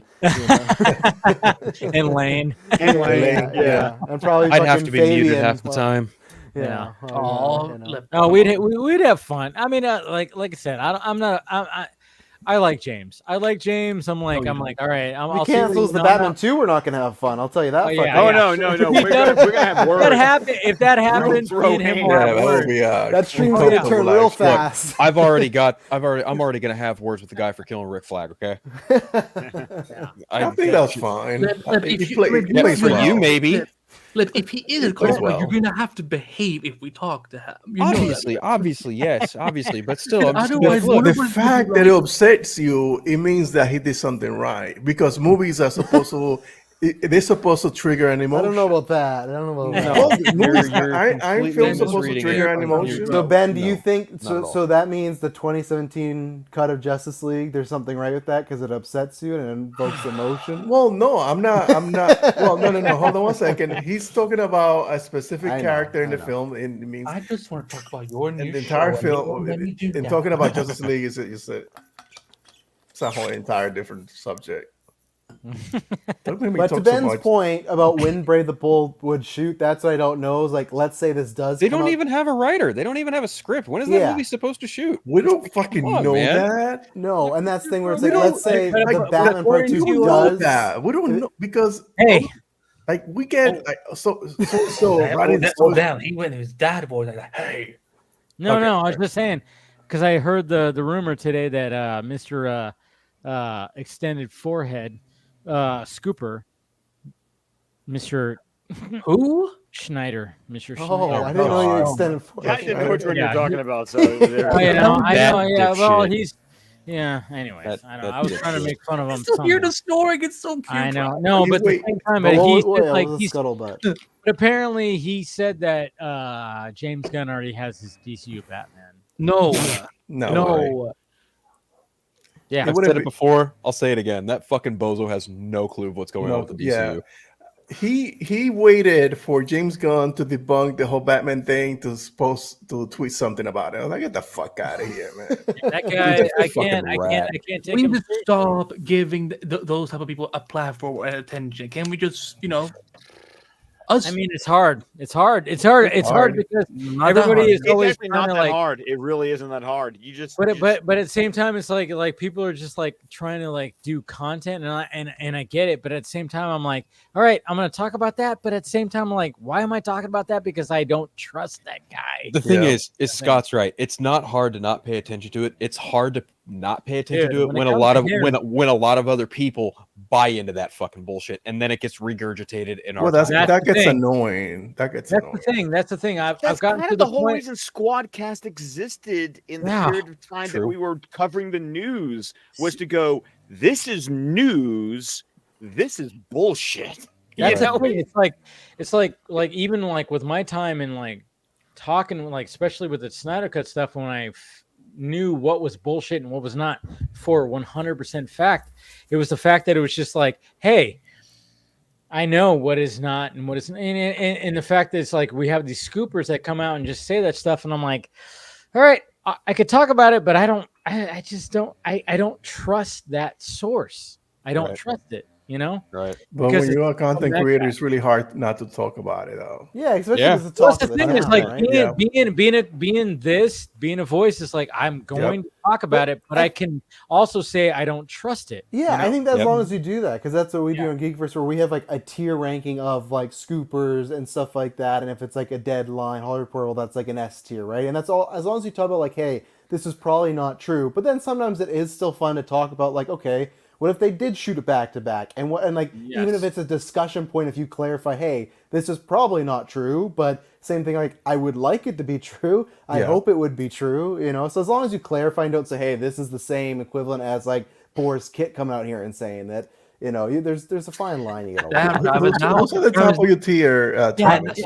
With his incoming tweets. Who's at the top? Because you say you have a tier system for your scoopers. Who's at the top? Deadline, Hollywood Reporter, that's S tier for sure. Like, it's like you pretty much take it to the bank, right? Right. Especially if it's Boris Kid or Aaron Couch. Yeah, exactly. So maybe I'll say SA tier. Or Justin Kroll. I feel like he's in there. Justin Kroll's all, Kroll was the one who sure. broke the story on Robert Pattinson nabbing the role for Batman. I completely buy whatever he puts out there. So those would be the ones where if we talk about it on our cast, it's like this is probably happening. 99%. Hey, Casey's back. Time, Casey. Yeah. What are we talking about? The Batman, the best solo Batman movie of all time, Casey. That's what we're talking about. He doesn't like it. He doesn't like it. He doesn't like Travis, now I'm getting tempted to start dropping scoop. Just Thank you, Ben. The Borefest, yes. You can private chat it, Andy. You don't have to public it. You can just private chat it. But you know. I wish. Casey, I bet you wish. I do wish, Casey. Even as someone that doesn't like the Batman, what are you in this situation as far as like continue, like the part 2 and like you think that should all still go forward and everything? You know, like taking your bias at like. I mean, I didn't mean it like that. I meant like you don't have like I don't even know. Do you have like, Travis? I don't want Casey to whip his bias out. Don't let it. I don't. That's only for me. That's a. Let's hear some objectivity. We all know he's got a big bias. No, I mean, like, even are you even excited for like the part 2, or is that one where you're like, okay? I'm not. Yeah, I'm not excited. Yeah. I'm not excited, but I would be intrigued to see that because hopefully Matt Reeves has learned from the first movie and makes a better movie next time. The Batman? Bastard. Wait. Is he actually fucking with us right now? Is he? No, he's not fucking. So I have a question for Casey then. Over the year, it's gotten worse. I've got a question. When it first came out, he was like, "Oh yeah, it's all right," and now it's like the fucking Madam Web of the DC movies. You know? I've got a question. All right. My question to Casey is: Go ahead, if you had a choice to watch either Batman Part 2 or Brave and the Bold from Andy Muschietti, which one would you watch? Brave and the Bold. Brave and the Bold, easy. Oh my god! Okay. Easy. What? Casey. Because that's something new, fresh. As a Batman fan, I will accept that answer. Oh. Okay. Yeah. Casey, You know, you cannot But then that will make Pattinson the only Batman film not to get a sequel. As much as it hurt. Yeah. Ow. It hurt a little bit. Gonna be a bruise there. I mean, I could have a different answer if I see both the trailers. Yeah. If I see both the trailers, I could have a different answer. So, Casey, who hurt you? Who hurt you? Like, what the fuck? Like, what happens if Brave and the Bold got the trunks right away? You're already gonna be like, what we doing here, Batman? Right? Well, Superman's gonna have his trunks. I know how to ask this question. Hold on. Casey, Travis totally just like he poked at the weak part. He poked at the weak part of Casey. Yeah, that's what's gonna happen with Brave and the Bold. I know how to break them. I know how to break them, Casey. I'm gonna ask you to report right now. The Batman Part 2 or Brave and the Bold by Christina Hudson. I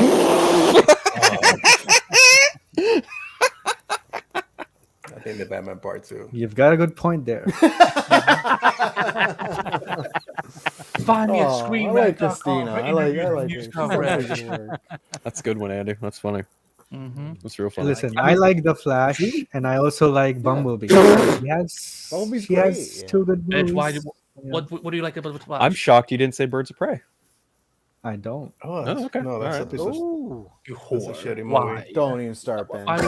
Thank you, Ben. See, that's why I need KC here because I'm when I try to say when something's trash because we know it's trash, like everybody gangs up on me and like all of a sudden I have to take a backseat. We got a full ado situation going on here. A shared shared madness. Yeah.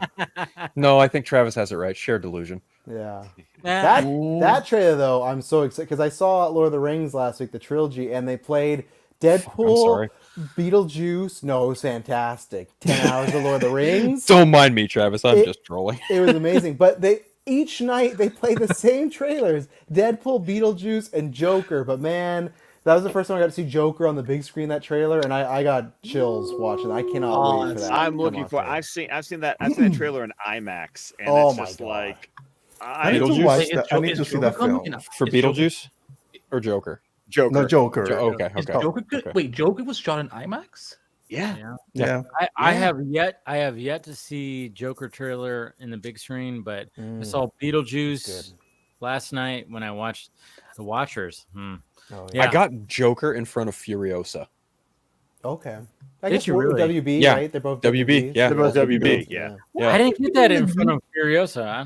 Dude, you didn't even get Beetlejuice in front of fucking Ghostbusters. Yeah.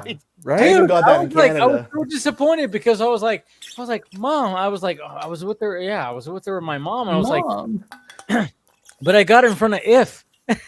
See, there you go. Yeah.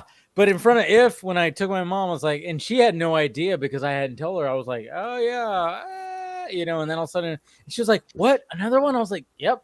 I looked at her. I was like, "Look at that. We're getting another Beetlejuice." What is the this movie obsession that I with watched Beetlejuice? Well, so much if as a that's kid. a terrible name for a fucking film. It stands for imaginary Beetlejuice? friends. If. Like, And what if? Oh, Yeah, no, I get it, but Okay, it's a that's terrible good. fucking name. Like the It's doing market. alright. Is It's it doing alright at the just box office. called if? Like If- just IF? That's it? Yes. Oh my That's god, it. I would have thought that it was like an It movie or something if I actually No.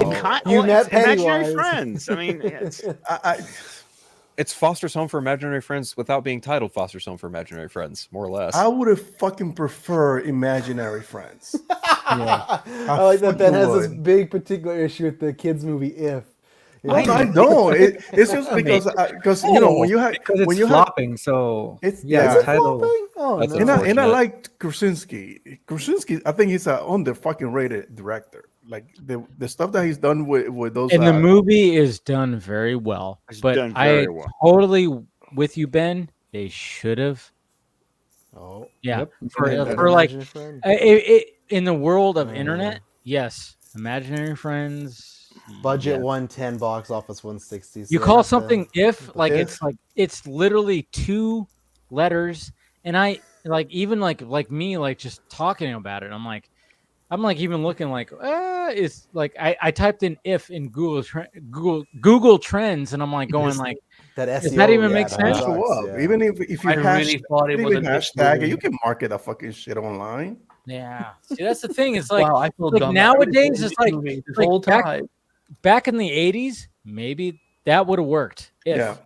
Yeah. But in the to be in fair, the they had age a of movie the named Big internet, in the 80s. So, in yeah. the age of the internet, yeah, it just doesn't work. It just doesn't work because now everybody's going like, oh yeah, if I type in if in you know my search in Google, you're just gonna get like If I leave random my shit. wife, what happens? You know, like Yeah. that type of stuff. Yeah. Okay, and you know what? And you know who doesn't give a shit about any of that? My 8-year-old who loved the movie. That's So true. There you go. Yeah. See, that's the thing Yeah, though. but at the same you time, love them. You love the trailer first before you. I said- did. Yeah, See? I love the trailer first. I saw And- the trailer, See, that's and the thing. It's like the parents have to type in, yeah, and like search for it. If like they're like, that's the thing. Is like that like just having it if is like they should have like did the imaginary. I don't know. I don't Yeah. know. Maybe Even that if- wouldn't have worked either. I don't know. It's just such Go- a weird thing nowadays. I next don't know. time you go to a PTA, go to just some random parent and say, "Hey, did you see if?" To see what the fuck you said. I don't talk to other people Show because up, other yeah. people don't know jack shit and don't see movies like I do. See? I have no reason to Well, go to those a are the- PTA meeting because those are I'm the not a people that parent. make money for the So- films. I thought you Ask said them about the accolade. you were a cat dad. I am a Phil. cat dad. That doesn't Fine, mean my yeah. cats go to school. Go to a cat dad thing and ask them if Cats they've don't have seen PTAs. If. Absolutely fucking not, Travis. That means I have to go to like a vet and I don't want to talk to their fucking cat people. Come Yeah. on, man. Next So time you go to a vet. next time you go to Petco, just go and talk It to could, the No. random. it could also be Fuck though, no. as we've talked about Absolutely many fucking times, not. where with families it costs a lot of money. It could also be that with Inside Out 2 and Despicable Me 4, families are saving their money to go to those ones, right? Because And Elemental. Elemental. Elemental, yeah. See, Elemental got a boost Oh, as right. as it okay. went on. I'm like, they're It's- fucking re-releasing. Elemental makes No, I'm fucking just saying. sense. Yeah. it got better. Its box office got better as time went on. I Yeah. guess would be the best way to say Well, that. because families had to like dude, like we've talked about this before when it comes to ticket costs, but True. damn, you a lot. start buying multiple tickets for things, and you do have to look at the landscape going. And I do it too. I mean, my ticket is free anytime we go to a movie because I have my A list. But I have to look at the movies going, okay, do you really want to go to this movie? Yeah. Or and then it's like, okay, and then how many of you actually want to go to this movie? Like, there's a calculus there Yeah, that like has this. to be done. Yeah, like So- this weekend, Yeah. because we only have time this month to really see one, so we told the kids like you got to pick Garfield or you pick Inside Out 2, and they all pick Inside Out 2, so we're gonna see it on Sunday. But like you said, Scott, you live in a town where it's like you can't see them all if you're a family of 3 to 4. You know, you can, but it doesn't always work out, and it still does get pricey, especially right now. If Inside Out's out, Garfield, and then Despicable Me 4. That's 4 big family movies with all within like a month and a half of each other. And then for my kids, then you get Transformers 1 in September, and my kids want to see that. Yep. My kids have no interest in seeing Inside Out 2. Heather and I want to see Inside Out 2, but our kids don't. So then that becomes I have to work out when can I get childcare for the kids. Yes, yeah. So mommy and daddy could go see the movie by themselves. So even as an adult, because I remember that I asked wifey, "Hey, do you want to see Furiosa?" And she said, "Nah, I have shit to do. Let's go and watch Bad Boys when it comes out." So even your time, not only money, but your time is precious. So it has a female lead, Ben. So did you see Bad Boys then? Yeah, I did. I fucking love Bad Boys. For sure. Okay. I loved it. But what if they called it Bad Boys If? How would it have been then for you? Son of a bitch. That's would be number 4. A Bad Boys the Batman. Hey, Ben. Hey, there you go. Ben, I'm just going to say this. Reggie, MVP. Yeah, he was. Yeah, he was. Yeah.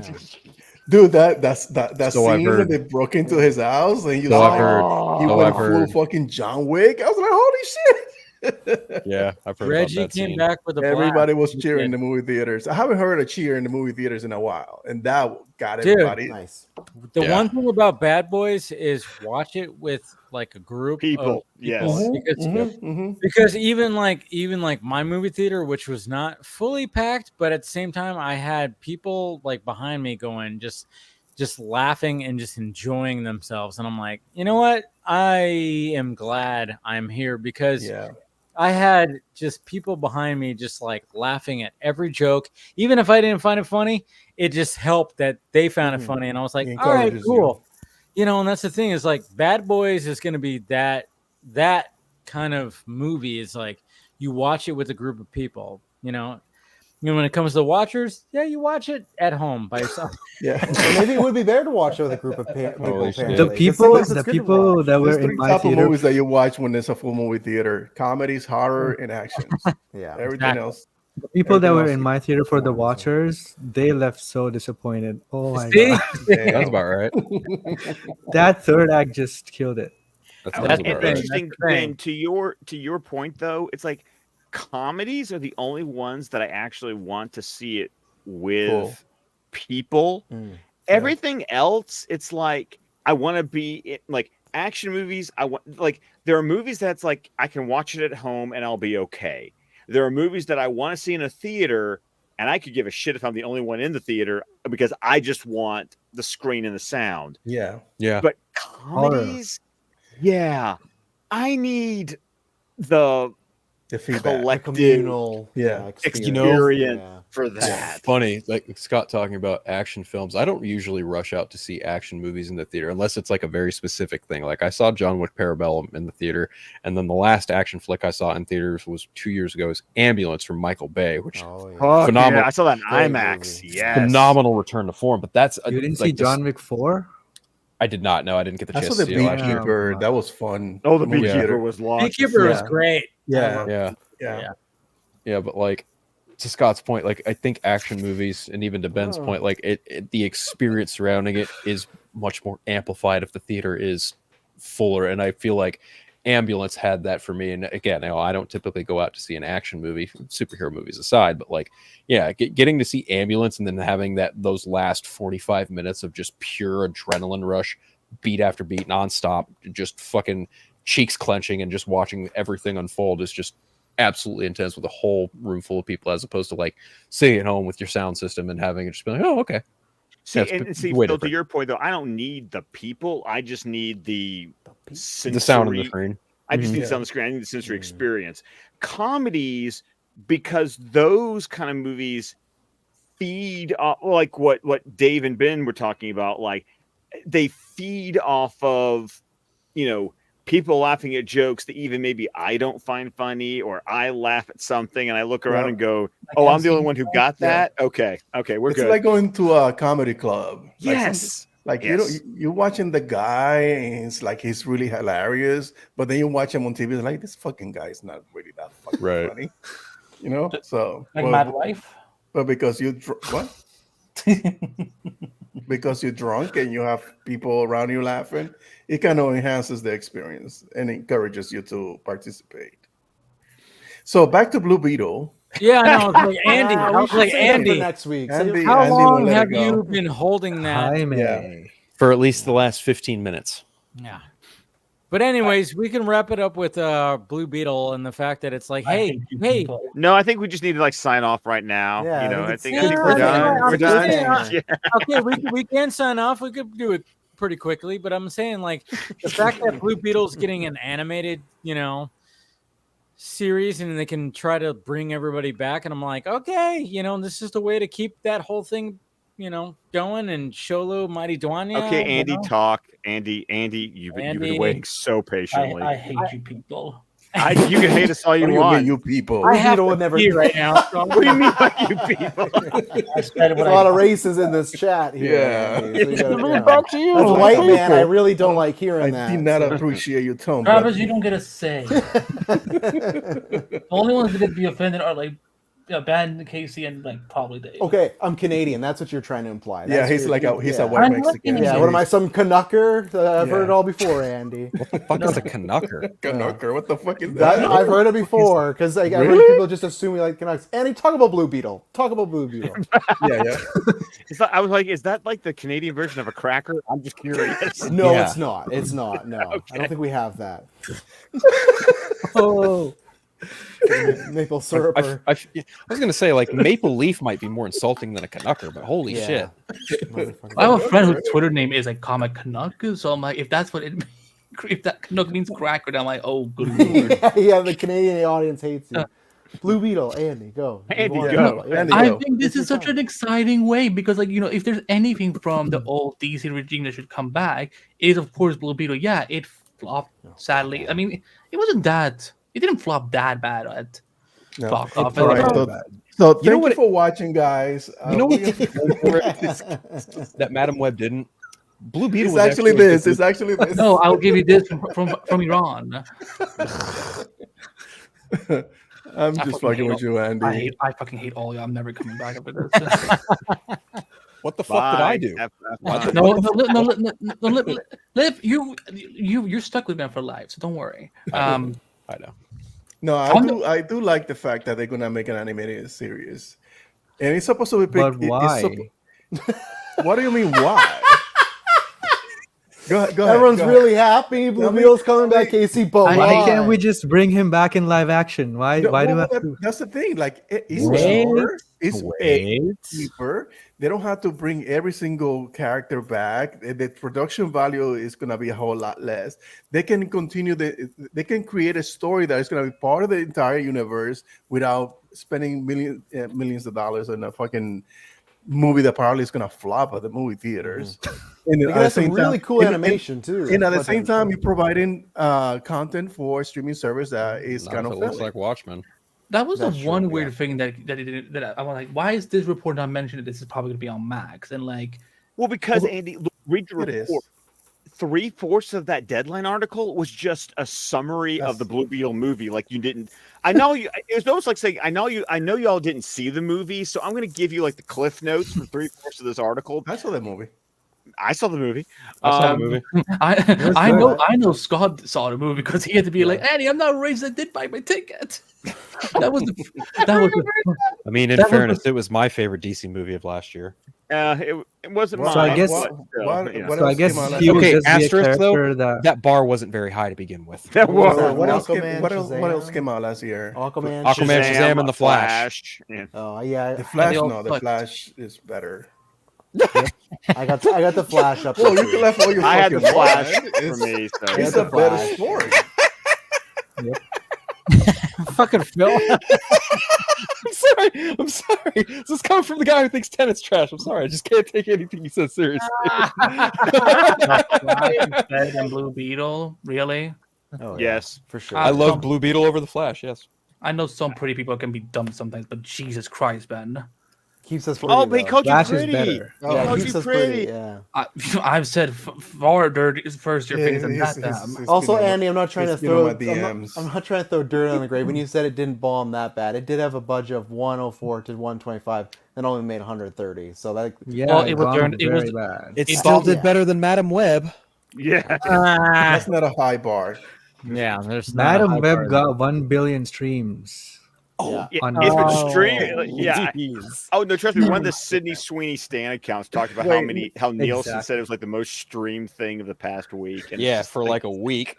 So I mean, like the thing that Madam Web had was they had the eye candy. Hits. yeah, they did have the eye candy. That's That's it. Yeah. Not for me.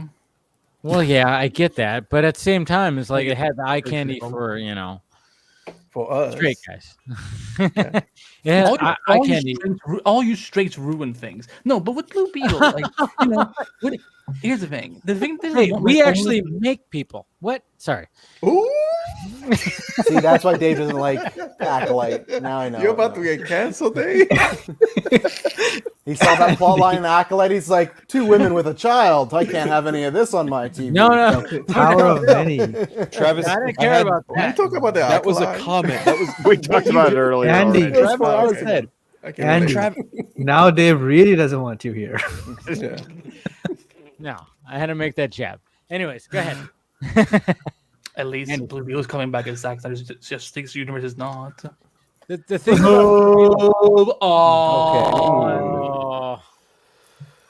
No, but I mean, the fact of the matter is, just like, okay, what's the how? I mean, you want to have Blue Beetle because you're going to have a booster gold, right?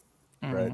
So you want to keep somebody who's as sharp as Sholo Mariduana. You want to have him still You're rolling his within- last name well. Good job. Well, He's half Mexican. Come on. Yeah, I know. I have the same Well, fucking thing over my end. I'm seeing more of his white ass tonight than I'm seeing of his Mexican. No. I'll let the Mexican out, as much as I can. Anyways, I'm just pull out saying, the like, I burrito. mean, like, when it comes to Mariduana, it's like, all right, you have to Ben, keep keep him your because burrito down. Stop it. Yeah. I don't want to see your burrito. Damn.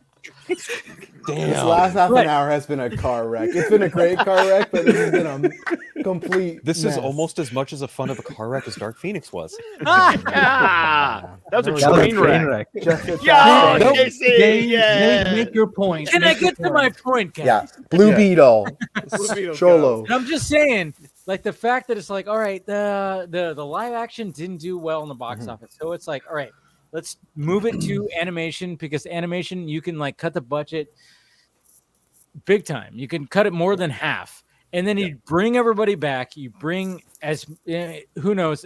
Maybe not everybody's going to come back, but hopefully everybody comes back, and you can do something. And then of course, Sholo can be like still around, and then he can do his thing where he just shows up in other projects. Gold or Teen And Titans. You can Right. introduce Right. introduce a booster gold and still be cheaper than having them on a live action, because booster gold this is my has one gadgets concern, that are expensive to I have do on one fucking concern. live stream. Is every Skeets, animated yeah. show they better whoever the voice Skeets, that will be funny. We know Creature Commandos has already an animation style.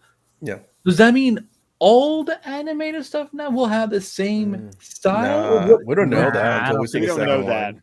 We don't know that. But isn't that going to be really if every animated show that is part of the DCU has a visually different style? Does it? See, I would love it if it was the case, because I'm sick and tired of there being a house style. Yeah. Yeah. Because I all don't live think action it's going movies either look way. different anyway, so Yeah. why should the animated stuff look the same? Right, it's like I don't want one show Good to point, look Casey. cheap and one look less cheap. Like I kind of want to make sure that they have like the same production value if it's all going to be same part of the same In franchise. fairness, animation is inherently cheap, but continue, Andy. No, that was I don't even mean that as a jab. Like I know, I get that, but it was like- just the way that you like, said I like love it. creatively, an animation is generally cheaper to produce than It something is. in the That's live the thing, action. and I think that's why this is a good approach to be like, hey, we still have this character in here, and we want to keep him in here, and here we go. And then it's like, all right, so when he shows up in Boost, he's gonna show up in Boosted Girl. How is he not? Yeah. he has to. Yeah, Well, I mean, they have here's to, the- yeah. this is the good thing with the animated show. Now they can explore the Ted Cord as Yes, secret. Yeah. You know, Yes. and they do just what they do with Creature Command. Whoever they cast to voice him on the show will play Ted Cord on Booster Gold, And you can also bring Joel over, and that's why again, guys, this news, I sobbed. Like I don't cry usually this easy over news, but I had to call a colleague, and I'm like, "Our boy is back! Our boy is back!" And yeah, because again, I thought we were gonna have to wait like another 2 years before we get Blue Beetle back. Like we know, like yes, Joel was always gonna come back, but it's like we hadn't heard anything for a while. So like this was, You're gonna sub. You're gonna sub again when they hire Adam Devine to play Booster Gold. Oh no! Don't put that out in the universe. Right. Hey, by the way, guys, when we're talking about, and by the way, just to give you some context, like if you want to talk about animation being cheap, okay, one of my favorite animated movies of all time, what is it? Massacre of the Phantasm. Yeah, you know how much that movie cost? $6 million, $3 million. $6 million. $6 million. Yeah. $6 million. compared to the cheapest full-length film. Yeah, exactly. It was $100 million at least. In fairness, that movie was initially developed as an HBO Max streaming film. That's true. And no, as it was a direct-to-video. And I think it's smart for them to do this. Blue Beetle was originally an HBO Max, yeah. Because that's what I meant. That's what I meant. Yeah, sorry, they don't have to do a film like Marvel. They do a live action show for every fucking character. Now they can do animation and introduce sprinkle here specific characters that are going to be part of a Endgame type of film down the line. Well, they already established them. And once again, the animated stuff. Remember the term proof of concept. Like the anime, if they already build animated projects into the DCU as part of their DNA, you can do the proof of concept to go, okay, how much does this hit? And this works, that works. Works, and then that then can justify, the jump from the jump. I mean, the Arrowverse was proof of concept all the time. Animated stuff has been the direct to video animated movies have been proof of concept. Like, go back and look at when things suddenly showed up in a feature length film. You can tell that it was developed on the character or the concept was introduced on a TV show, usually a CW show, or a direct-to-video animated film, and it was a testing the waters. It was them with their fishing pole going, hey, do we get any bites? Yeah. So doing Blue Beetle was released at a terrible time. Both for DC films in general and film in general. Correct. And to Phil's point, was a HBO Max streaming original that at some weird point got turned into a theatrical release. Yep.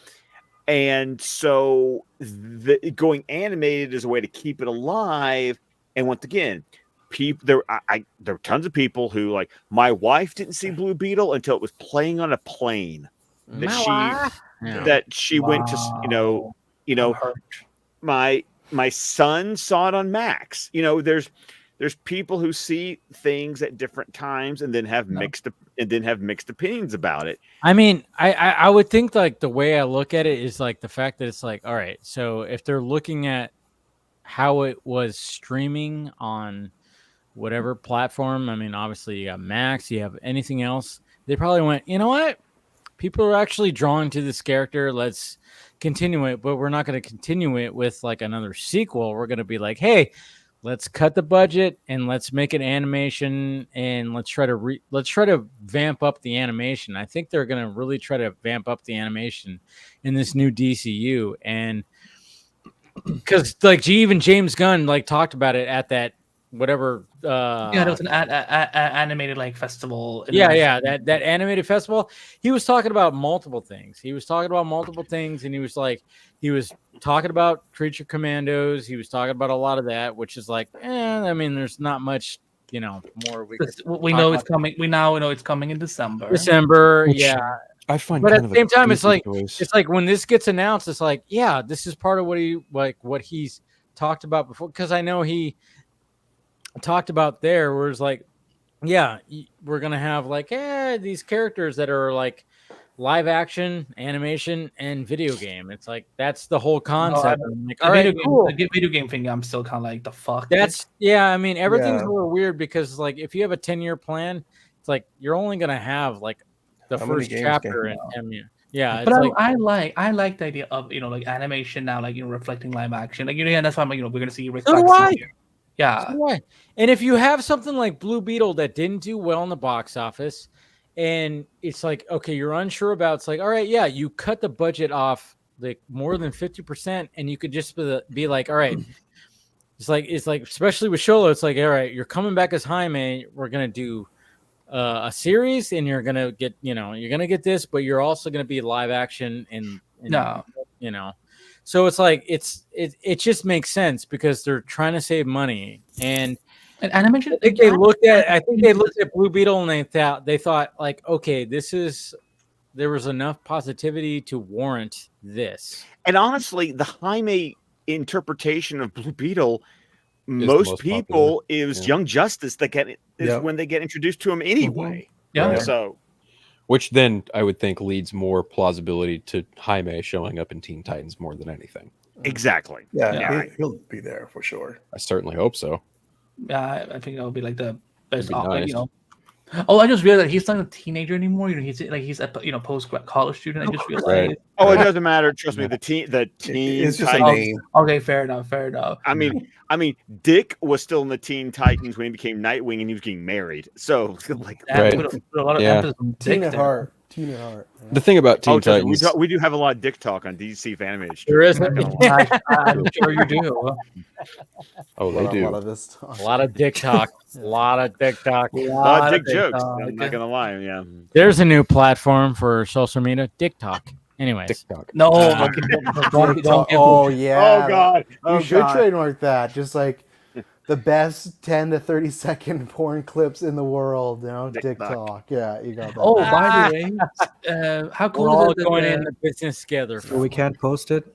How cool is it that the Blue Beetle director and writer are also back for the show? They're bringing it all. Oh yeah, no, that's great. Yeah. To me, this is like a win all around because what's the other version of just nothing, right? It's just he's not getting another movie, and you'll see him down the line at some point. At least this is kind of like a nice little appetizer to hold you over, because I agree with everyone. He'll be in Booster and Teen Titans or some other crossover business. So I think this is good. And like I said, I want them to have some really good animation, because I feel like with the Scarab, with the suit, you could do something really cool like they do in other shows, but just make a Blue Beetle focus-centric show and really put some effort into it. So I think this is like a win all around, and it's cool to see like other ventures that are going to happen, and I'm excited for this news, and I'll be watching because I did see the movie. Do you guys remember the concept art for the Blue Beetle movie? Yeah, the first one. I hope the animation is like that. That'd be cool. Oh, that's a good point. Casey, you're redeeming yourself tonight. Something. Like I was about to block. Batman Beyond, the animated film that that would be cool.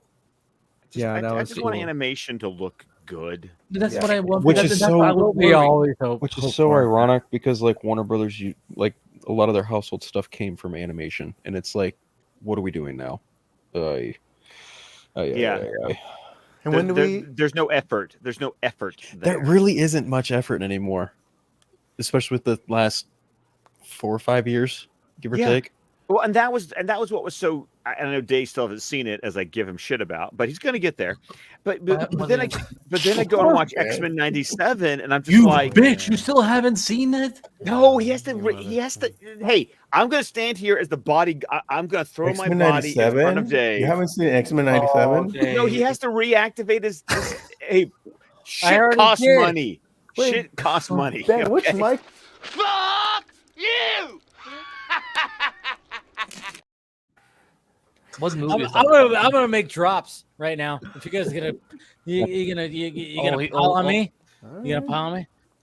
No, not at all. Do you want me to pile on you? I'm kidding. That's cool, but you're living in a fucking dream world, okay? Wow. And they basically told me, the F slur, go get over yourself. Hey, look at us. Look at us. Huh? Who would have thought? Not me. What a great send off for this episode. You need to find a good drop that actually says Andy in it. Like I would kill for it. Something from Toy Story. There's a Toy Story drop that we can definitely do. I'm sure.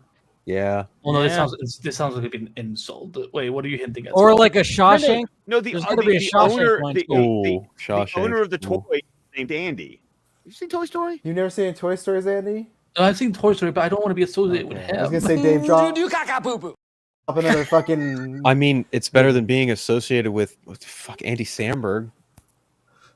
But I like Andy's. Do I? So Phil hates Andy Samberg. apparently. No, the guys on the Foreigners think I look like Andy Samberg. You do not. You do not. No, I don't Thank you. God damn it, Dave.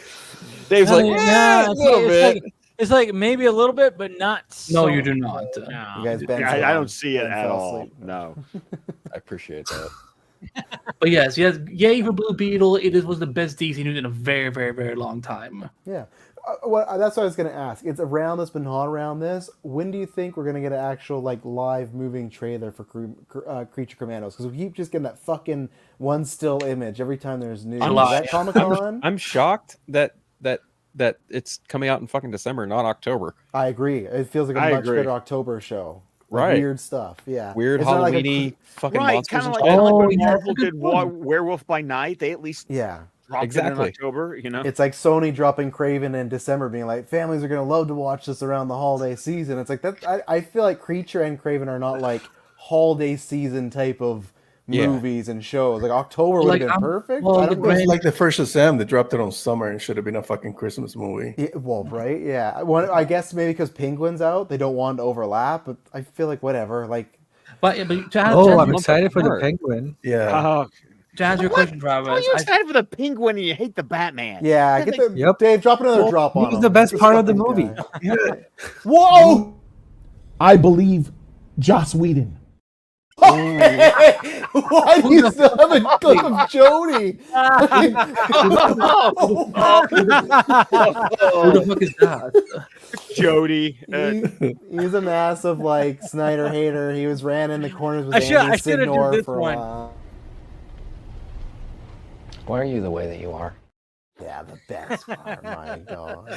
But anyways, Annie, you said you were going to ask me a question Penguin before looks the drive. I think it's okay. So I don't think DC Studios will be there with the movies next month at Comic-Con, but I do think a lot of the television stuff will be there, and I think that's where Creature Commandos will take a center stage. Honestly, I think Creature Commandos has a likelihood of having an episode or two shown at Comic-Con. Yeah. No, I agree. Sure. That's They better. That'd be smart. Yeah. Well, I'll find out. Don't worry. Maybe, hopefully. Get some Peacemaker news for you, He's very. Dave? We got boots on the ground, guys. I am very excited to be going to Comic-Con for the first time. And Andy, thank you for the opportunity. I really do appreciate it. What did you have to do to get tickets? I'm sorry, Ben. Is that a tinge of jealousy I sense in your voice? Because that's what it sounds like. Well, you're not my type, dude. His type's Andy. Ben's type is Andy Samberg specifically. Yeah. Oh my goodness. You still didn't answer the question. Joker 2. Can't wait. Well, that's the thing. I don't answer stupid questions. Can't wait for Joker 2. Ooh, that Can't sounds wait like for the Batman Part 2.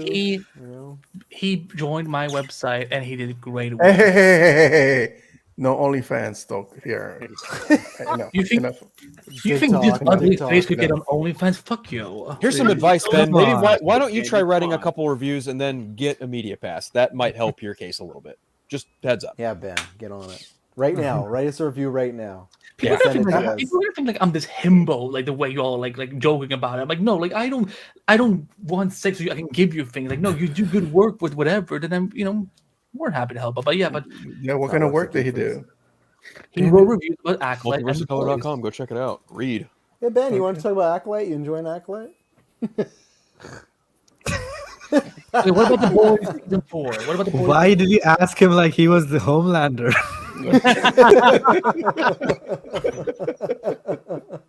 Drunk Benny's scared. I know he might break my fucking head in, but yeah, Boys season 4, great start. Oh man, I watched the first episode. I did watch the first episode. Yeah, I stayed up till like 2 a.m. watching all 3 episodes back to back. I just so good. Nice. So good. It's so good. Yeah. Y'all are not ready for what's coming, though. It is. we already had this joke on. Yeah, we already went through this. Because a tweet just came back to my head. I'm like, wait, I feel like I already said this. Yeah, no, we did. There was a whole thing. We had fun with that. Yeah. So how many episodes have you watched, Andy? I'm up to 6 right now, so I have 7 and 8 I'm gonna watch tomorrow. Oh, so they already gave you the entire season? Yeah, because I'm a journalist. People forgot. I know how to do my job. Can we talk? No, you don't like. Yeah, Casey's got some good tricks. I'll tell you that. You're stepping into Phil's territory now, buddy. You don't like man code. You don't get DM Respect the man code. No, if anyone's gonna hate on the Batman, I'm not gonna. That's true. Yeah, Casey, you don't deserve no media pass after that. Yeah. When the Batman 2 comes out, that better be glowing reviews, and then maybe Andy will talk to you, you know? I mean, he should make a good movie first. Oh, get out of here. Why do I have to make a good movie? It's not my job. He's talking about Matt Reeves. Oh.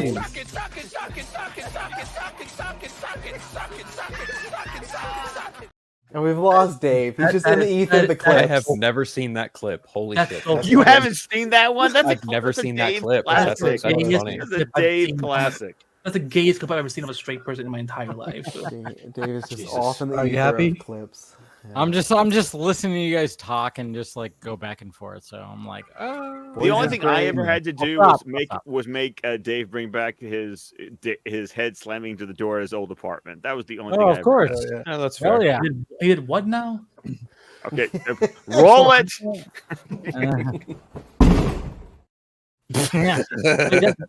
Wasn't there one with the Flash VFX on it? Yes, there was. Oh, I don't have that. I don't have that anymore. Yeah. Oh. Damn it.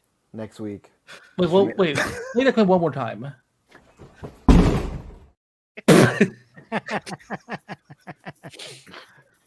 When I lived in that place, the doors were very loud and very forgiving, so I could do that and it would not hurt. It was like perfect comedic.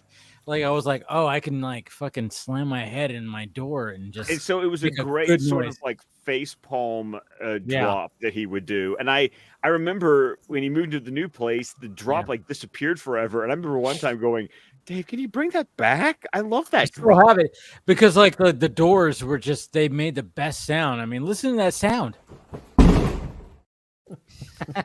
And it didn't hurt my head at all. It was painful though. It didn't. That's the thing. The doors were so great where it just great. I was like, God damn. They had to be, you know what? They had to be really hollow. That's what I had to. They were very hollow. Yeah. It was. Yeah. Not the definition of a I can't do that to my doors now because they're not as good. Also, you shouldn't do it to your brain cells either. It's not good. Oh, don't worry. Dave lost those a long time ago. He drinks vodka. I drink a lot of fucking vodka. So. Yeah. He can't pronounce names. You know, it's we're on his show right now. Be respectful. No, fuck that. No. you gotta leave the logins to someone, Dave. So when you die, we can at least do like a tribute show for you. All right, you could do a tribute vodka. We're good. We're pouring one out for Dave. Yeah, exactly. We'll do an intervention before that. And what we'll do is that we'll keep like his camera on, and we'll just have like the glass of vodka sitting there. Yeah. You know. No, and then when the episode ends, we gotta have someone turn off the open sign, and that's like the last shot. Is that open damn? Sign Oh, y'all, that's that. Yeah. But we'll do an intervention first, so we don't feel guilty about it. Though. Exactly. Are you sick? Are you like facing your mortality? Because I already did this week, so like you can't take that away from me. Did you see his head in the door? That's it. It's over. It's probably caused some bleed that he doesn't know about yet. Head trauma. Trauma. Yeah, I had head trauma after watching The Flash. Oh my god, dude, you were holding up to that. You were cooking that shit for an hour? That's what... No, that just came to me. It's just because I'm quick-witted like that. Oh wait, I do have it. Well, here we go.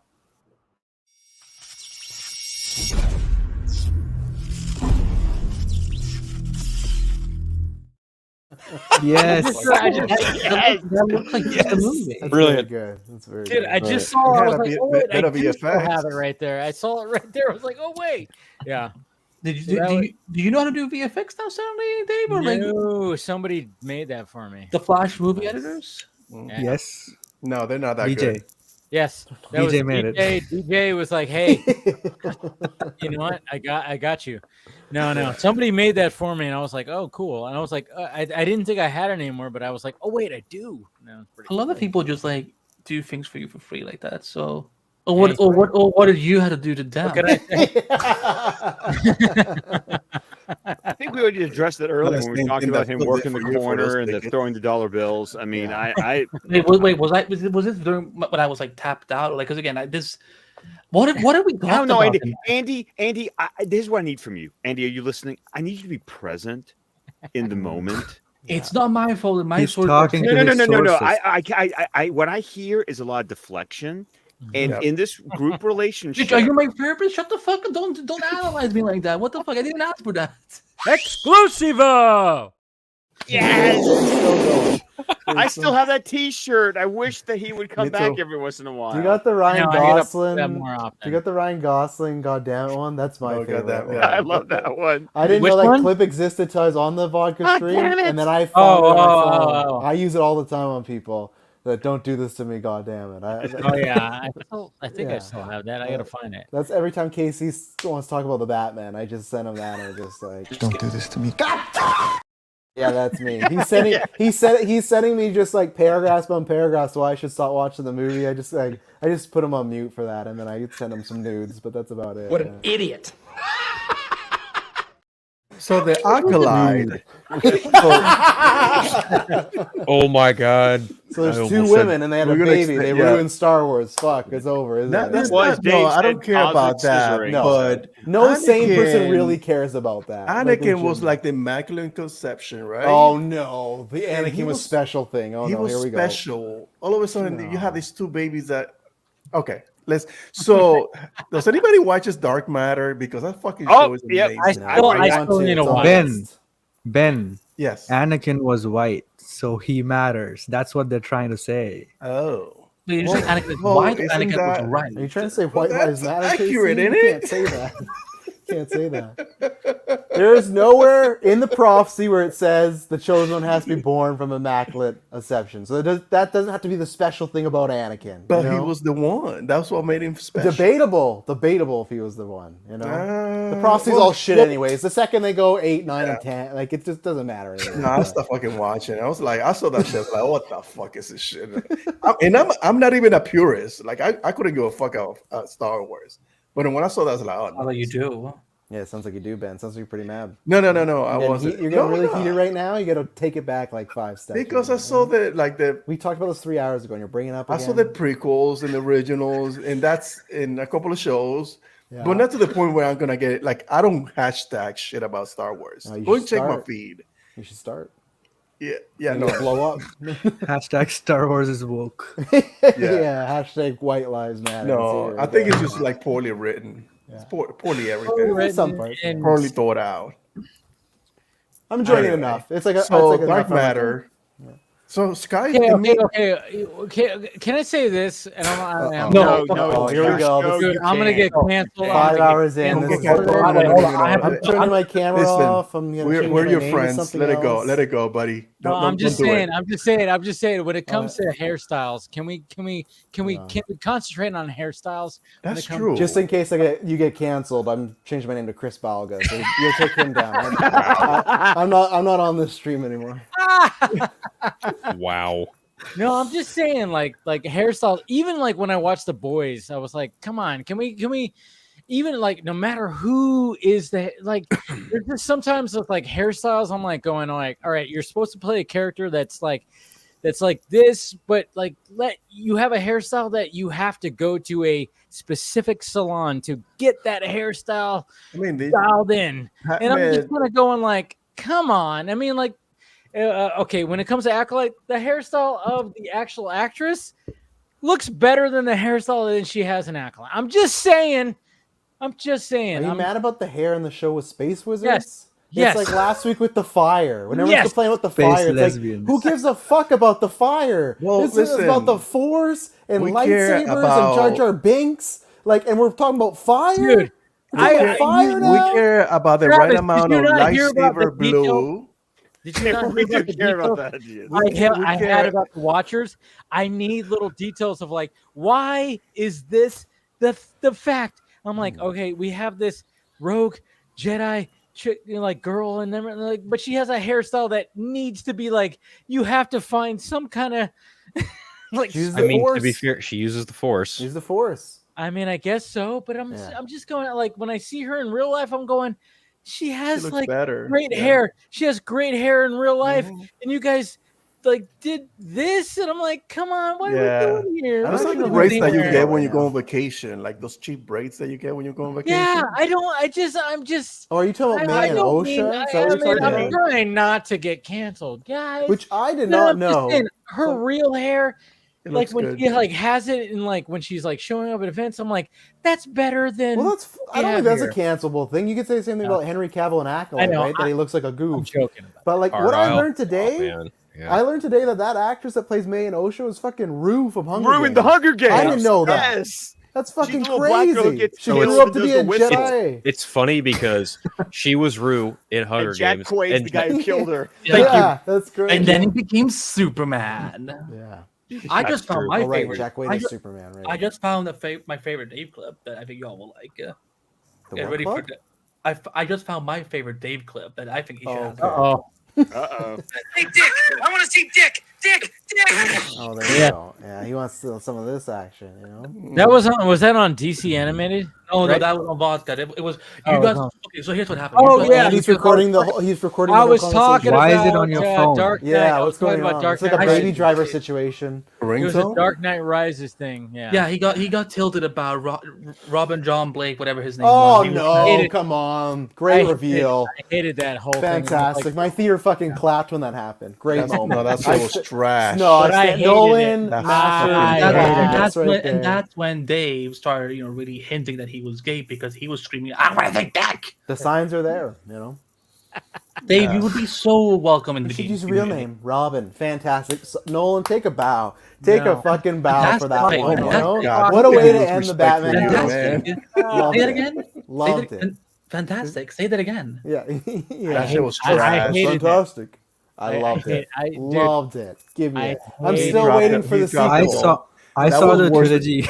That was I worse was I saw the than Tenet. trilogy recently, and that was a great way out. I was the No. only one in the theater going. I want to see the Dick! Dick! Dick! That was worse than Tenet and Batman put together. Oh my god! Come on now. See, the thing is, it's just a way to show the Careful. normies that guy was Robin. Yeah, they It's didn't just get that. it. They it's needed not it. some comic accurate this thing is- or. no, I anything. get that's it. like- I get it, but It's I so hate it. inconsequential. I No. get it, but I Fuck hate it. outta It's like here. a To what? Nolan. There's Real, nothing after that. Yeah, Nolan Exactly. makes real world things. So like, this is his real world version of a Robin, a sidekick, a helper. It's to just an Batman. implication that he's gonna be the next, one I who's gonna hate don the mantle. Waiting for that I hated movie. it too. I'm waiting. I'll be there in 40 years when Wait James not- Gunn long comes back. fucking It's time. never gonna I happen know. under James Gunn. It'll be. I hate it. I hate it, and I will always hate it. That's That's the thing. brave and bold. Imagine we wait. It'll be like that. Jay, Joseph remember? Gordon. I know we're going fucking long, but give me a second here. Remember when one day we woke up and they announced Jamie Foxx was coming back for Spider-Man 3 and everyone was like, what the fuck is going on? Like, this doesn't make sense. One day we're going to wake up and James Gunn's going to announce that Joseph Gordon-Levitt's coming back as Batman. We're like, what's going on? And then it'll be tied in and we finally get John Blake, Then he'll a.k.a. tell Robin. the Dark Knight movies were canon to the all new of them wrong. DCU. That means Dave Corn sweats Nolan's Batman? Or Nolan's That's why Superman? The Flash is the greatest movie ever made. Okay, Ben, now you've drinking too much now. You're like, it wasn't even the greatest movie of last year. I don't even know if it was the greatest movie that month. Let's calm down now. Okay? Let's come on now.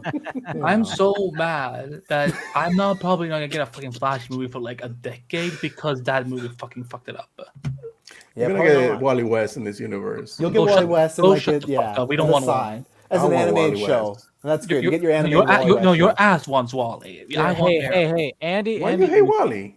Andy, you got a whole show for many seasons. Because he's the Facts. fucking best Flash. What the fuck do you No, he's want? not. Okay. Oh, But then suck my. Never mind. Oh. That's Phil's job. No.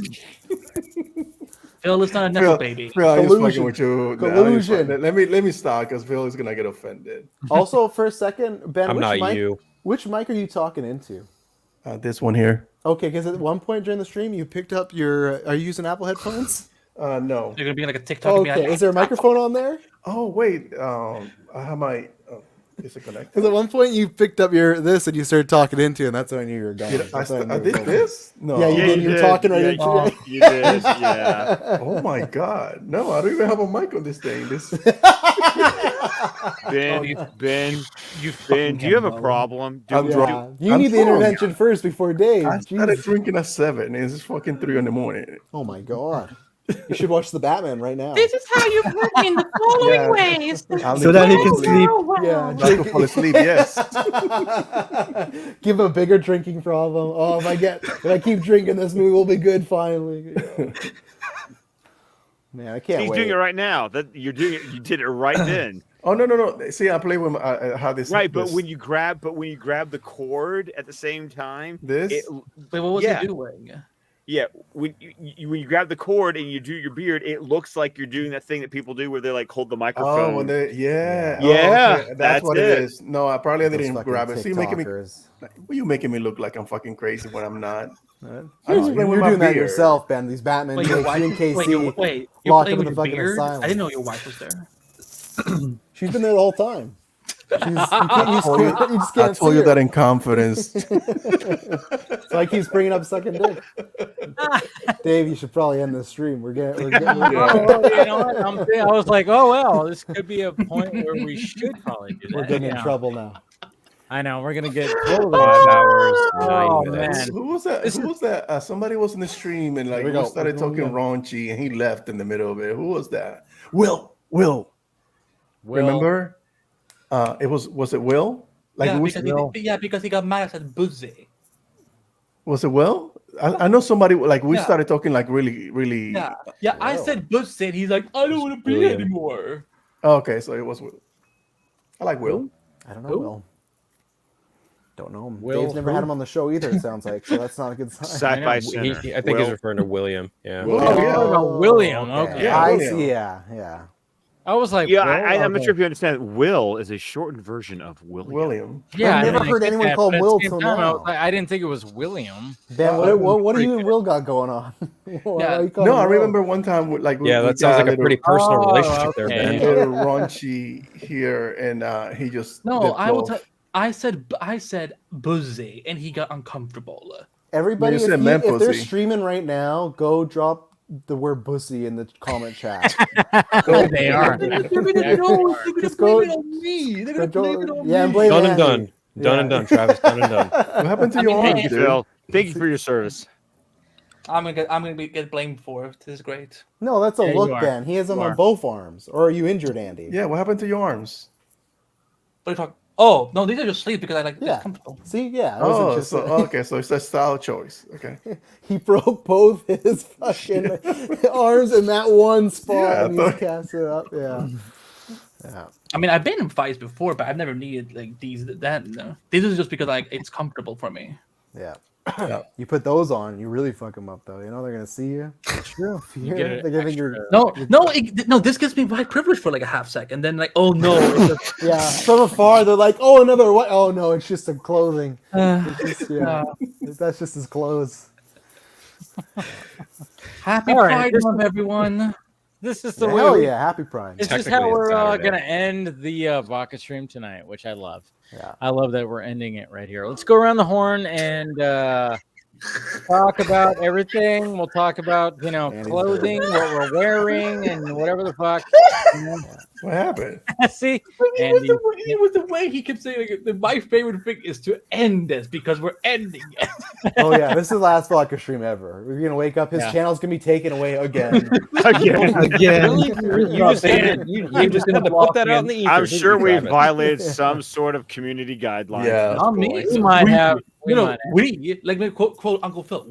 I didn't do shit. You're the one who. It's all KC. Yeah, why are you talking French? We didn't do shit. Yeah. We. Okay. Oui. I'm not part of Go around. Okay, let's go around the horn. Scott. No, you saved me for Scott last. Oh yeah, you saved for Ooh. last. All right, Yeah. Andy. Oh my God, Wait. Dave is too drunk. Yeah, what did we do? I I am. thought we already Hey, went. at least he mentioned me instead of that last time he signed off, and I never got to sign off at all. Yeah, that was like 2 years ago, Scott. Get I over will it. remember that because Scott's your still mom holding even on to got that. on to you for that. Dave, that was Hold last a grudge. That was last week. Dave. Don't you remember? Wow, you do drink a lot. Yeah. I do. Wait, what are we Andy? doing? What are we doing? You're signing off. Where are you gonna find you? What were you Oh, talking okay, about? okay. Who you're When texting? Tell us that. You bitches wish you knew.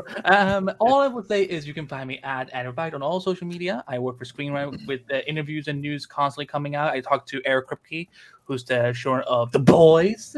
So that's now streaming on Prime Video for season 4. I'm also the editor of Multiverse of Color, and I also host the Showrunner Whispered, which goes all up and about showrunners and how it's like to work in Hollywood in this current media landscape. Because it ain't easy, y'all. They have it really rough, and I hate it. So, and thank you, Dave. Despite my, my attitude tonight, I'm always grateful to be here. No, I mean with everything we all joke around and it's fun. No, I don't joke about I'm that you fucking guys are pissed at hot. you all. This is done. I'm never coming back. I don't joke about your hotness, though. That's just that's the Thank one you. thing I'm curious about. Though. Thank you. At least you don't do that. All right, Phil. Well, What? Wait, what did he say? At least you don't do that. What? He said he wishes you don't do that. Okay, What did I say? Anyway, Save us. Somebody say. If anyone wants to follow me, I'm everywhere except that cesspool known as Twitter. Just Vero, Threads, Instagram, Blue Sky. Just search Unfiltered. You can catch me on the Four Nerds every Wednesday. You can catch my reviews of The Acolyte, The Boys, and soon Game of Thrones season 2, House of the Dragon, starting Sunday. Did you say Game of Thrones? Yeah, it's starting this weekend. Yep. Don't you mean House Sunday. of the Dragon? House of the Dragon, Game of Thrones. Because I was like, wait a minute, I thought that show ended. Gotta use that SEO, baby. Yeah, that's back. They're remaking. Yeah. But yeah, you guys can check out my reviews, Multiverse Color, who my editor is right up there. And of course, We're definitely not sucking. The night's young. Unless you're Ben looking to be funny. Anyway, yeah, I also it didn't. I got a Batman podcast, and if you like Batman, feel free to search the Eternal Night podcast on Podbean. Yeah. Don't search that podcast, Casey. Don't do it. Right. Because we do praise the Batman on that show quite a bit.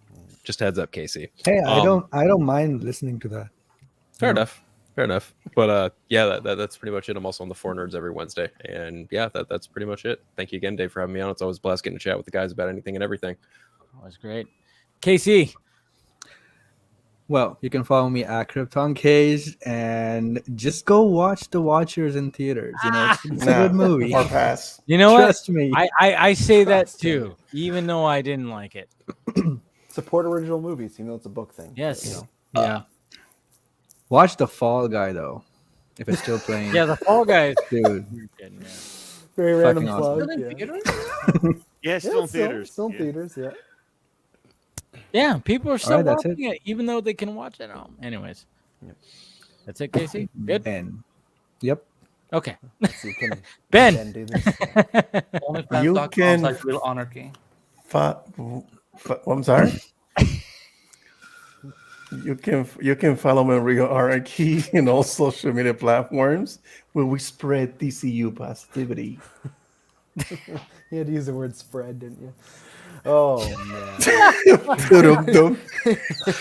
But you're gonna take my word Travis. For it. Yeah. Travis B. Snell. You can find me. I'm at Geek First. That's why I like this. Wait. Dave is invoked. He's still talking. Oh, sorry. I thought he's dying over there. Go ahead. Go. Sorry, no.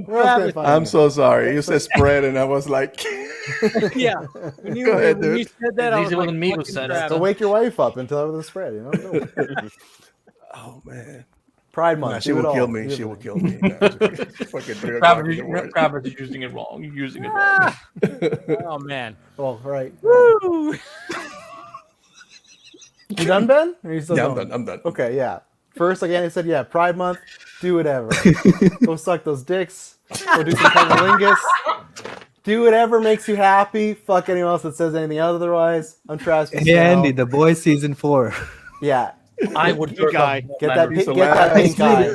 If you're happy to get pink eye, get that pink eye. You're gonna love what Frenchie does. Yeah. You can find me at To hell with Snell, Frenchie. at Geek First. We're doing always weekly podcasts. We're making movies over there. Our movie Adrenochrome got accepted to its first film festival this year. I get to announce it next week. Yes. I'm very excited. The first one we submitted Dude. to, so I'm very excited for that. And yeah, everyone, this has been a very, very fun time. So I hope everyone that's Good listening movie, watching had a dude. good time. And Oh, then it Travis was never fun, seen guys. it. Travis was never seen again. Yeah, no, yeah, not after this. Dave said some stuff. The hair shit. Oh no, that's too much. Well, just When's that other movie coming out? No, not Battle till Part next 3? year. Oh, damn. Why did you put a Movie? trailer in there? Yeah, because Now I want to see it. I gotta give people what they following want. year. But, yeah, 2026. Sorry, Casey, but that's The same year as the Batman Part 2. Yeah. I'm looking forward to that more than the Batman 2. That makes We're one not. of We're us. not gonna. That We're makes not gonna one of live. us. We're not gonna exist in 2 years. It's fine. Yeah, that's true. The nukes are coming. Scott, it's your turn. Scott, Oh, send he's it gone. off. Well, of course, you can find me on Twitter, X at ScottDC27. You can find me on Instagram at Merlin. You can find me on Vero at Scott McClellan. You can find my podcast, the DC Squadcast, where podcasts can be found. We're on Vero, Facebook, YouTube, with the entire network of shows at squadcastmedia.com. And you can find me here on the Film Junkie YouTube channel every Wednesday night at 10 p.m. Central, 8 p.m. Pacific for the DC Fanimated stream, where next week we'll be talking about the Superman the Animated Series Season 2 episode, Apocalypse Now, Part 2. Oh, it's been intense. It's been intense. All right, guys, smash that like, Peace. thumbs up, Yeah, and smash that like thank you. And then of course we got Brad. Thank you for coming on. He's the new, the new additive to the panel. Go It's tweet pussy at him. crazy. Yeah, They're live now. Yep. they are. They are. Yeah. Subscribe to the Sci-Fi Center channel. Do all that. And yes, Blue Beetle. Right now, stream it. Beetle. Go. Blue Beetle's happening. Yes, I get it, Andy. All right, guys, we love you. We'll talk to you later. Happy Pride. Thank you, everybody on the panel. You guys are awesome. All right.